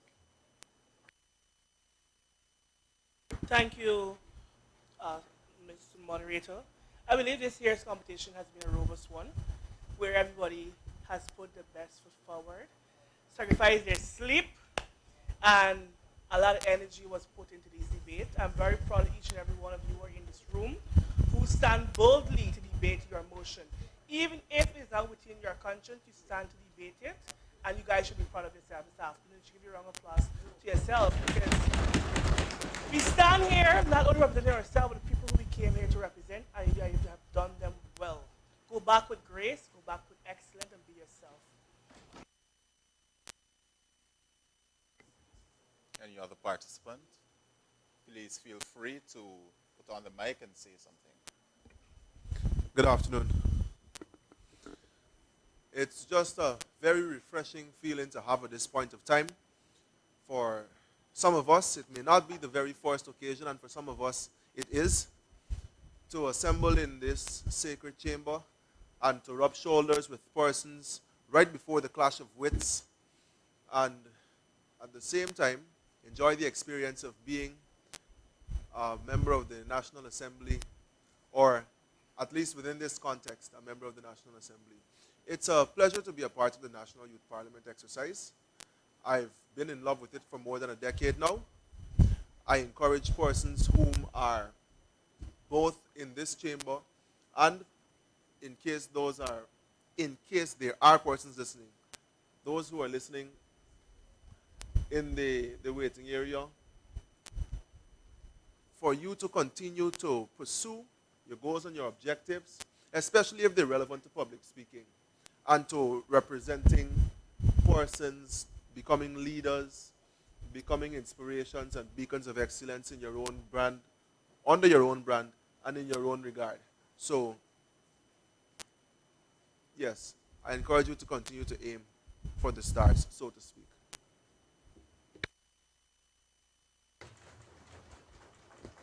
Thank you very much, Honorable Member. I would like to invite the clerk for the 7th Annual Youth Parliament, Mr. Safraz Yakub.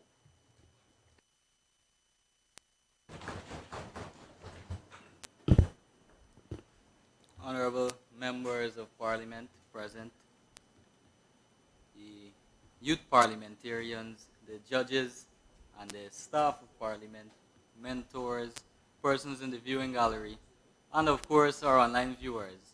A pleasant afternoon to you all. Before I get into the gist of what I would like to say, I must take this public opportunity to thank the Parliament staff for the efforts that they would have been putting forward in the planning and implementation of this event. And not just the planning and implementation, but the hospitality and the warm personalities that each of these staff come with. Because, you know, a lot of you've come from all parts of this country, and some of you, this would have been the first time you're actually away from home. So that in itself is a pressure you have to make adjustments. But these staffs here, I guarantee, and I know that they would have made you feel as though you're at home. And that's something that we should give them a big round of applause for. As it relates to you, the participants, you would have outdone yourselves. So congratulations to every one of you. And as someone that follows politics very, very closely, I know that if you were given the chance to actually make a presentation or to rub shoulders with the actual parliamentarians, you would have done yourselves justice. So that is something you should be proud of. The only thing that I would say that you could have improved on is the citations, because you can't just be quoting things from random posts or what you might. You have to get authentic sources. But probably the judges will elaborate more on that later. And I've spoken on the concept of vocal image a lot of times, as opposed to physical image. You know, you buy the watch, you cut your hair, you get a nice suit, and the physical image is there, but you can't buy the vocal image. You have to build that.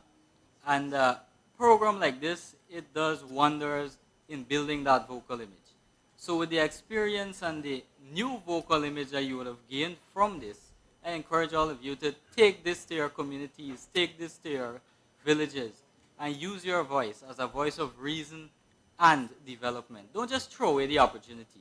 make full use of it and continue to build your professional portfolios.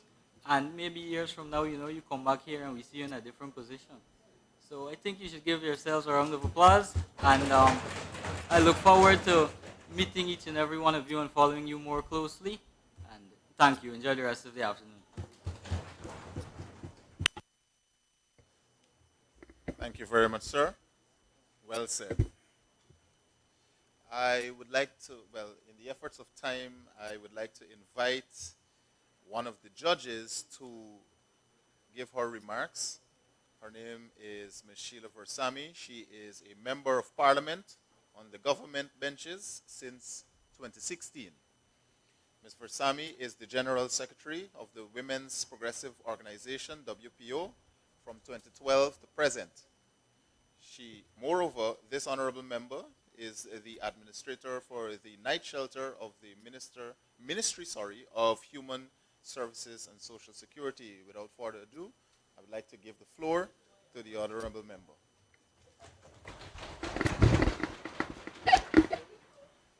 Good afternoon. Good afternoon, everyone. Firstly, I would like to say that you have all done excellently. Put your hands together for all of us when we would have entered this August House, even though we would have had exposure politically and experience, and we would have spoken at various forums, large public meetings, small meetings, international conferences, and so on. Yet when we came into this August House, we were all nervous. And as we got practice, we learned from other persons who were seasoned politicians. We learned their style, we learned the use of words, we learned what was not words that's supposed to be used. We learned to respect the speaker in ways. We all got the words from the speaker, you cannot speak, sit down, all manner of things. All in all it did was contributed to our growth and development.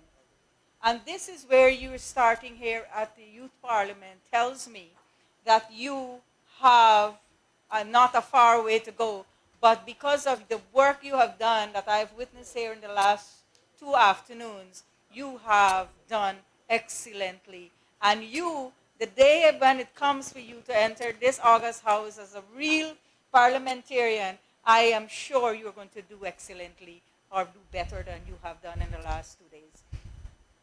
Those of you who, we know that you stutter for words, there's certain things you did.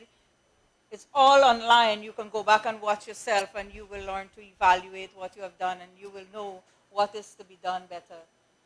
My take on this, I was asked, what can I say to you that can be encouraging? I would like to say to you that out there, sometimes people say politics is not a nice thing and not a good thing. But I want to say to you, politics is an excellent thing because it puts you in power to do the things you think that you can do now. The things that you want to be done for yourself when you get into politics and you get here as policymakers, you will be able to do it for the people out there who will come after you. You will become ministers of government, you will become lawyers, doctors, whatever you want to be. The sky is the limit, and the opportunities that you are facing today, we did not have them. You have internet, you have oil and gas, you have the world before you, and if you prepare yourself well, you will hold it in your hands and you will be able to distribute it to the people who out there needs it more than now. And I want to say to you, make use of that opportunity. Get into politics if you have to get into politics to make the necessary changes. Be the change you want to be. Stop looking at others to do the changes that you want or make the changes you want. Get up, get in there, make the changes. Change the lives of people out there. But most of all, be the leader you want other leaders to be.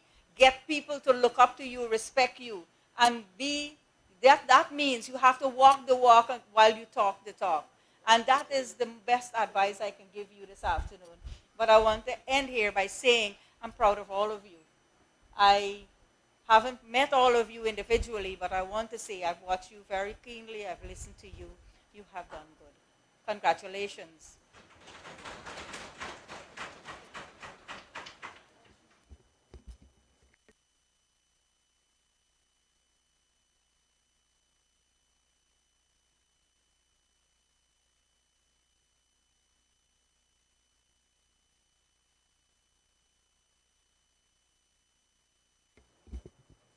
Thank you very much, Ms. Versami.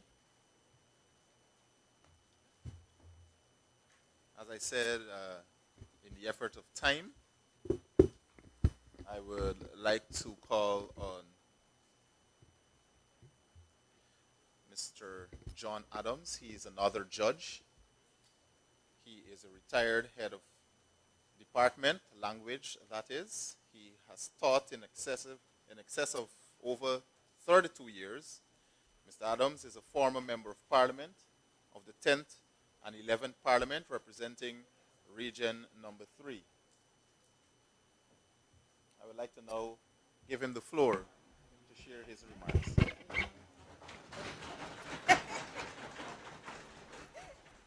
Thank you very much, Madam Speaker, the members of both government and opposing sides. First of all, I wish to congratulate both sides for a job well done.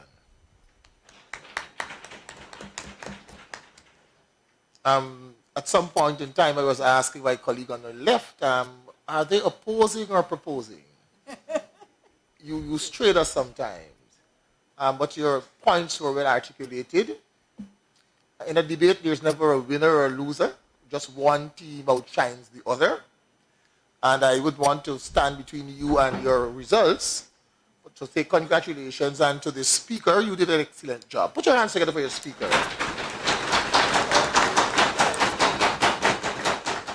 She reminded me of the Honorable Barton Scotland. He was a speaker that ruled with a stick. So congratulations, and wait on Miss Honorable Jennifer Westford. Dr. Westford is going to give you your results, and I trust that you are very happy with them. Once again, congratulations.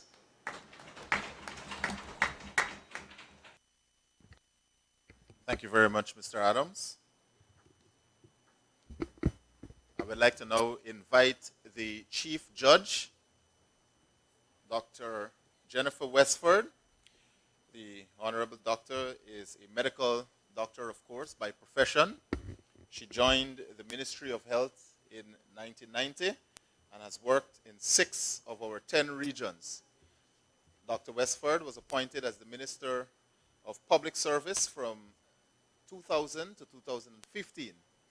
The Honorable Doctor also held the portfolios of Ministers of Health and Foreign Affairs. Dr. Westford also performed the duties of President of Guyana in 2010, while the substantive President, His Excellency Dr. Barra Jagdeo, was on an official state visit overseas. The Honorable Dr. Westford has been a sitting parliamentarian in excess of 22 years. During this period, the Honorable Member has been appointed to several committees and has participated in numerous debates. In 2020, the Honorable Member was appointed by President Dr. Irfan Ali as the advisor on the public service. As we can see, Dr. Westford is one of our experienced and knowledgeable parliamentarians. She is a very approachable woman and is always willing to give advice, especially to public officers. And I would have seen her throughout the period of youth parliament sharing her knowledge to the youth parliamentarians. So without further ado, Dr. Westford, the floor is yours. Thank you very much. Madam Speaker, a very, very, very huge congratulations on a job well done.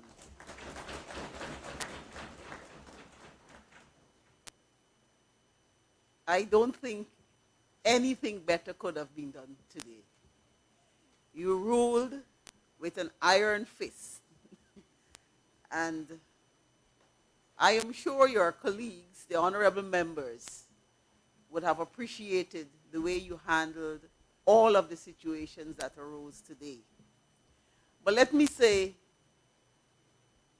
thanks and congratulations to the Speaker of the National Assembly, the Honorable Manzoor Nadir, and all of the staff of the Parliament who worked assiduously to ensure that this 7th Annual Youth Parliament was a success. And I think we need to give them a great big round of applause. Also, let me say thanks and congratulations to all of the mentors and everyone else who assisted our youth parliamentarians in being here today and ensuring that we had the quality of debate we had in this House. Last but not least, let me say how honored I am to be in the presence of some, probably, and I hope, some of our future parliamentarians. As was said before, there are no winners or losers here today. I am so happy. As a matter of fact, we were discussing about the level of debate that we heard here today.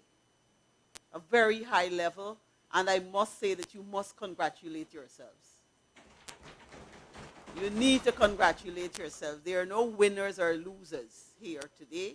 I'm sure you would have learned a lot, and I hope that you will take this experience and not throw it by the wayside. I hope this is going to guide you and mold you into future things to come. And as I said, maybe I'm saying parliamentarians. I'm hoping probably, we may well have a president coming out from among you. And I would be very, very honored to be invited to the inauguration. But that being aside, I must say that I'm sure you would have learned, listening to your colleagues, listening to each other, you would have learned. Some of you were very nervous. It's understandable. All of us who are parliamentarians sitting here today would have been nervous when we stood for our first day in Parliament. And, you know, we have a rule in Parliament that in a person's inaugural speech, no one is to heckle. Because we understand what happens on that very first speech. And this is your first speech. Maybe some of you, this is your first sitting in this chambers. And then you weren't only facing us, you were facing lots of persons who are online. And I know some of you, which, I mean, it's not permitted for you to use your phone in parliaments, but I observed some of you were probably looking at the Facebook comments that were being made, and that probably made you a little more nervous. But, as I said before, all of you did exceptionally well, even the nervous ones. And let me say, what I appreciated, when we had one of your members who was really, really nervous. She was nervous to the point that she couldn't speak. And you know what I appreciated? You started applauding and clapping. And you gave her that courage to continue. She continued speaking, and she did very well. So, again, congratulations, congratulations. And feel free at any time. If you need any advice on anything, feel free to call me. Always accessible. You don't have my number, but you can get it from one of the Parliament staff. Permission granted for you to give my number. In doing so, but first of all, let me acknowledge one of my parliamentary colleagues who you didn't see for today. Please stand, ma'am. I'm sure you would have known her. And she's sitting there and you know, she's very quiet today. But not normally quiet. So let me give you the results. I'm not going to say who won or who lost because, as I said, there's no winner or losers. What I'll do, I'll give you the points as we saw it based on the three of us. We all had our own independent views in grading you. And for the motions, which was motion number 1, the government had 303 points totally, and the opposition 222. Motion number 2, the government had 373 points, and the opposition 287. Motion number 3, the government 248 and the opposition 318 points. Motion number 4, government 333 and the opposition 269 points. And motion number 5, which is one I really enjoyed, the government had 364 and the opposition 320 points. As you can see, it's very the points were very close, and as I said, when you have 3 different judges with all who are independent and with their own point scheme, how they're going to judge persons, you can see that you are going to have differences in numbers. But in saying so, you all did exceptionally well. You developed your points, and you just need to probably I'm sure the next time around, once you decide to have another bite of the cherry, I'm sure you're going to be exceptional. Now let's go to the big thing now. The best debater of your session. The best debater of your session, and how this is done is one for the opposition and one for the government. I am hoping that next year, and I'm going to put the Parliament staff and the administration here on a spot, I am not too comfortable with us just having 2 persons for the whole session, 1 government and 1 opposition. I was hoping that each motion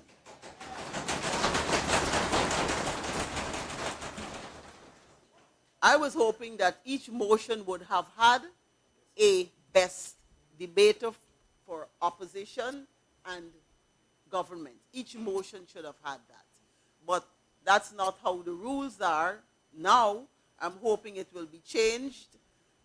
In the real world of Parliament, we would have debated the debate. But I'm hoping that by next year, and I've already made that proposal, that we cannot have 5 motions, different motions. If it was 1 motion and all of you were participating in 1 motion, well, then we could have done this. But we have 5 different motions, 5 different topics, and we cannot judge persons but we had to do something, we had to do it. And I can say now that for the best debater that we came up with on the government side was the Honorable Carlita.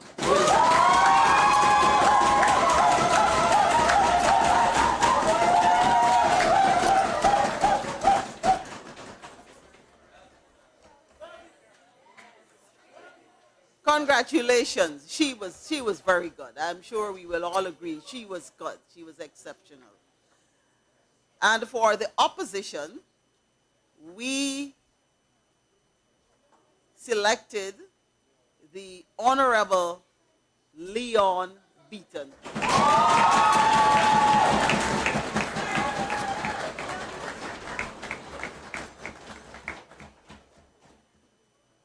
Mr. Mr. Beaton, you were also very exceptional and very good. And I must say, you reminded me of a colleague parliamentarian.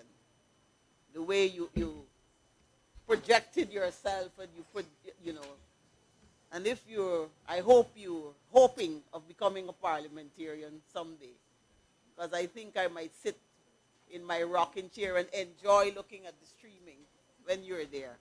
So once again, thank you very much for participating in this 7th annual Youth Parliament. And I hope to see and to hear bigger and better things of each and every one of you. And take advantage of all the opportunities that surround you. Yes, you would have debated issues, and I'm hoping that some of those points that were raised here, some of the opportunities that the government side would have said, we have this, and this is there, and this is out there. Please take advantage of those opportunities. Remember, opportunities lost are seldom or never ever regained. So, once again, be good and enjoy your youth. And for those of you who really want to be politicians, I want to give you a word of advice.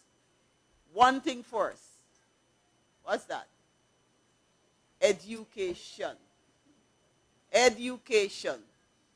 Because you'll be a far better parliamentarian if you have the academic knowledge to back up what you're doing.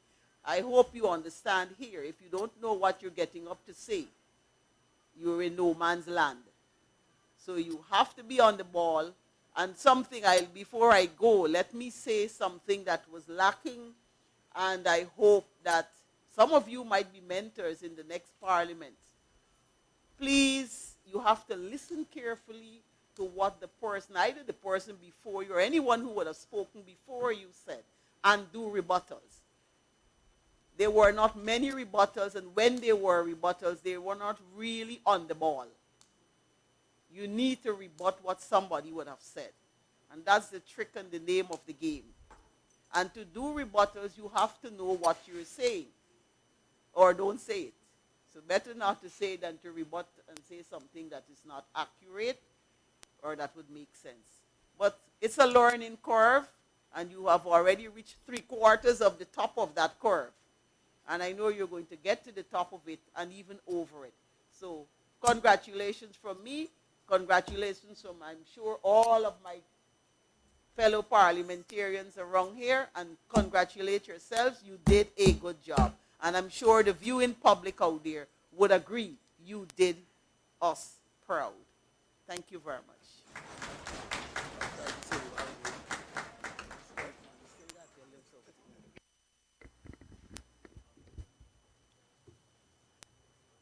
In closing, I would like to echo the sentiments of the member that you all did us proud. Today, I noticed parents and family members in the viewing gallery looking on and filming and taking photos and so on of their children in here. And to see those moments, those proud parents at the back there, was priceless for me. And I am sure it was priceless for them as well. I would like to thank the Honorable Manzoor Nadir for steering the ship that will now sail into the sunset for next year. I thank him for the sense of direction and having the confidence in the planning committee to do exactly what was needed for this to be a success. I would like to thank the ministers of government and the members of parliament of the National Assembly who mentored the youth parliamentarians of this year, both the senior and junior category. And we have presently, some of them in the House. On the government benches, we have Mr. Alistair Charlie. Please give it up for him. On the opposition benches, we have Mr. Retta Finance.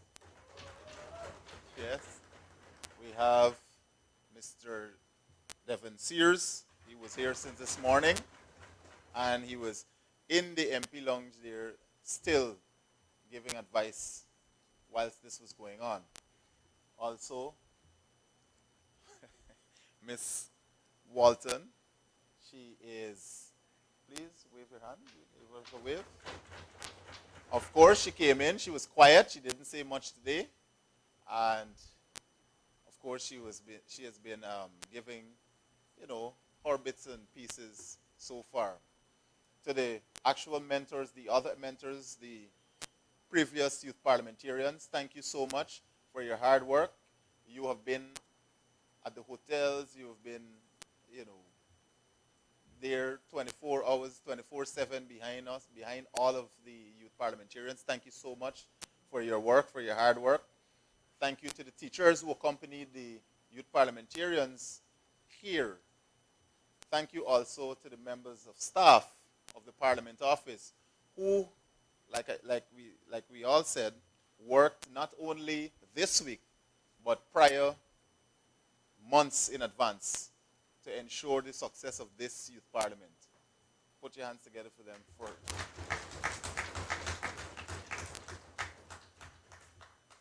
And to the Sergeant at Arms. Thank you, sir. I understand the heaviness of the mace is going to tell on your shoulders someday. But thank you so much. Clerk, Deputy Clerk, thank you. Madam Speaker, for both the senior and junior categories, thank you so much. We will now go into the award ceremony. So please bear with us as we have the podium brought into the chamber. What I didn't say, of course, was I didn't thank the online viewers. And I thank you for your comments. I thank you for viewing. And I thank you for joining us again next year in advance. Struggle is we struggle, and we don't look for trouble. Just ask around. But when outside faces from foreign places talk about taking over, we ain't backing down. We ain't giving up no mountains. We ain't giving up no tree. We ain't giving up no river that belongs to we. Not one blue sake, not one rice grain, not one caress, not a blade of grass. This land is all I know. We gonna make it somehow. We will bend like a bow and never break. Our fathers came here and they lived and died there. And we Nadila Allen.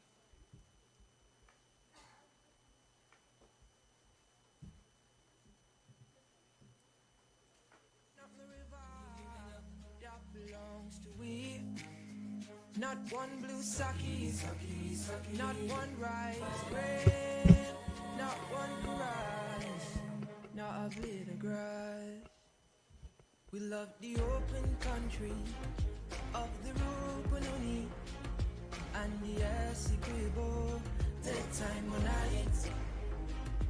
Though we may criticize it, this is our. Good afternoon, everyone.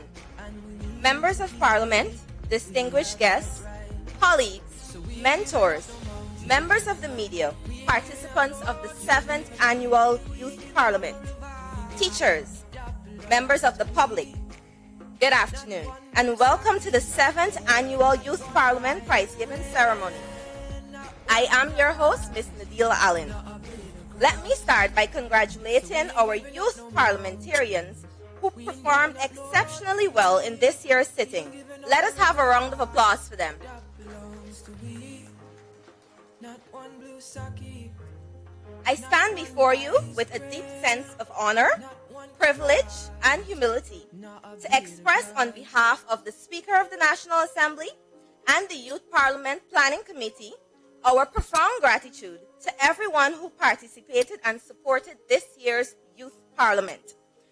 We will begin with remarks from the best speakers of each category. Let us put our hands together for Ms. Aruni Seeley, the best speaker of the opposition side for the Youth Parliament Junior category, to deliver her brief remarks.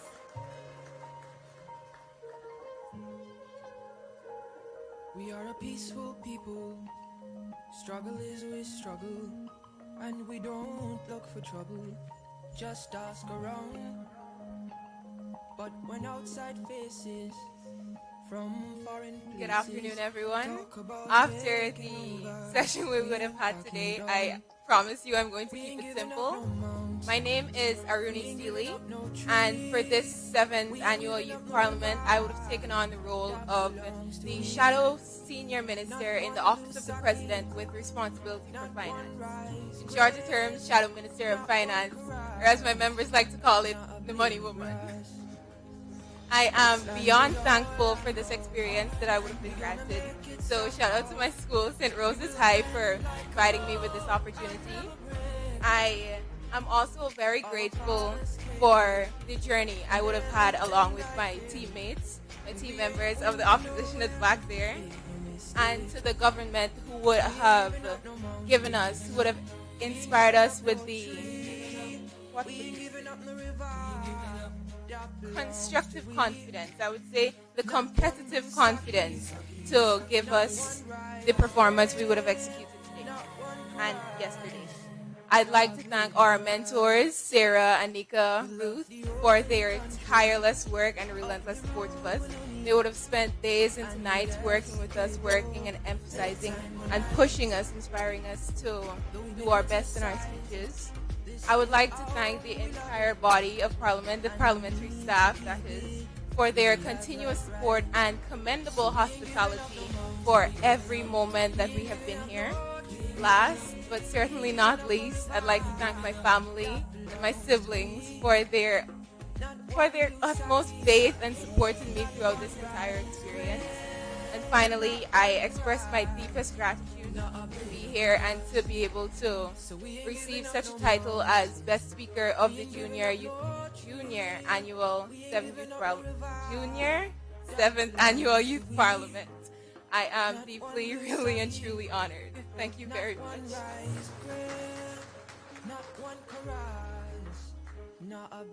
Thank you, Ms. Seeley.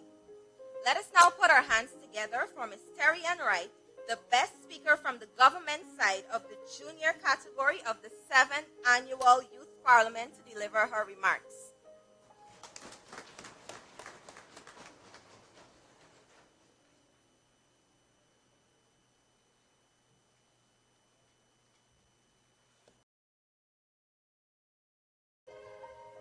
Good afternoon, everyone.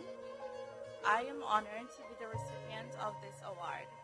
A special thank you to the Ministry of Human Services and Social Security Young Influencers Program for having the confidence in me to represent them for the 7th Annual Youth Parliament. Additionally, a special thank you to the parliamentary staff, mentors, teachers, and my supportive family and friends, and not forgetting the government members, my team. I'd like to congratulate the fellow participants for their incredible contribution to this year's Youth Parliament. In closing, always remember to believe in yourself and know that Youth Parliament is not a limit, but anything is attainable through hard work and dedication. Thank you.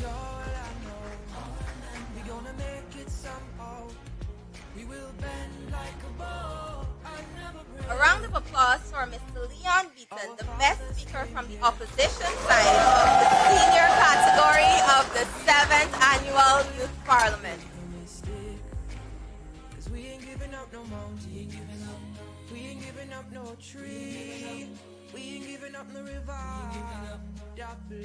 Good afternoon, everyone. So while I was walking to the podium, or whispered that everyone might mathematics. So yes, I am Leon Beaton. I am a mathematics teacher. And it's an honor being a part of this, being a part of the parliament. So I've never actually, before this debating prior to this year, I've never actually debated this debate. I looked at many debates, never actually went up and so earlier in this year, I participated in the first National Youth Debate. Sadly, we were knocked out the first round. But because of the margin of victory, which is 0.1, because of the margin of victory, my team, the Port Kaituma Youth Group, we were given the opportunity to participate. And honestly, when we heard that news, we were very, very excited. We talked about it since earlier this year to the day of Youth Parliament. Because I've always looked at Youth Parliament on Facebook. I've been an active commenter. Matter of fact, I'm the top fan on Parliament page. Yeah, so it's an honor being here. I must thank my mentor. He was on the ball since day one. When he was placed as mentor in the mental health group. From day one, he helped us.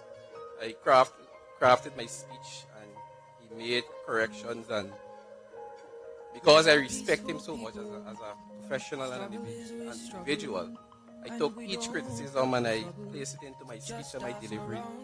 So I must thank my mentor, Jermaine Hatton.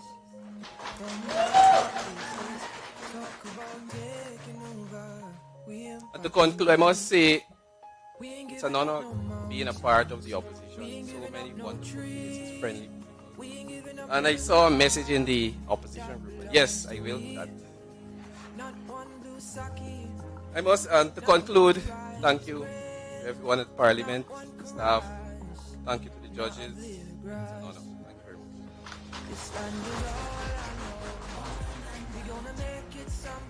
Thank you, Mr. Beaton.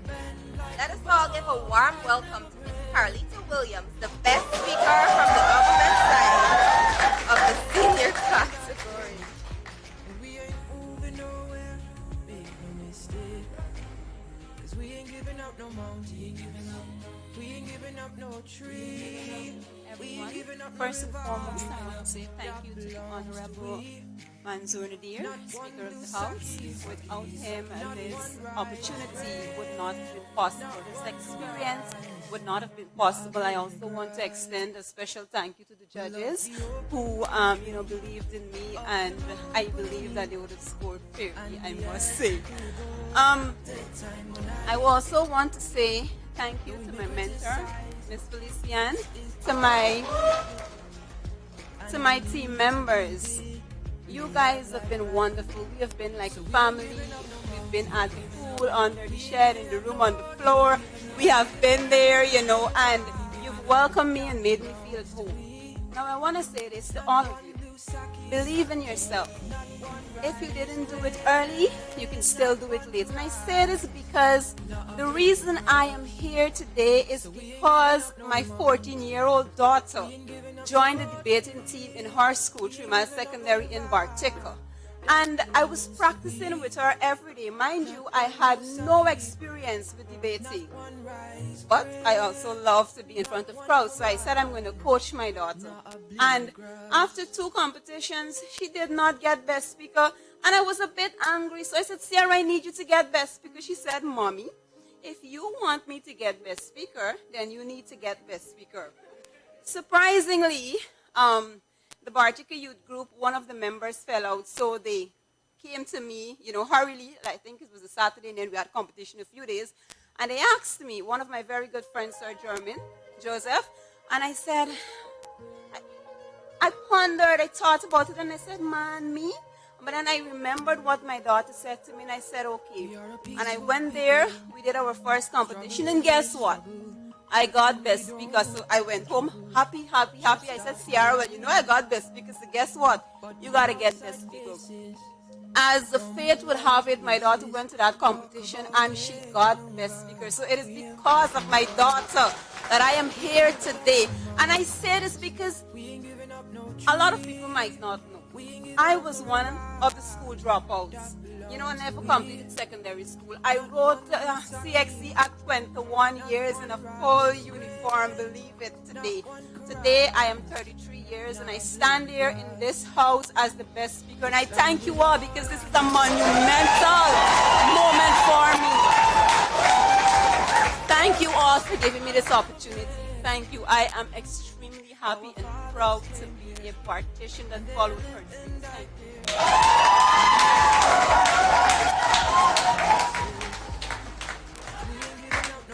Thank you, Ms. Williams. At this time, I will now invite Ms. Amanda Walton here, Member of Parliament, to give her remarks. Let's give her a warm welcome.